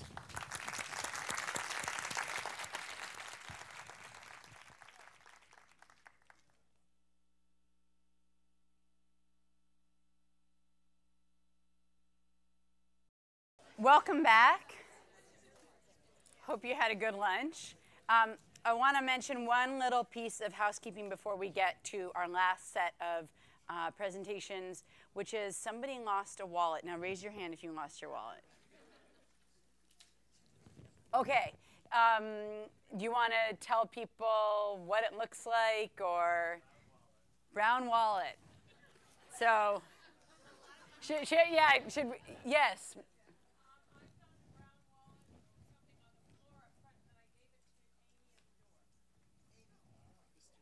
Ooh. Where's Amy? Do we know? Okay. That was a business card wallet. That was not what we were looking for. That is not what we're looking for. So be on the lookout for a brown wallet with how much cash is in it? Right. There was a lot of money. No. So be on the lookout for that. And give it back to Jamie, right? Jamie. So the final sort of set of speakers that we have today is they're going to look at ways of bringing students closer to authentic STEM practices. And we've got a wide variety of experience in this last set. Marissa Wolski is an executive producer here at WGBH. She has more than 20 years of turning STEM content into media for kids. She's an executive producer for the NSF-funded series Plum Landing, as well as for Design Squad. You saw little pieces of those very early in the day. She also works on Peep in the Wide World, and prior, she has worked on many children's series, including some that you're going to know. Long Ago and Far Away, Where in the World is Carmen Sandiego, Where in Time is Carmen Sandiego, Arthur, and Zoom. Michelle Viotti is the manager for NASA's Mars Public Engagement Program. And before she worked on the Mars project, she was the team lead for the Universe theme at JPL, which covered the Origins program and fundamental physics. And before JPL, she worked for Podesta Associates in Washington, D.C., and for Los Alamos National Lab. And Karen Cater, finally, is the president and CEO of Digital Promise. From 2009 to 2013, she was the director of the Office of Educational Technology at the U.S. Department of Education, where she led the development of the 2010 National Education Technology Plan, and she focused on the office's efforts on teacher and leader support.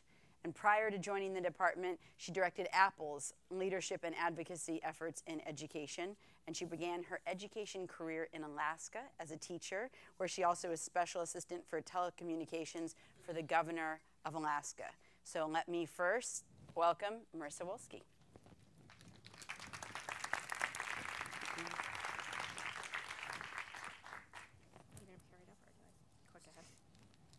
Great.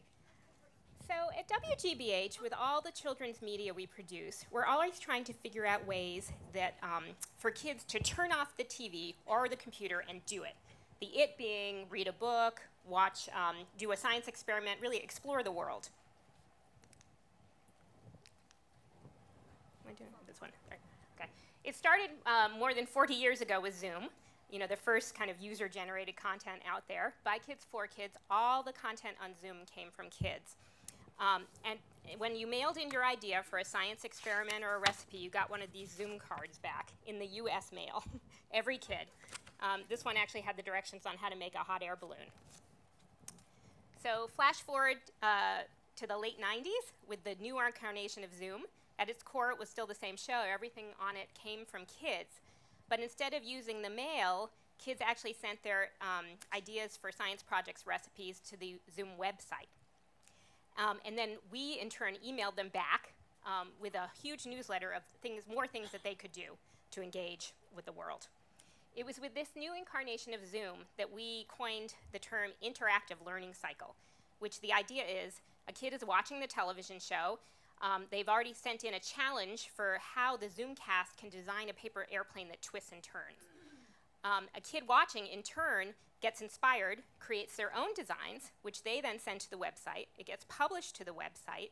Other kids are on the website. They, in turn, get inspired, and they make their own designs for paper airplanes, which, in turn, also gets published to the website and perhaps gets used in a future TV show.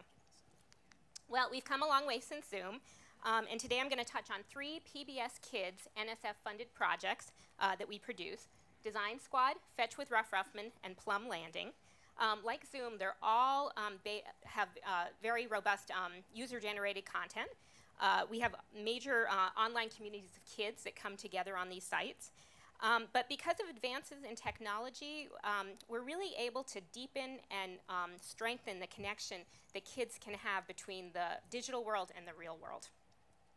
We're able to do this because our production team are able to review and moderate the content in full compliance to COPA regulations. And we've got major back-end databases that enable us to do this. So I'll start with Design Squad. It started life as a TV show, but in 2012, we decided to transition to an entirely digital project designed to get kids, middle schoolers, interested in engineering. With the digital project, we decided to focus on short videos, online challenges, as well as some games. And we also wanted to create the only place on the web where kids could safely share their engineering ideas. We had 2 major goals for the redesign. One was to connect engineering to kids' own interests, sports, for instance, or art. The other way was to sustain engagement on the site, to offer more support for kids, to draw them through our existing content, to give them motivation to build and share their own engineering ideas, and to create more content to keep them coming back over time. Using the PBS login system, we've actually been able to track a kid's progress through the site and understand his or her online and offline engagement. For instance, Cool Girl 013. She has achieved the highest rank on the site. She's a phenom. She joined our community in 2012. She has earned almost 4,000 points for contributing her ideas for engineering projects. This enables her to buy stickers, which she can then use to award other kids on the site for their engineering ideas. And other kids on the site have also awarded their own stickers to her. She's participated in 16 online challenges, including designing clothing made from unusual material and designing a heated sneaker. She sent in 2 photos of her prototypes, including this 3-ring binder. And one of her designs, a hat that blows bubbles, was actually prototyped by our engineering host, Nate Ball.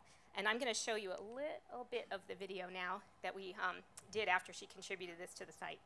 Yeah. Hey, I'm Nate from Design Squad. We had a suggestion into the website from Odd Gal, who says, you guys should make a hat that blows bubbles. Now, lots of people responded. Now, this one's from Cool Girl 13, who's got the bubble hat, and this is a gorgeous drawing, by the way. Inside the hat is a fan that blows through a bubble-blowing ring, which gets dipped in a spill-proof tray of bubble fluid. Nice. I think I want to build a prototype of this, because it's just so awesome. I want to see it real. You guys know what a prototype is, right? It's like a first version of something that lets you try out the key ideas to see if you can make them work. Then you usually learn something from the prototype and then build the even nicer version. Let's... Okay. You want to see the whole thing? They only gave me 10 minutes. Can I go over a little? Yeah, you can go. It's on the site, I promise. So Fetch with Ruff Ruffman's targeted to 6 to 9-year-olds. It features real kids, real challenges, and real science, and an unreal host named Ruff Ruffman. At the Fetch website, we've also been experimenting with ways to foster that interplay between offline and online engagement. NSF gave us money in 2011 to prototype something called In Search of the Poodle Diamond. It's an engaging month-long story that unfolds on the website and guides children through a series of opportunities to learn about science. In an animated video, Ruff first introduces a problem to help him track down a missing jewel. I'm only going to show another little bit of this too, sorry. Oh, hi! Ruff Ruffman here, and strange things are afoot. Or a paw, in my case. Ha!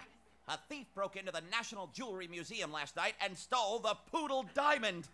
The diamond was stolen by what appears to be an extraordinarily large chicken. Stay with me.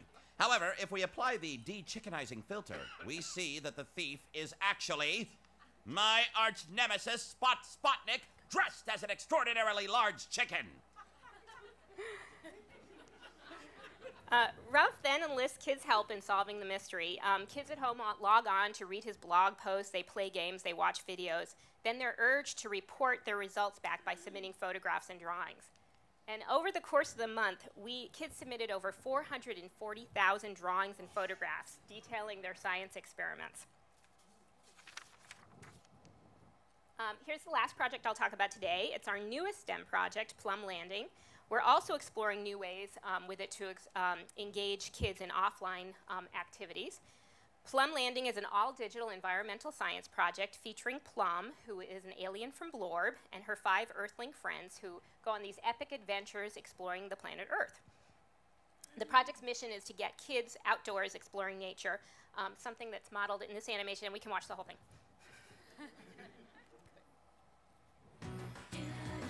Welcome to Plum Landing. All about ants. Plum gave us a mission to go out and watch ants and record what we saw. And it was so fun. Totally. I never knew ants were the most awesome monster creatures on Earth. I mean, if we were the size of ants and they came after us, watch out. Really? I think ants are nice. Did you look at one through a magnifying glass? I did. Those pincher things could crush you. Well, the ants I was watching were cute. They ran around like they were very busy. And when they found a crumb, they all worked together to bring it back to the nest. Well, I was looking at the same ants, and I saw a total ant war. These 3 black ants grabbed this red ant and pulled his legs, and then he must have sent out a signal because all these other ants showed up and started fighting. It was awesome. I guess ants have different sides to their personality, just like people. Yep, which is why you should watch ants sometime. They're better than a movie.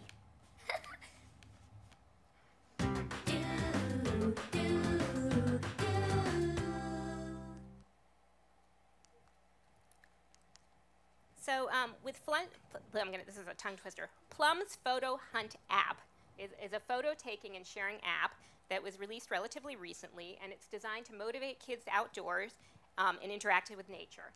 It lets kids take photos and then describe what they found and then send their findings back to Plum. Kids can also contribute their nature explorations using the drawing tool that's on the site. Since the site launched last April, kids have submitted nearly 135,000 photos and drawings. They're shared on a public gallery, a selection of them, and kids can also see their drawings and their photos on their personal profile pages. Many folks have talked about the potential of digital badging to sustain engagement, and Plum Landing has just launched a new feature where a child is urged to take on a dozen missions with their families and then report back to the site. They're scaffolded easy to hard, and once they take on the mission, they can document their nature exploration. They can use the drawing tool to draw it out as well. And then they're awarded a badge, which becomes a shareable, savable image that we're hoping that parents will then push out to their social media channels. A subset of these drawings are also published to a public gallery.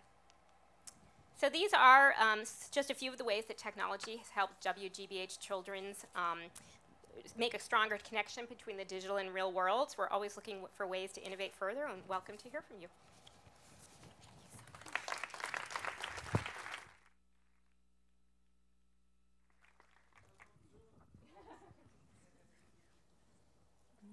Do you have the clicker?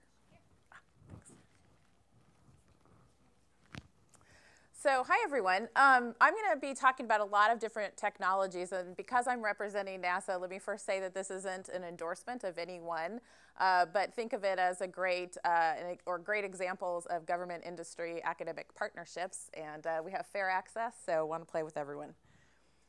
In terms of STEM engagement, curiosity is really key to that. We have a real symbol of it in the Curiosity rover.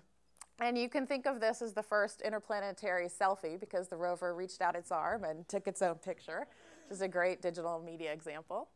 When we landed, some of you may have seen a movie that we did called 7 Minutes of Terror, which really tried to share how scary it was for us. We were trying to do something that had never been done before and really getting people engaged with what it means to do something like that is really important, particularly when you consider that we spend so much time talking about achievement, that looking at doing something and maybe failing is really key to get into the conversation.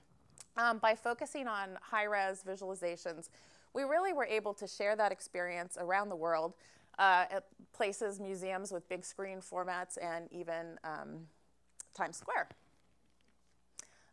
Focusing on these kinds of big data products for planetarium dome shows up to 4K, and also doing a lot of behind-the-scenes documentary footage that we are able to share with external documentarians who can tell that story. And when the data gets too big, we're using some great products like Photosynth or other products to allow people to be armchair explorers and really zoom in on some of the features that are within these really high-res photos. And social media is also really important to us. We really try and be culturally relevant. Some of you may have heard the song that's out there with the lyric, I'm all about the base. Well, we are too. In this case, the base of Mount Sharp, which we just arrived at on Mars.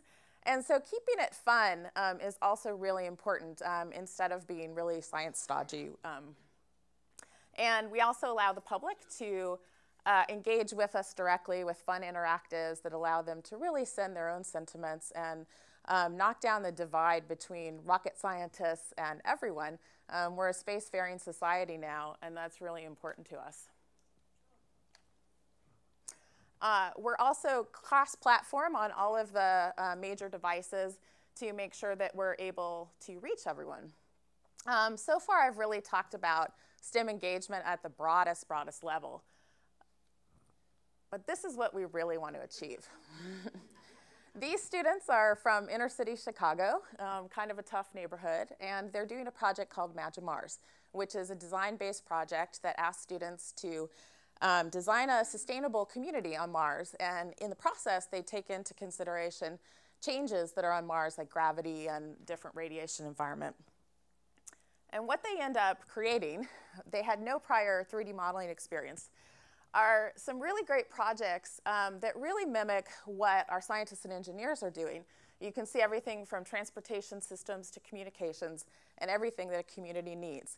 And really, the focus of my talk in terms of authentic STEM practices is that we really want to engage students in using tools of the discipline. 3D printing is becoming huge for scientists and engineers, and is emerging for us too. A lot of prototyping, rapid prototyping is going on with plastic first before becoming metal parts and the rest. And recently, we worked with MakerBot to sponsor a contest, and you can see some of the winners up there at the top. The winners did a lot of research, actually, on what it would take to live on Mars, and produced some community designs. And here's a great example of some young learners doing the exact same thing. Right now, NASA is having a contest for the International Space Station, which is going to have the first 3D printer in space. And students can submit their ideas for tools that can be used, first of all, printed on the ISS and then used. So really trying to get students engaged in real-world science and engineering as it happens is key. A lot of computer modeling goes on with robotics, and we talk a lot about digital media, but there are a lot of real products that are associated with that, such as robots. And we're also working with a lot of apps that put engineering and robotics and remote sensing in the hands of students. So collaboration is key. This is from 1961, NASA engineers. And I will say that things haven't changed completely, because a lot of whiteboards where I work look a lot like that. But in our real authentic environments, we are using a lot of visualization tools that allow us to connect. Not everyone wants to get in a bunny suit and spend several hours in a clean room. However, being able to connect with colleagues on design while it's happening is really important. And of course, remote sensing is key to everything that we do in space. And so here's an example with the Powerhouse Museum, where students start in a scaffolding experience where they start with gaming technology, figure out how to program their rover, figure out what kinds of rocks they want to study, and then they're able to actually do that in a Mars yard environment that the museum hosts. And there are several US museums that are beginning to do the same. We enter the experience not just supporting those educators, but connecting our scientists and engineers, and also taking them on virtual field trips to places that are Mars on Earth. Sometimes technology isn't new to us, but it's new to some of our audiences. In this case, we have some learners who are receiving chemotherapy, and they, prior to this experience, had only done canned programming. And so we were able to connect them to some of our engineers and have some of those novice expert exchanges. And I think in some cases it was more meaningful to us than the kids almost, because they would rather be anywhere else than where they are. And so taking them to a beyond this world experience is really important. One of our key projects, and this is where we go much deeper into formal education, is a project called Mars Student Imaging. And recently Science Magazine rated this as one of the top authentic science inquiry education projects. Students really go from proposing their research all the way to doing it. And in the process, they're working with the same digital media tools that the scientists and engineers use to target a camera on one of our orbiters. In this case, we have some 7th graders who discovered a cave on Mars for the first time. So they're doing real research and coming up with discoveries, and they actually published this result. which is really cool because it really helps students understand that science is evolving and not everything has been discovered yet. We're also experimenting with gaming technologies. Natural user interfaces will be important to NASA, particularly as we try and experience remote worlds. As you may know, you move your body to achieve certain things. And in this case, it's landing on Mars. There are some physics principles involved in here, but to go back to an earlier presentation, it's all about making choices, figuring out what the consequences of those choices are. And in this example, if you're running out of fuel and you're swinging that wide, it's a really bad day on Mars. However, once you're successful, you get to dress your avatar in some very hip clothing. And this may seem kind of frivolous, but when we think about STEM identity and people sharing their experiences with other players, where'd you get that? Don't underestimate the power of crater pants. We are also really trying to extend the limits of current gaming technology. This is a Unity example where we've built in real big data sets to allow both entry into the exploration that we're doing and free exploration. Beyond Mars, check out Eyes on the Solar System, which also has real data that takes you through the solar system, including trajectories of all the spacecraft, and you can see what they're doing. This is an example of a project that we did with Microsoft called Kodu, which helps students learn gaming and programming. But we did a Mars module, and the cool thing is that we have some sedimentary and igneous rocks up there, and we're able to, through a point system, allow students to use their rover to really understand which instruments use, what rocks are more important. And for fun, for those of you who are earth scientists, you can even build in some good stratigraphic layers. And all of this is really important to us in telling the story of how we're trying to understand Mars and habitability. We're working with Glass Lab on a project that helps students do make evidence-based claims. It's a language arts program set on Mars, but they're really able to look and see what life would be like living on another planet and really make some evidence-based decisions based on the data that they have. Dr. C is an animated pedagogical agent. We've used him in a lot of our formal ed projects, but it's also great homework help. Right now it's only doing text, but we're also integrating multimedia products. And I wanted to make the point that it's not just embedding media, but we're actually using multimedia learning principles. In this case, temporal contiguity, which basically means say what you show. And so we're really trying to pay attention to brain-based studies of learning and information processing and how we do it. A number of projects relate to citizen science, big data sets.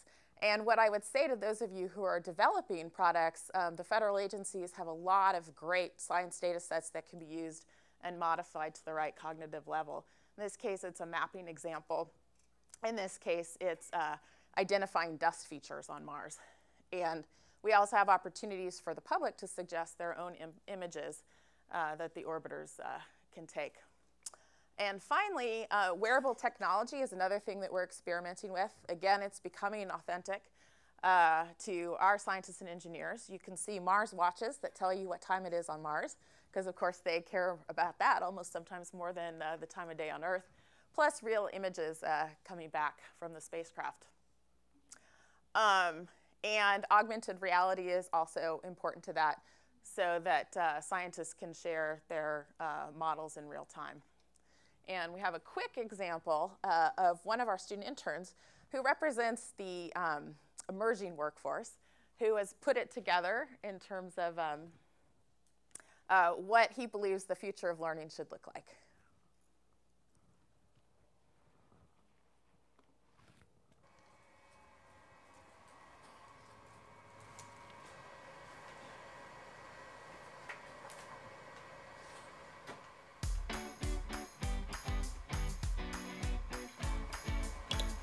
Okay, Glass, go to Mars.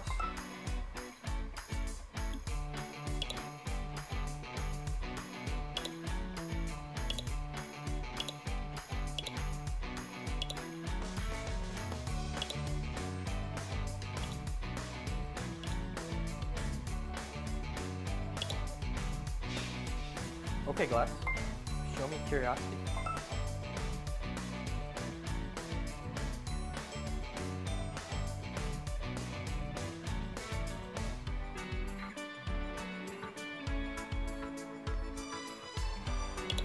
Okay, class. Go to Mars.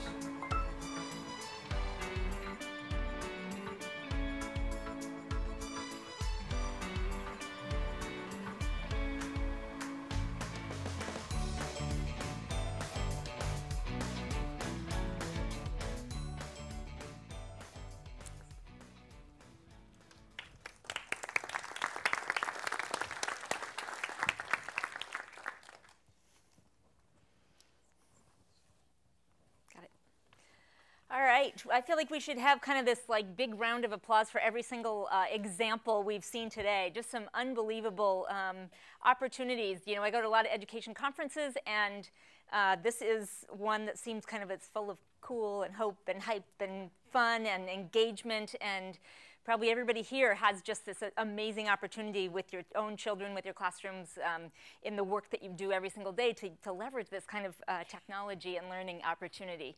So, so let me kind of summarize. I'm the last speaker, I think, here, and so I'm just kind of summarize and talk a little bit about excellence. And this particular session is all about engagement. And so when we think about engagement, you've seen so many ideas today and so many ways of engaging. Much of it, and actually, there's a kind of a sliver of entertainment, but none of what we've seen today has been just about entertainment. Maybe, you know, popping that balloon or that whatever happened to that Pringles can. I don't know. What did happen to that Pringles can? Anybody know? Okay. Somebody. I'm sure many of you know. I have no idea. I was kind of wondering. But the kind of like move from kind of the engagement to the so what, the deep focus and concentration, the taking it further, the storytelling, all of those kinds of things have been apparent in all of the examples all day long. So we've talked a lot about all ages of kids being engaged in coding, in making, in robotics, whether it be actual physical examples or on a screen. These opportunities are all around us. We see students of all ages being engaged in design challenges. We saw very young children all the way through the intern that we just saw being engaging in design challenges. We have teachers and faculty members that are engaging students with professional tools that allow them to compose music, make films, tell stories, engage with photography and art, and communicating with media. We have people all over there engaging with students and doing deep instruction in some cases, and eliciting stories and that kind of thing from students, again, of all ages. We see very young children that are interacting with the new kinds of apps and the wonderful media that stations like WGBH and others are creating and providing for students. Again, to help them engage with learning and take it further, learn the characters, learn the stories. So technology, all of this today has been based kind of in the opportunities with technology, whether it be media technologies or the internet or interactive coding, data, etc. But it really is about technology, and that's what's providing these huge new opportunities for learning. So the technologies are mobile. They're 24/7. They're in school, out of school, at the coffee shop, at home. Lots of places that students can engage with each other, with the media, with the content to support their learning. So mobile is kind of the first thing that kind of summarizes everything we're talking about today. We're also talking about very highly produced, professionally created content. It's not the cat playing the piano. It's not the user-created video, although that has been a part of what we've been talking about today. But these things that are grounded in deep science and deep STEM domains, but that are highly produced and professionally created. That's a huge opportunity, and these things that are freely available across the internet. We're also talking a lot today about engaging people in social interactions. So content is not, and the interactions are not just you put your headphones on and you kind of run through stuff on the screen. But all of the things we've talked about today have all had interactions either with a mentor or a teacher or a parent or a peer, a colleague, whether they be next to them or online or virtually connected. People trying to figure out inside of the MOOC environment how we create better connections with other people, because we know that learning is inherently social. We've talked a lot about engagement with experts. How do you find those experts that can help you with your with whatever it is you're thinking about? Bug scope is just one of my kind of personal favorites. People can take their bugs and stick them in envelopes and send them off to the University of Illinois at Champaign, Urbana-Champaign, tongue twister. And the experts there will put them on the electron scanning microscope and engage with the classroom or with the submitters of these bugs. I know I've talked with them, and they also have to tell people how to submit their bugs, because otherwise they eat each other in the envelope and end up with not much to look at. But the images that you can see and the engagement with the world, if you look at a very small child looking at an ant, that I love the cartoon, but it also, I've seen very young children just picking them up and looking at them. And that's what this allows, is a deeper engagement with the natural world. And finally, games. Obviously, lots of talk about games today. The ability to motivate, to inspire, to interact, and the kinds of things that make for really interesting and engaging games. Not everything does, but we have people at MIT and other places who are deeply concerned with and engaged with thinking about and designing those kinds of interactions that inherently improve learning through this theory of play. We all like games. We all like to earn points, and a lot of it is just it's based in human behavior. So again, it's something that we can leverage and we can do much more of with the ability to use the technologies.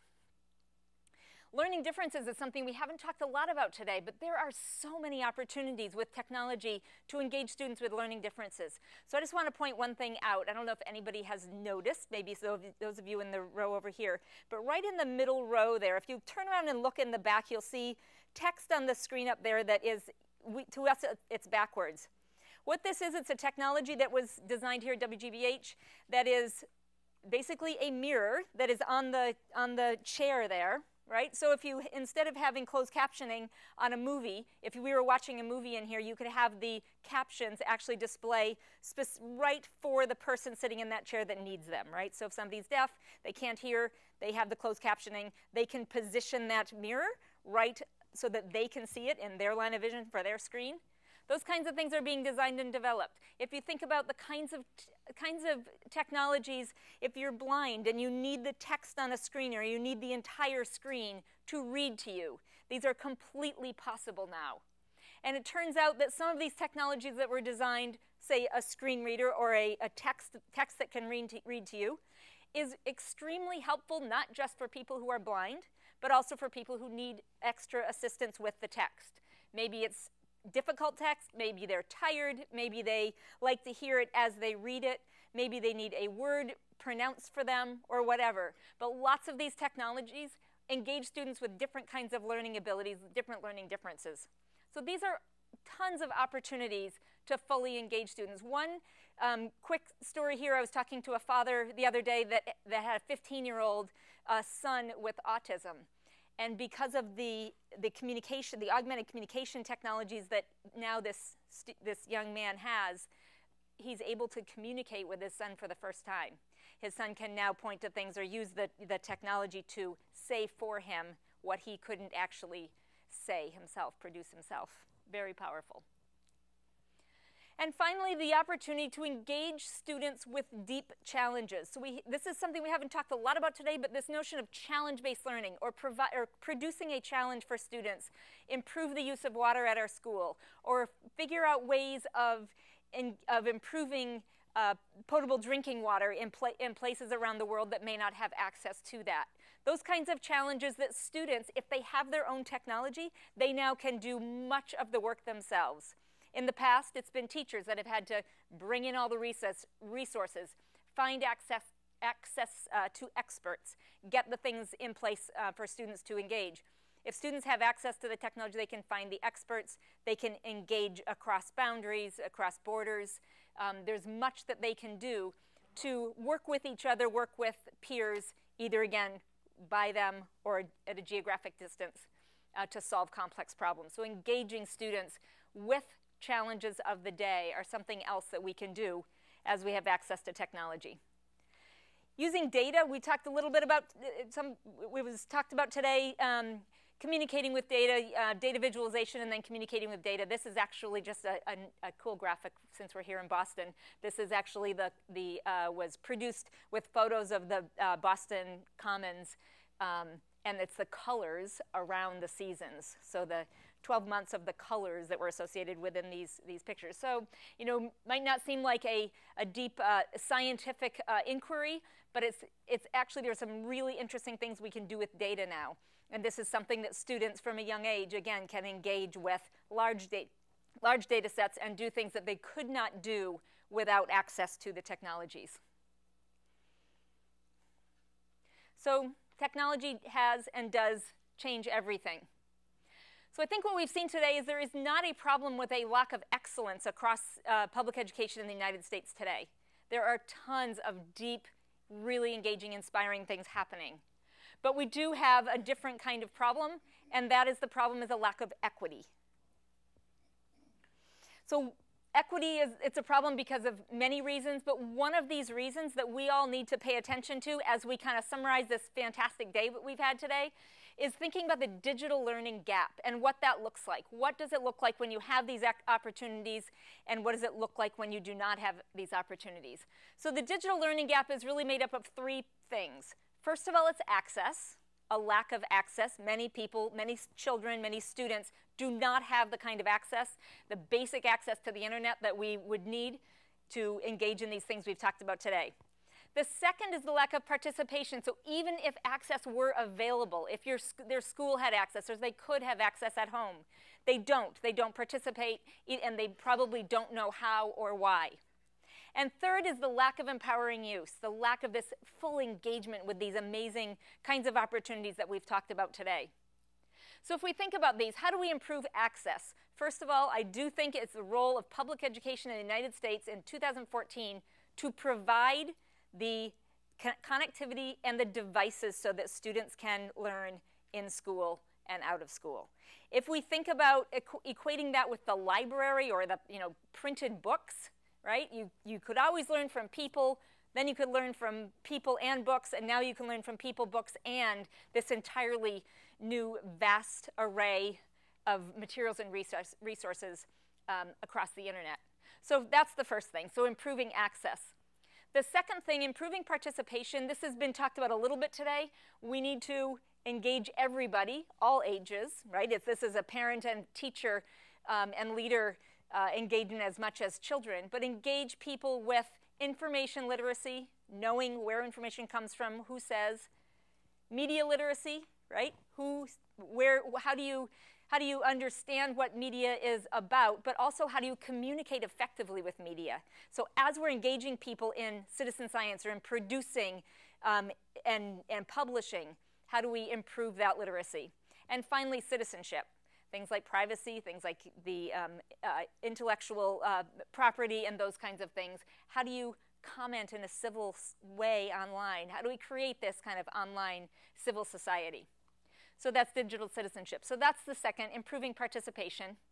And third, how do we make sure that every kid in this country, every student, has the opportunity to engage in all the kinds of things we've talked about today? The ability to understand and work within these games and with all the environments and all of the things that we've talked about. We need to engage students in these deeper learning experiences so that they can learn how to learn throughout their life. We need to engage them within the context of the best possible MOOCs we can find, the environments online, so they can understand how they can actually take charge of their own learning and carry on throughout the course of their life and careers. And we need to make sure that they develop those questioning strategies, the ability to inquire and to think deeply about the things that are around them in their world. So, in summary, big call to action, lots of things to do, lots of inspiring things to think about today, but we do need to provide access, improve use, engage not just entertain, and certainly try to meet that sweet spot between frustration and boredom, right? How do we develop a growth mindset so that everybody understands that they can, in fact, grow their brains and grow their abilities throughout their life? And finally, we must design for universal access so that everybody can, in fact, participate. Okay, and with that, I think we're in conversation.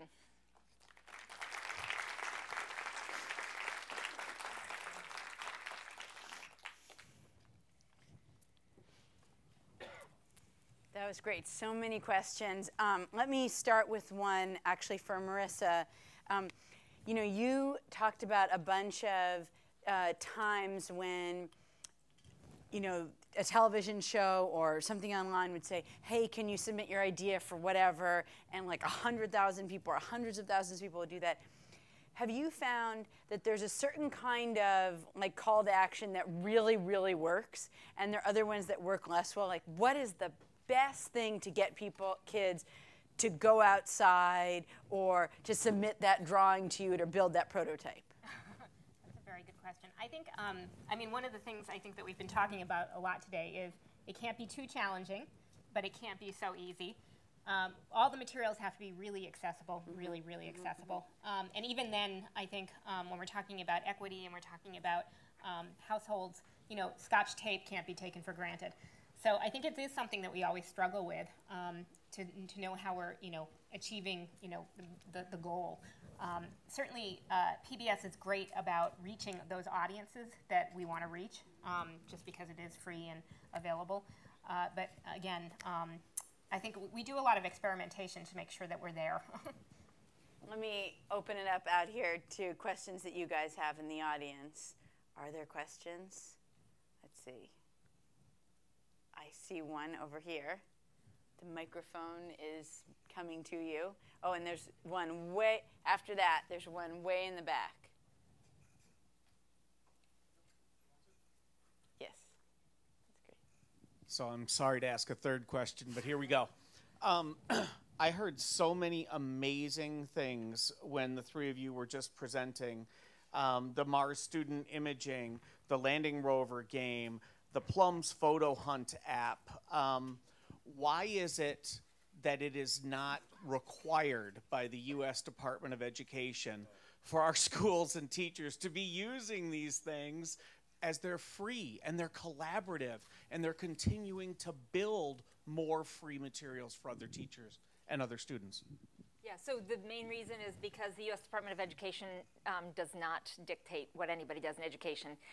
The U.S. it's a local control, and then states are responsible for education of the students. So that's the first thing. So if you turn it around to state departments of education, I think that the best we can do, it's been so striking to me all day today to hear about all of these things, and some teachers know about them, some don't. So I really think the next big project in this country is to create the Wikipedia of these things that organizes and puts them in a context that matches kind of kindergarten through 12th grade, you know, workflow or increased sort of standards or improvements. Michelle, how widespread is the stuff that NASA does? And when I was looking at it, I was thinking this is so neat. But then, you know, there's sort of the computer, like if you take the 3D modeling, okay, well, you have to have the computer, and you have to have the software, and you have to have the teacher who's involved and cares and whatever. And then you have to have NASA, you know, getting involved in some way, even if it's just, here are the ideas. So how widespread is the stuff that NASA does in terms of schools? I think it's really widespread. To answer part of the earlier question, I think that, you know, a bigger emphasis has to be made on teaching with technology.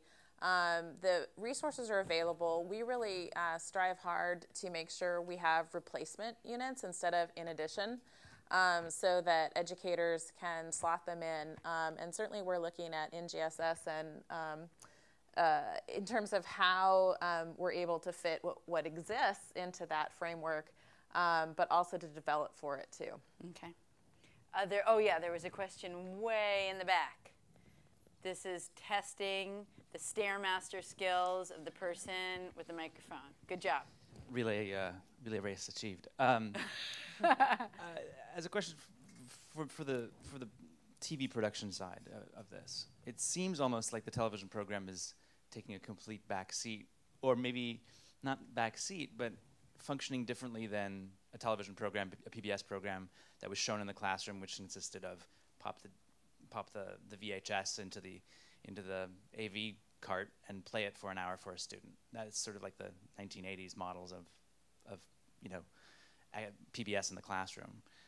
How is it changing what you put into the program? I mean, you've talked a lot about how there are all these apps surrounding the program now, and it seems like that's almost the universe that's becoming more dominant than even perhaps the program itself in terms of how your audience is engaging with you.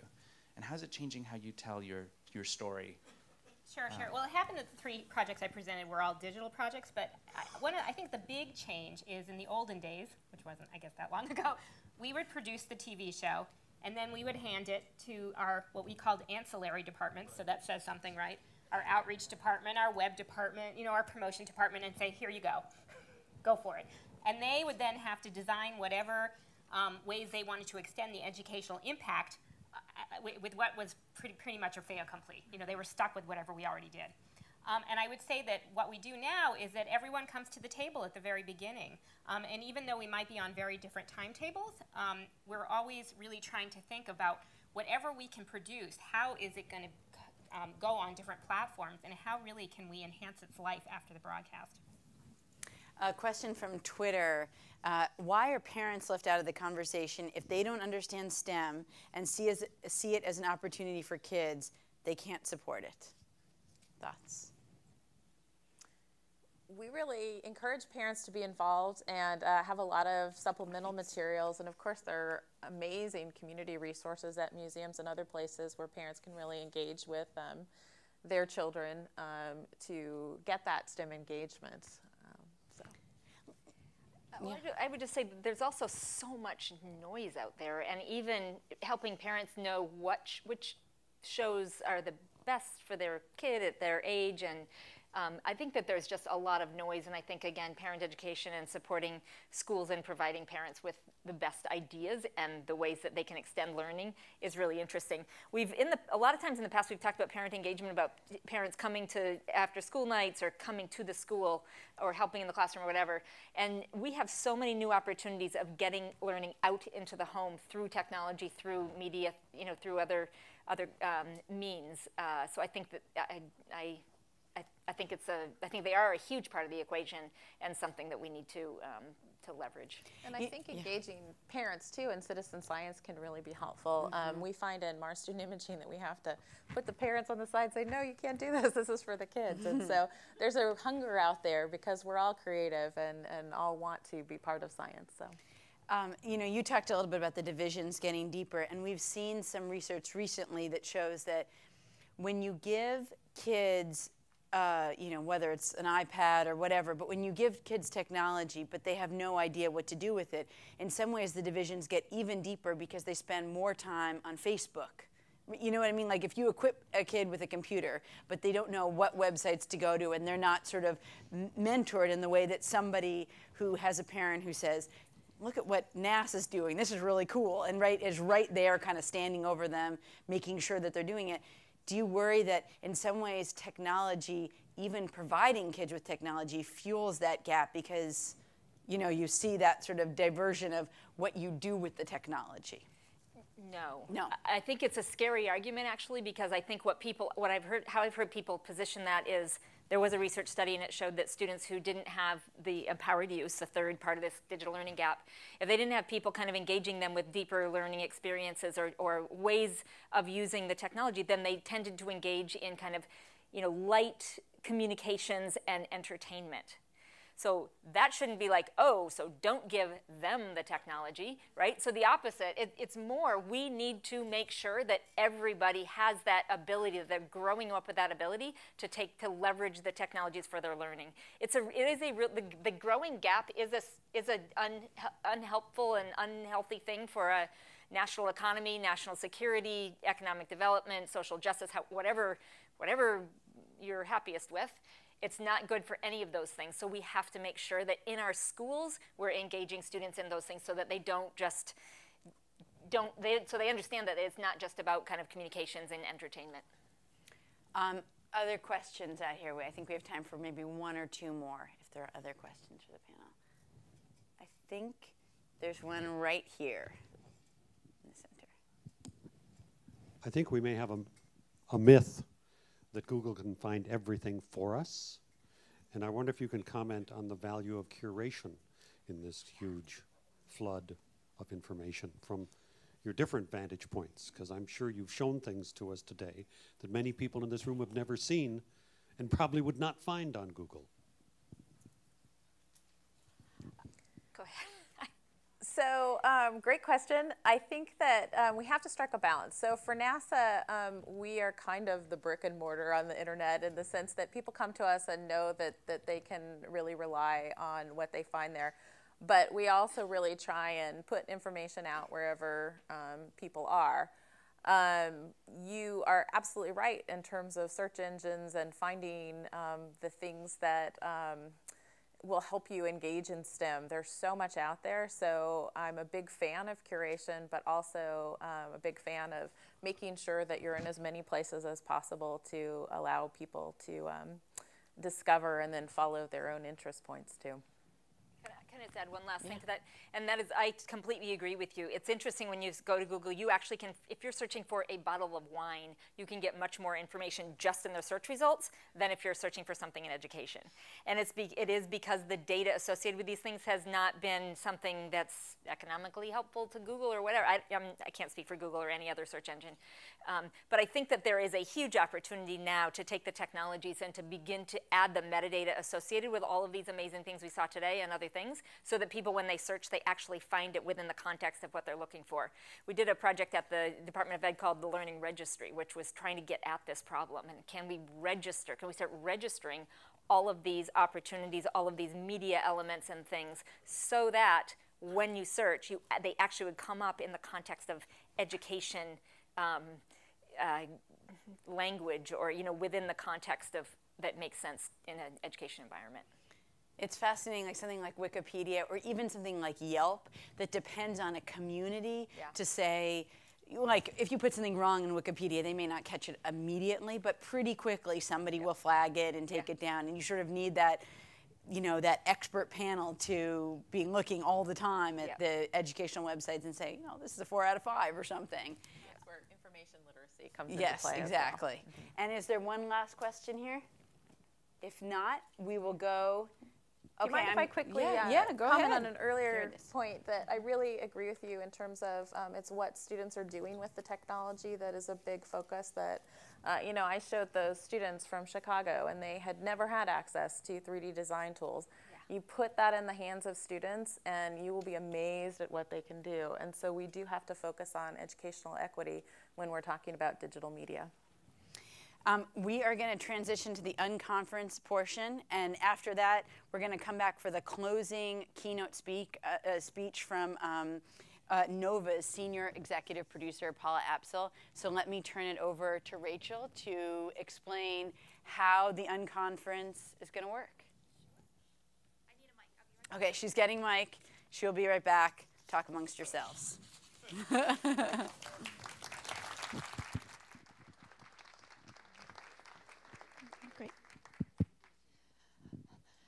Great. So we are now going to begin the audience-driven portion of the day. We have set aside an hour and a half of an unconference period of time that you have defined the issues of interest to you. We're providing you with the space, the candy, and the creative materials you need to have those conversations. So here's how this is going to work. This is a Google Doc you all have access to. It is connected to the online community that everybody here should be able to link to on the front of your program. There are 16 tables outside. They have numbers on them. This is being projected in the atrium as well, so you can go out there and see this on the wall. These are the 16 tables and the conversations that we are hosting at them. And I'll walk through them briefly because I know this is tiny print, and I'm very sorry because we wanted you to see them all in one place. So they are from the beginning, NGSS plus media plus collaboration in informal and formal learning environments. So there's the formal-informal combination and collaboration. Number 2, issues of students with disabilities. 3, diversity of STEM. 4, lifelong learning and digital media. 5, what STEM topics aren't covered. So that's sort of a content gap. 6, table 6, learning through digital games. 7, realities of the classroom, how to get from where we are to where we want to be. 8, how to use media to educate versus inform, issues of news and developments in science research and how digital media can help with science news. 9, what is happening in STEM education graduate programs today. 10, STEM and professional development. 11, NGSS and STEM teaching, changing practices and accountability. 12, what is the, quote, right way to present STEM to students through teaching and digital media. 13, how to transform students from passive consumers to active producers of content.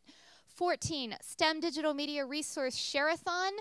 15, what can GBH and digital media producers teach the research community about what it takes to succeed at producing, packaging, and disseminating STEM resources and tools. So that's sort of a research best practices conversation. And 16, the role of private business in supporting STEM education. So do not feel like if you sit down at a table and start a conversation, you are stuck there. You can vote with your feet. You can move around. And we will be bringing you back in or warning you with about 15 minutes to go that you can sort of wrap it up. On the right-hand side, there are bullets. It says takeaways. Everyone, please put at least one takeaway in here. And when I say everyone, I mean table, because we want to capture what you sort of found as key messages around each one of these themes. So thank you. Please join to the atrium, and we'll see you in about an hour and a half.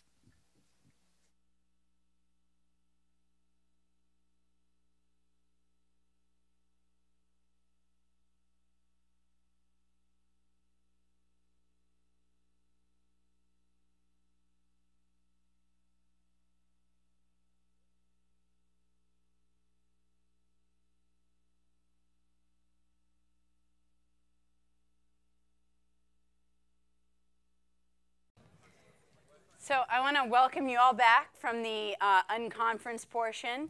And we have our final keynote speaker of the day now, Paula Apsel, who I know many of you watch and love Nova. And we talked earlier about the idea of sharing it with classes.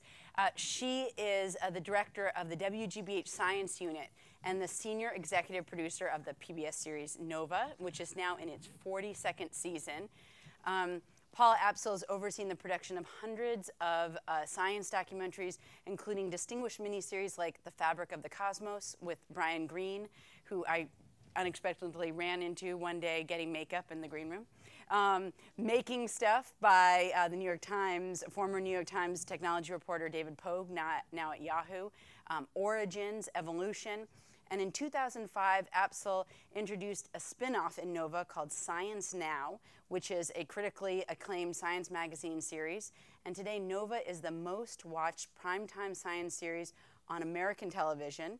And it's won pretty much every major broadcasting award, including the Emmy, the Peabody, and the DuPont Columbia Gold Baton. Paula Apsel, let me turn it over to you.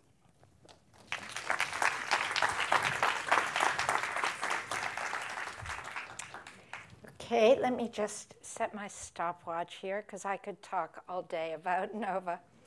All right, so we're started. Okay, thanks very much, Karen. Hello, everyone. I'm so delighted to be here at the forum and honored to be asked to speak. I think it's fitting that such an important event is being held here at WGBH because our motto, produced in Boston, shared with the world, is especially true when it comes to STEM.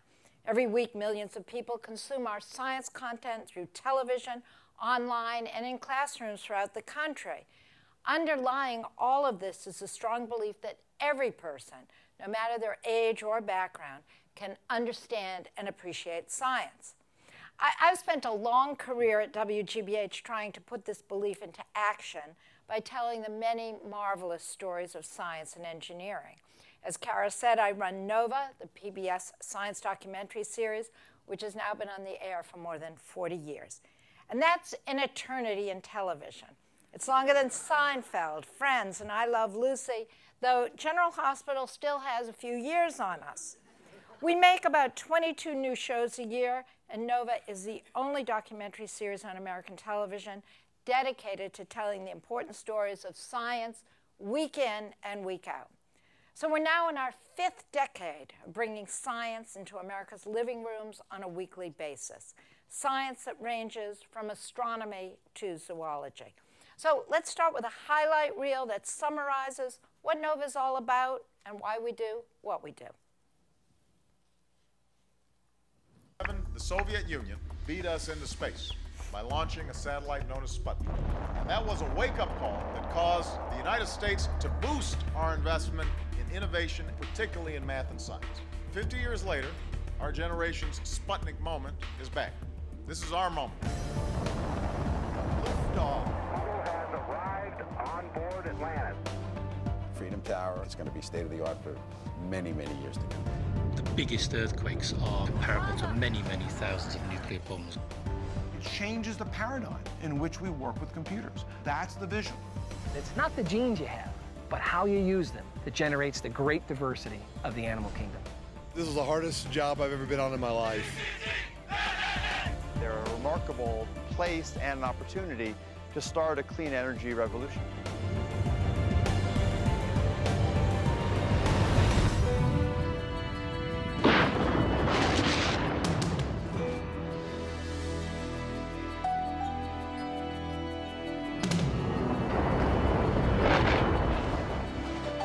Keep our fingers crossed. Let's hope. And pray. Okay.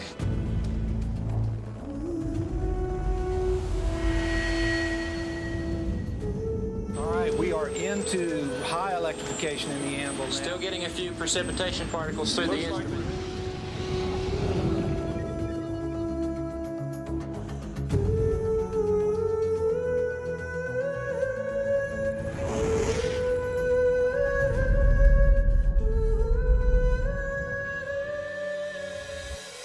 Are we alone?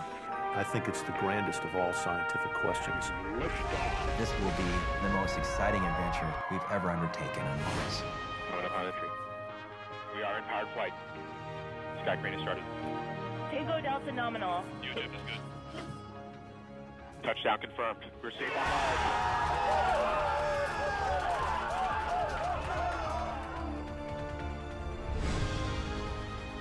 Why don't we ever see events unfold in reverse order?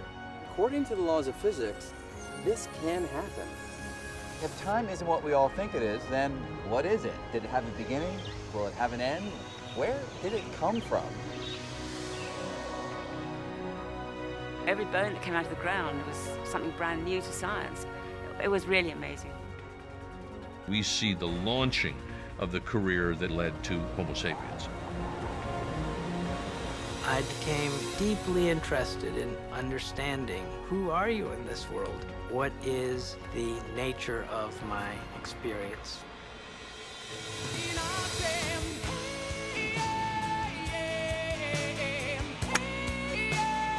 And this must be hydrogen. Oh, we're the Starsky and Hutch of science nerds. I don't think you have enough aluminum foil on this oven. We are seeing actual atoms. Isn't this a historic technological achievement? Venus is so hot, it'll cook a 16-inch pepperoni pizza out on the windowsill in 9 seconds. We still don't know the origin of life. We wonder if life was once on Mars.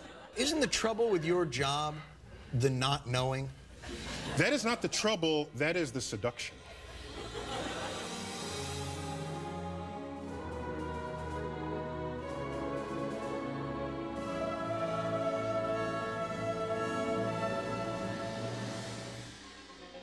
Payoffs have been huge. I mean, we see something nobody's ever seen before. And the planet Earth deserves to know about it. Look at this!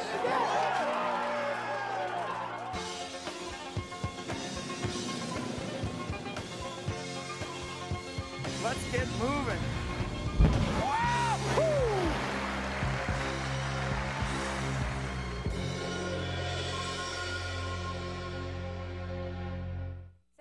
That's who we are and where we come from. But what is Nova today? We remain true to our roots, yet we're a lot more than a television series. While television remains a great way to reach a mass audience, the National Science Foundation tells us that the internet has surpassed television as the place where most people get their science information. That's why the multi-platform content provider I preside over today is definitely not your grandfather's Nova. So we fish where the fish are, and as a result, we've developed an extensive digital platform with content tailored for different audiences, content that's engaging and accurate and makes people feel smarter, content that's available 24/7, whenever and wherever people choose to access it. And that's also the way we reach out to teachers and students. Nova is the most used video resource in science classrooms nationwide, and almost all of our shows are available to screen free at pbs.org, as well as downloadable clips and interactives. Nova is also a leading contributor to PBS LearningMedia, the huge library of video resources used by more than 1.5 million teachers that I'm sure you've been hearing about today. But as involved as we are in education, we're really in the inspiration business.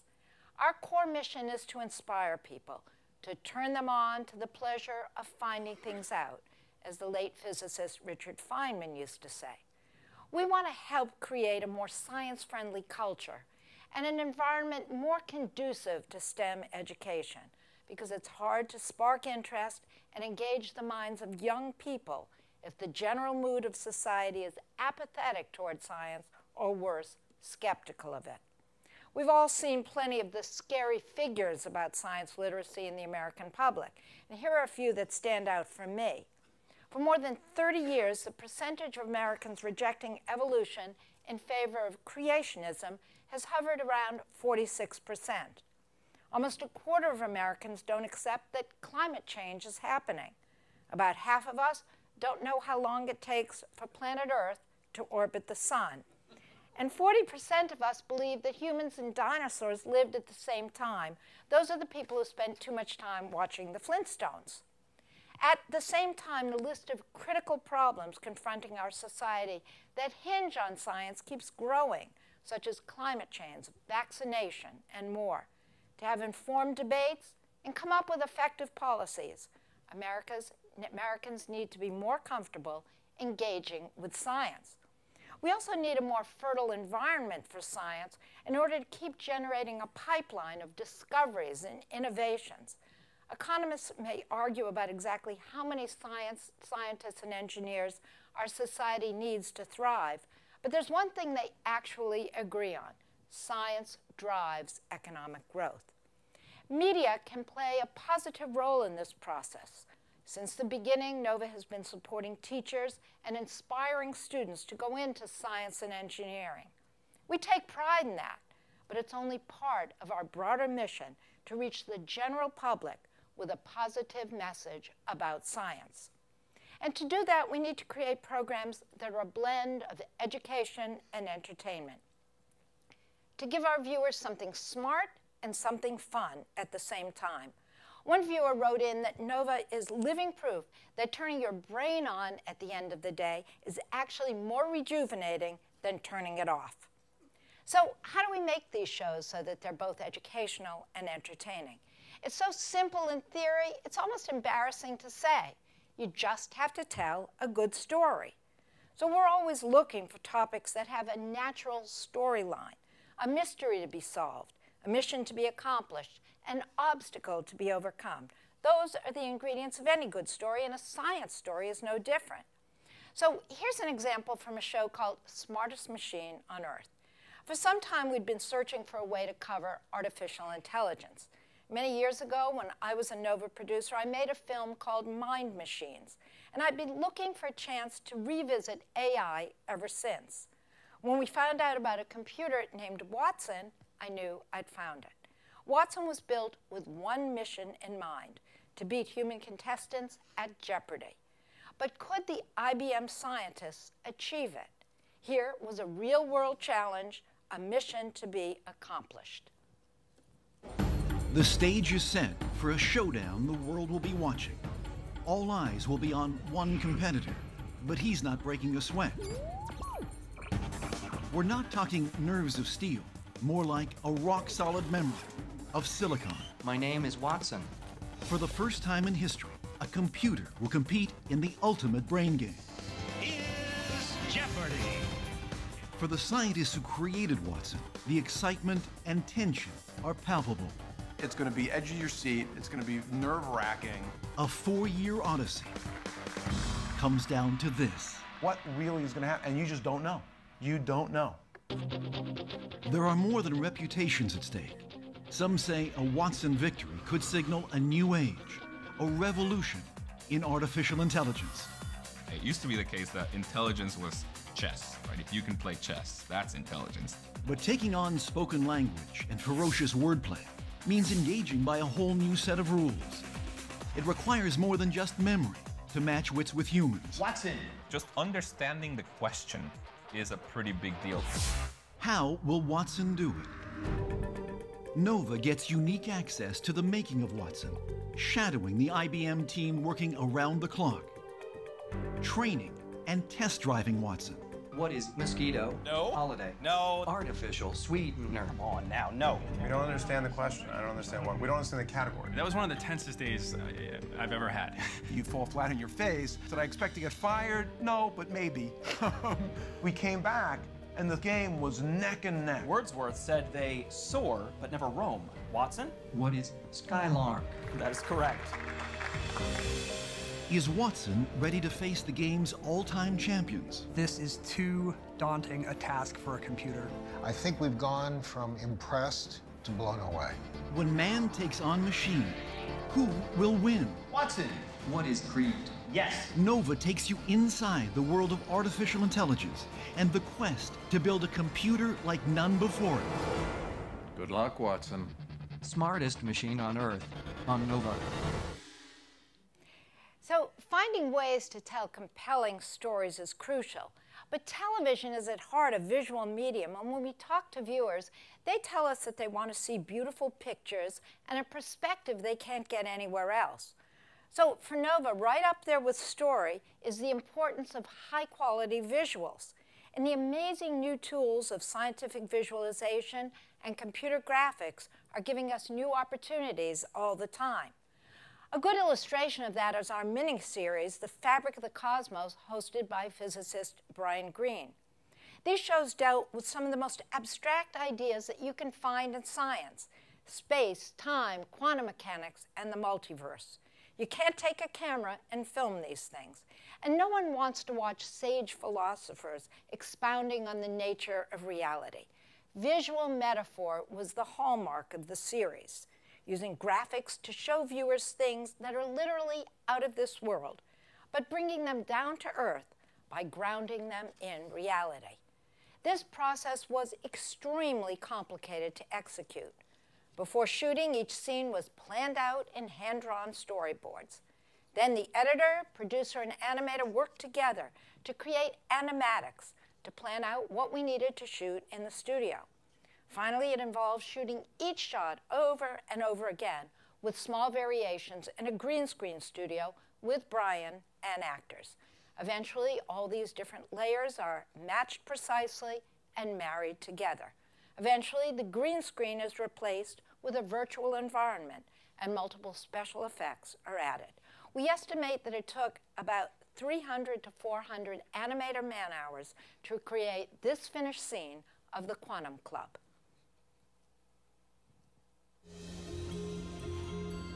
It's almost impossible to picture how weird things can get down at the smallest of scales.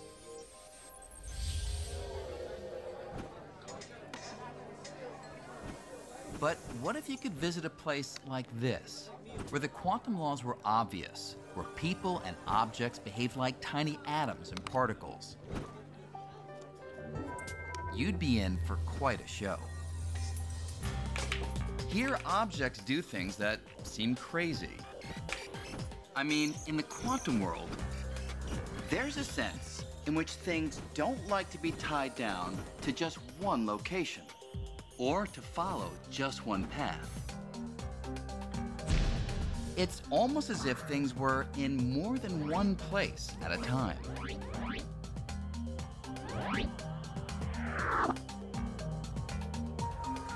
And what I do here can have an immediate effect somewhere else, even if there's no one there. And here's one of the strangest things of all. If people behave like the particles inside the atom, then most of the time, you wouldn't know exactly where they were. Instead, they could be almost anywhere until you look for them. Hey, I'm gonna have what he's having. So, why do we believe these bizarre laws? Well, for over 75 years, we've been using them to make predictions for how atoms and particles should behave. And in experiment after experiment, the quantum laws have always been right. So, as you've seen, we go to great lengths to tell good stories and use powerful visuals to help our audience see and understand the world in new ways. But none of this really adds up to much without the human touch, which brings me to the third element of storytelling, character, because science is, above all, a human endeavor. One of my favorite novas ever was about a Princeton mathematician named Andrew Wiles, who set out to fulfill a childhood dream. Now, does the story of an obsessive math professor sitting at his desk for 7 years, scribbling equations, sound like great TV to you? No, it sounds boring. But Andrew Wiles, as a character, is anything but. You can feel the passion he brings to the show in this brief clip. Perhaps I could best describe my experience of doing mathematics in terms of entering a dark mansion. One goes into the first room and it's dark, completely dark. One stumbles around, bumping into the furniture. And gradually you learn where each piece of furniture is. And finally, after 6 months or so, you find the light switch, you turn it on, and suddenly it's all illuminated. You can see exactly where you were.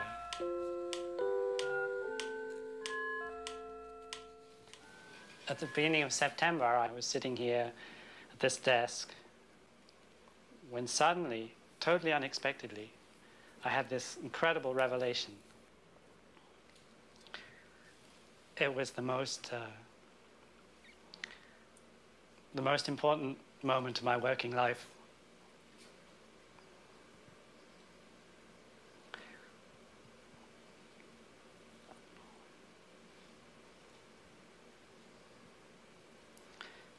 Nothing I ever do again will. I'm sorry.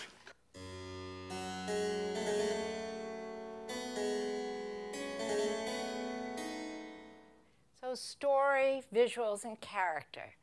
It's the time-honored formula for making Nova documentaries since the series began more than 40 years ago. Still, a television series needs to evolve to keep up with the times. Styles change, pacing gets faster, and technology enables new ways of communicating scientific ideas. Of course, no innovation is bigger than the internet, where you can find now all of our Nova content, our programs, teaching materials, a collection of science policy articles called Nova Next, interactives and short-form videos. We're also active on social media, and our Facebook likes have doubled in the past year to over 500,000. And even I tweet under the Twitter handle @MamaNova, so please follow me. And I have my phone up here to time me, and I keep getting tweets from you. And every time I do, I jump.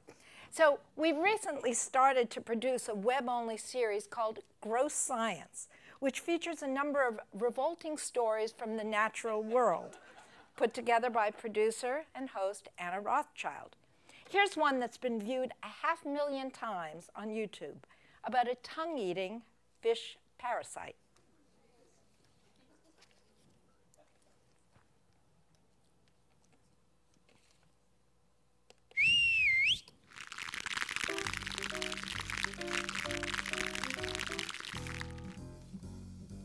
I'm about to introduce you to one of the grossest creatures on Earth.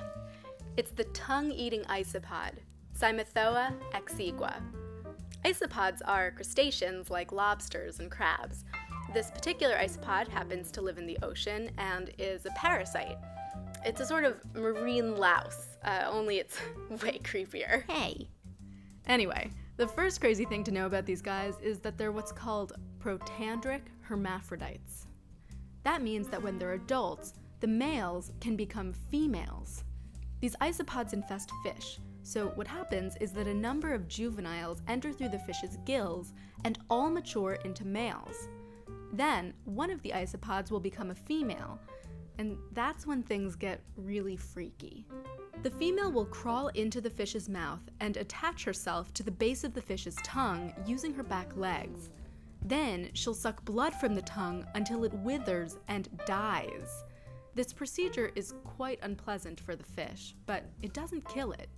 In fact, it starts using the parasite like a prosthetic tongue. Meanwhile, the isopod just continues to hang out in the fish's mouth, sucking its blood or feeding on fish mucus.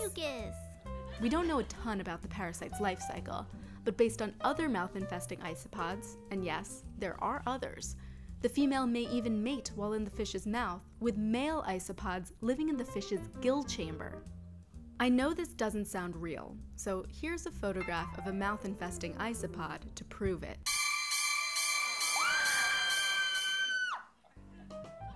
Thankfully, these guys don't infest humans, but they do infest fish that we eat. Cymathoa exigua has a preference for snapper, and other mouth-infesting isopods prey upon mahi-mahi or barramundi. So the next time you're at the grocery store, take a look inside that red snapper's mouth. You might find a tasty treat inside. I'm glad this isn't right after lunch. So this paragraph here shows evidence that our new digital strategies are working. It illustrates that among so-called cord cutters, people who've given up cable, those cheap people who've given up cable, and basically don't watch television on television, Nova is the #1 most popular program, and that includes all channels, commercial as well as public television. In addition to being a gateway to all of our content, the Nova Education site is also building a community for educators through blogs, Google Hangouts, and social media. Ultimately, we'd like to provide educators not just with resources, but to create a forum for sharing best practices and ideas for how to use those resources most effectively. As I mentioned, all of our individual resources for teachers, more than 550 video clips and interactives, can be found on the free PBS LearningMedia platform. Each resource is tied to national and state standards so that teachers can easily find what they need to fit the curriculum. Our newest educational resource is Nova Labs, a digital learning platform that offers teens and teachers easy access to scientific data and research opportunities. This project was born out of asking teens what they wanted. Their answer was clear. They wanted to learn about science by doing it and feel connected to the world of real research. For example, the RNA lab we launched this spring leverages a game developed at Carnegie Mellon University called Eterna that lets gamers help biochemists understand how RNA molecules fold in 3 dimensions. In this video introduction, you'll see how the lab blends traditional science explanation with hands-on problem solving.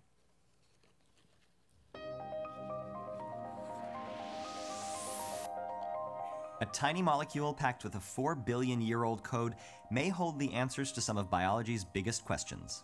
This molecule is called RNA, and scientists are just beginning to understand all the amazing things it can do. Better yet, there's a way that you can help solve the mystery of how RNA works, just by playing a game. You may be familiar with RNA's more famous cousin, DNA. DNA is a double-stranded helix made of 4 building blocks called nucleotides. These nucleotides code for all of the genes that make fish fish, trees trees, and you you. RNA is also made of nucleotide building blocks, but it's a single-stranded molecule. Scientists were initially fooled by RNA's simplicity. They thought that it was little more than a messenger between DNA and proteins. The truth is far more interesting.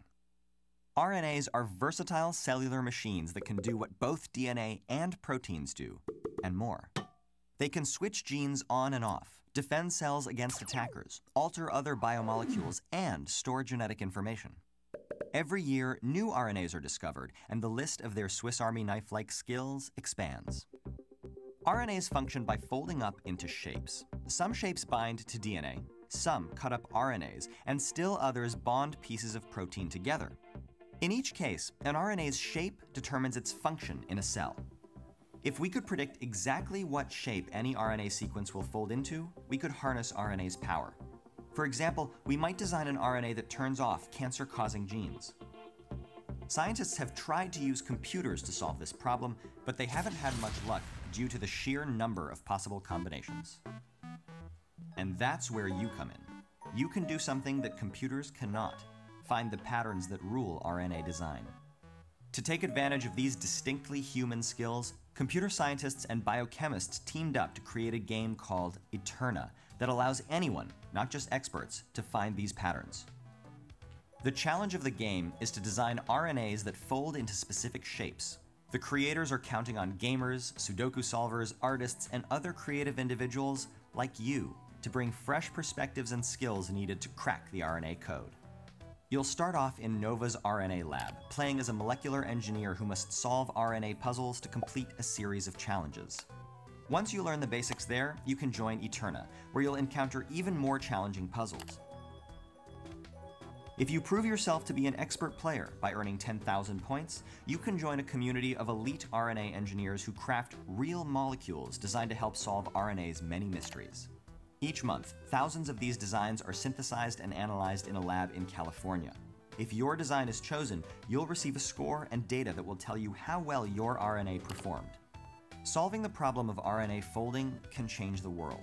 One of your designs could help create an RNA that destroys the HIV virus, or a microscopic computer made of many RNAs that detects and defeats cancer before it spreads, or a self-replicating RNA that shows how life began, or maybe even a breakthrough that no one has ever dreamed of. So what are you waiting for? This RNA is not going to fold itself.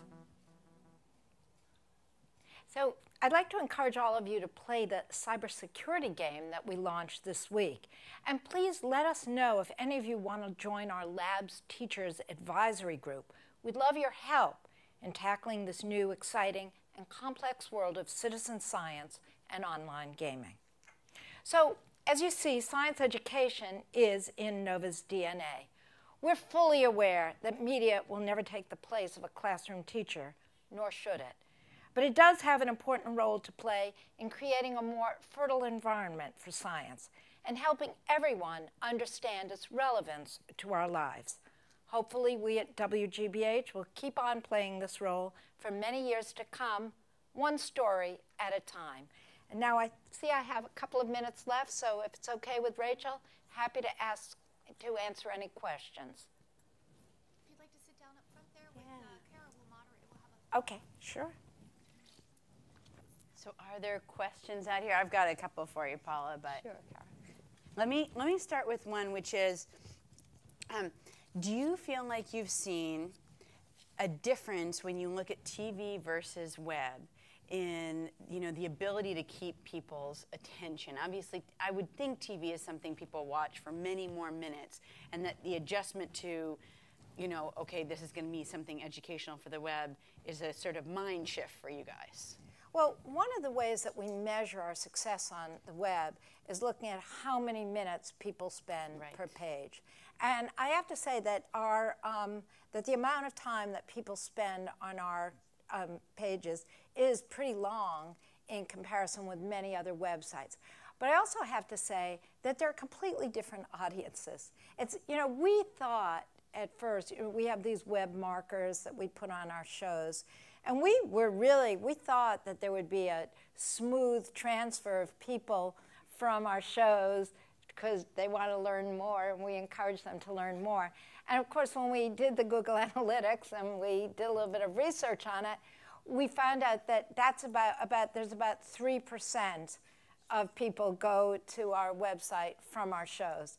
So you can either regard that as depressing, or you can see it as an opportunity. And we chose to see it as an opportunity and began to understand what actually our web team had been telling us all along, which is our online content is not just, and we're not there at your service to advertise your shows. which is kind of hard pill for us to swallow, but we did swallow it, and actually the shows and the website, well, I think that there is some congruence, and there are some things that are similar, and I think in terms of style, it kind of has a look that's similar, but it has a very different feel, and it has a much younger audience, as you would expect. Mm-hmm. It's not surprising. There's a question right up here.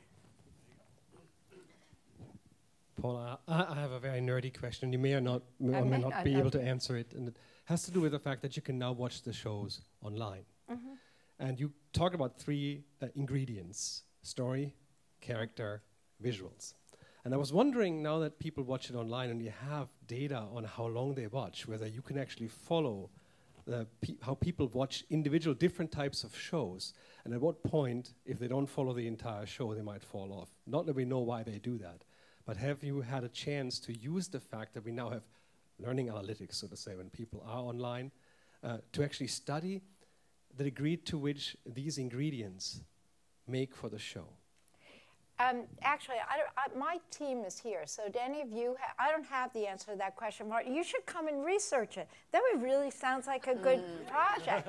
I'm very curious about this. So I think that it would be very interesting to compare the viewing patterns on television to the viewing patterns online, because it is a different audience, and these cord cutters, which are many of the people who watch online, are different people. But Lauren, do any of you have an answer to that question? Yes, and the reason why I wouldn't compare this to the people who watch it on TV, because it's a different, it's like when you watch a movie in the movie theater, it's a different dynamic, but you can see relative from show to show what changes. Yeah, happy to work with you guys. Yeah, that'd be great. Okay. Research partnerships being Yes, forged. right. Other questions? Are there other questions out there? Do I see one? Yeah, here, and then there's also one in the back. Hi, I'm just generally curious about how you choose your topics from season to season. So, you know, when people ask me that question, I wish I had really some great systematic way of answering it. I'm not a kind of a systematic person. I'm just not that methodical. Obviously, we do look at different sciences. We're not going to do all programs on physics or all programs on biomedicine. We have to have a certain amount of variety. When we choose to do a program, I don't actually have a broadcast slot in mind. I'm not choosing a program for November, 21st. We have about 40 projects now in play at one form of development or another, and then we take what we have and we look at when these shows are going to be ready, and then we schedule a season of we make about 22 new shows. So, but I would say that the general things that we're looking at are, some of them are really content-oriented, and we hope that the emphasis is on that. What area of science are they in? Do we have a lot of shows in that area? I think the most important thing is, what's the story? We try to make a big distinction between topic and story. A topic is, I can tell you, 100 different facts about artificial intelligence. A story is a bunch of guys set out to make a computer program that could beat human champions at Jeopardy. There are a lot of topics that are really interesting. You can't make stories out of all of them. Does it have a visual potential? And does it have good characters? Those are really important things. And of course, is this important, or is it, we don't want to do too many topics that are trivial, or any topics that are trivial. Is it really important? And then I have to say, unfortunately, we have to look at such things as cost, access. Some stories scientists don't really want to let you in, although that's improved a lot in recent years. So we have to look at practical things. We have to look to some extent at audience appeal. We are public television, so we don't base everything on ratings, but I have to say that it's not an insignificant parameter that we look at. So it is kind of a complex pastiche of criteria that we have to look at. And sometimes it's really hard to make up your mind, and you have to see how a story bakes out for a while before you decide to do it. Another numbers question. Do you notice I don't know if you have this information, but on TV versus the web, men and women. I mean, one of the first questions of the day, we talked about the Big Bang Theory and sort of the way that it portrays nerdiness, the way the media generally portrays nerdiness, which is almost always attached to men. Right. And I wonder if on the although Mayim Bialik is pretty yeah, nerdy. that's true. That's true. Although that's certainly true. Is there any movement like? Yes, do you see on the web that there's more equity in terms of Yeah, a lot. Okay. Nova is a very male-skewed population of viewers. Nova on television. Older viewers, very heavily male. If I do a medical show, it does not have a lot of audience appeal, partly because the medical topics are mainly interested. It's mainly females that are interested in medical topics, and we have fewer female viewers. It's really depressing because we had a show on the last week, the week before, time passes fast when you're having fun, on vaccines. It was a really important show, and it did not do as well as we had hoped it would, although we knew from the pattern. Now, fortunately, on PBS, shows have a long tail. They're repeated over several years. They're repeated many times in 1 week by most stations. They're online. We have clips for teachers, and other people use our clips. So a lot more people see it than just see it in one night. So I think that will go up considerably. Online, it's much more even between, it's younger and much more even between males and females. And finally, let's get that question. There was a question in the back. Somebody had their hand up. I have a comment and a question. Yes. I'm in the center in the Oh, back, yes, Paula. I see you now. Hello. Hello. First, speaking as one of the family with a comment of producers who've had the pleasure and the challenges of making a few Novas. Is that Richard? It is. Hey, Hello, Richard. Paula. How are you? What is hidden in Paula's story here is her adaptability over this incredibly long-running series. Every time it wasn't quite working, she said, how can we make it work better? And if you could look at the whole history, it's an astounding accomplishment to be that adaptive to the changing media landscape. So we won't embarrass you with a standing ovation, but you deserve one. The question, however... That's really nice. Can you go, tell my boss? I'll be happy to. I'll happy to.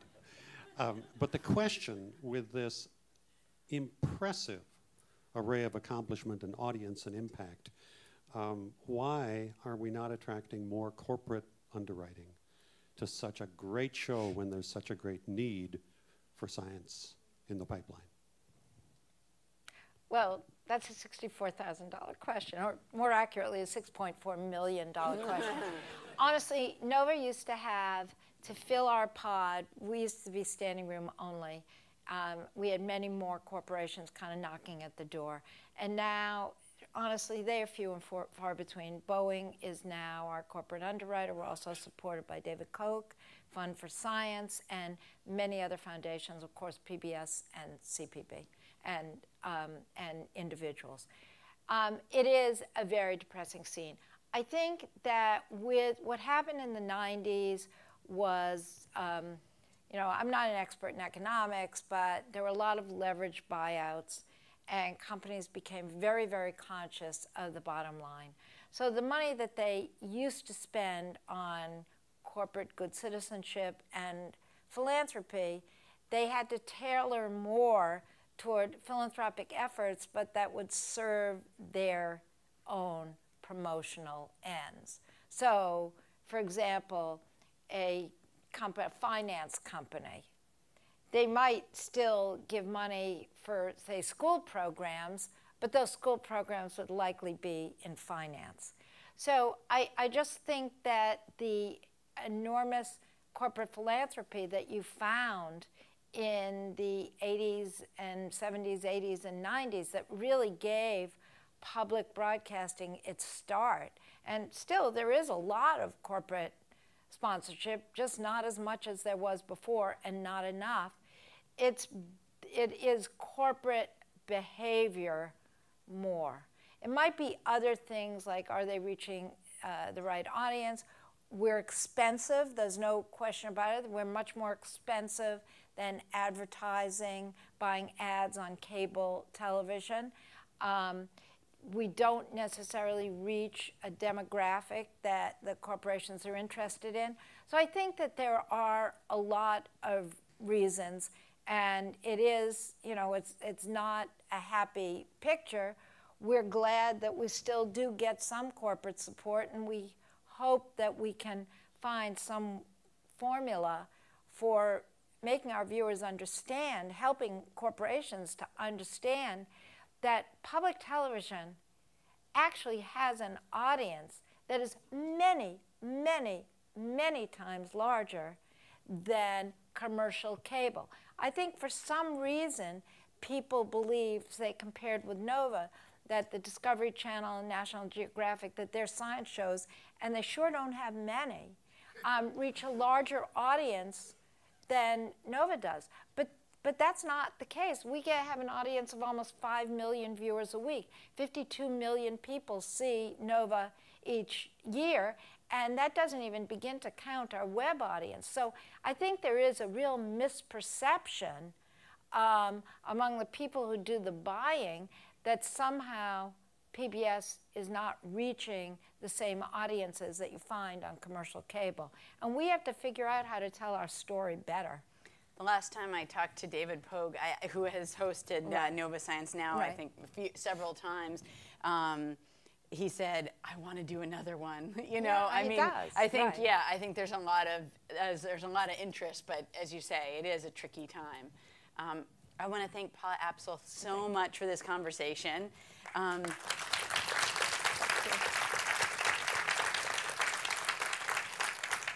And I want to thank all of you for coming. We started the day by talking about sort of breaking down barriers between subjects. And I feel like as today went along, we talked about all sorts of barriers breaking down, you know, between media and learning, sort of between the role of the teacher and the role of the student. And in some ways, they're all sort of doing projects together. Between an app and literally a swamp, like walking through a swamp. Anyway, I've seen amazing things here today. I've loved your questions. I want to thank Rachel Connolly so much for organizing this amazing event. She is amazing.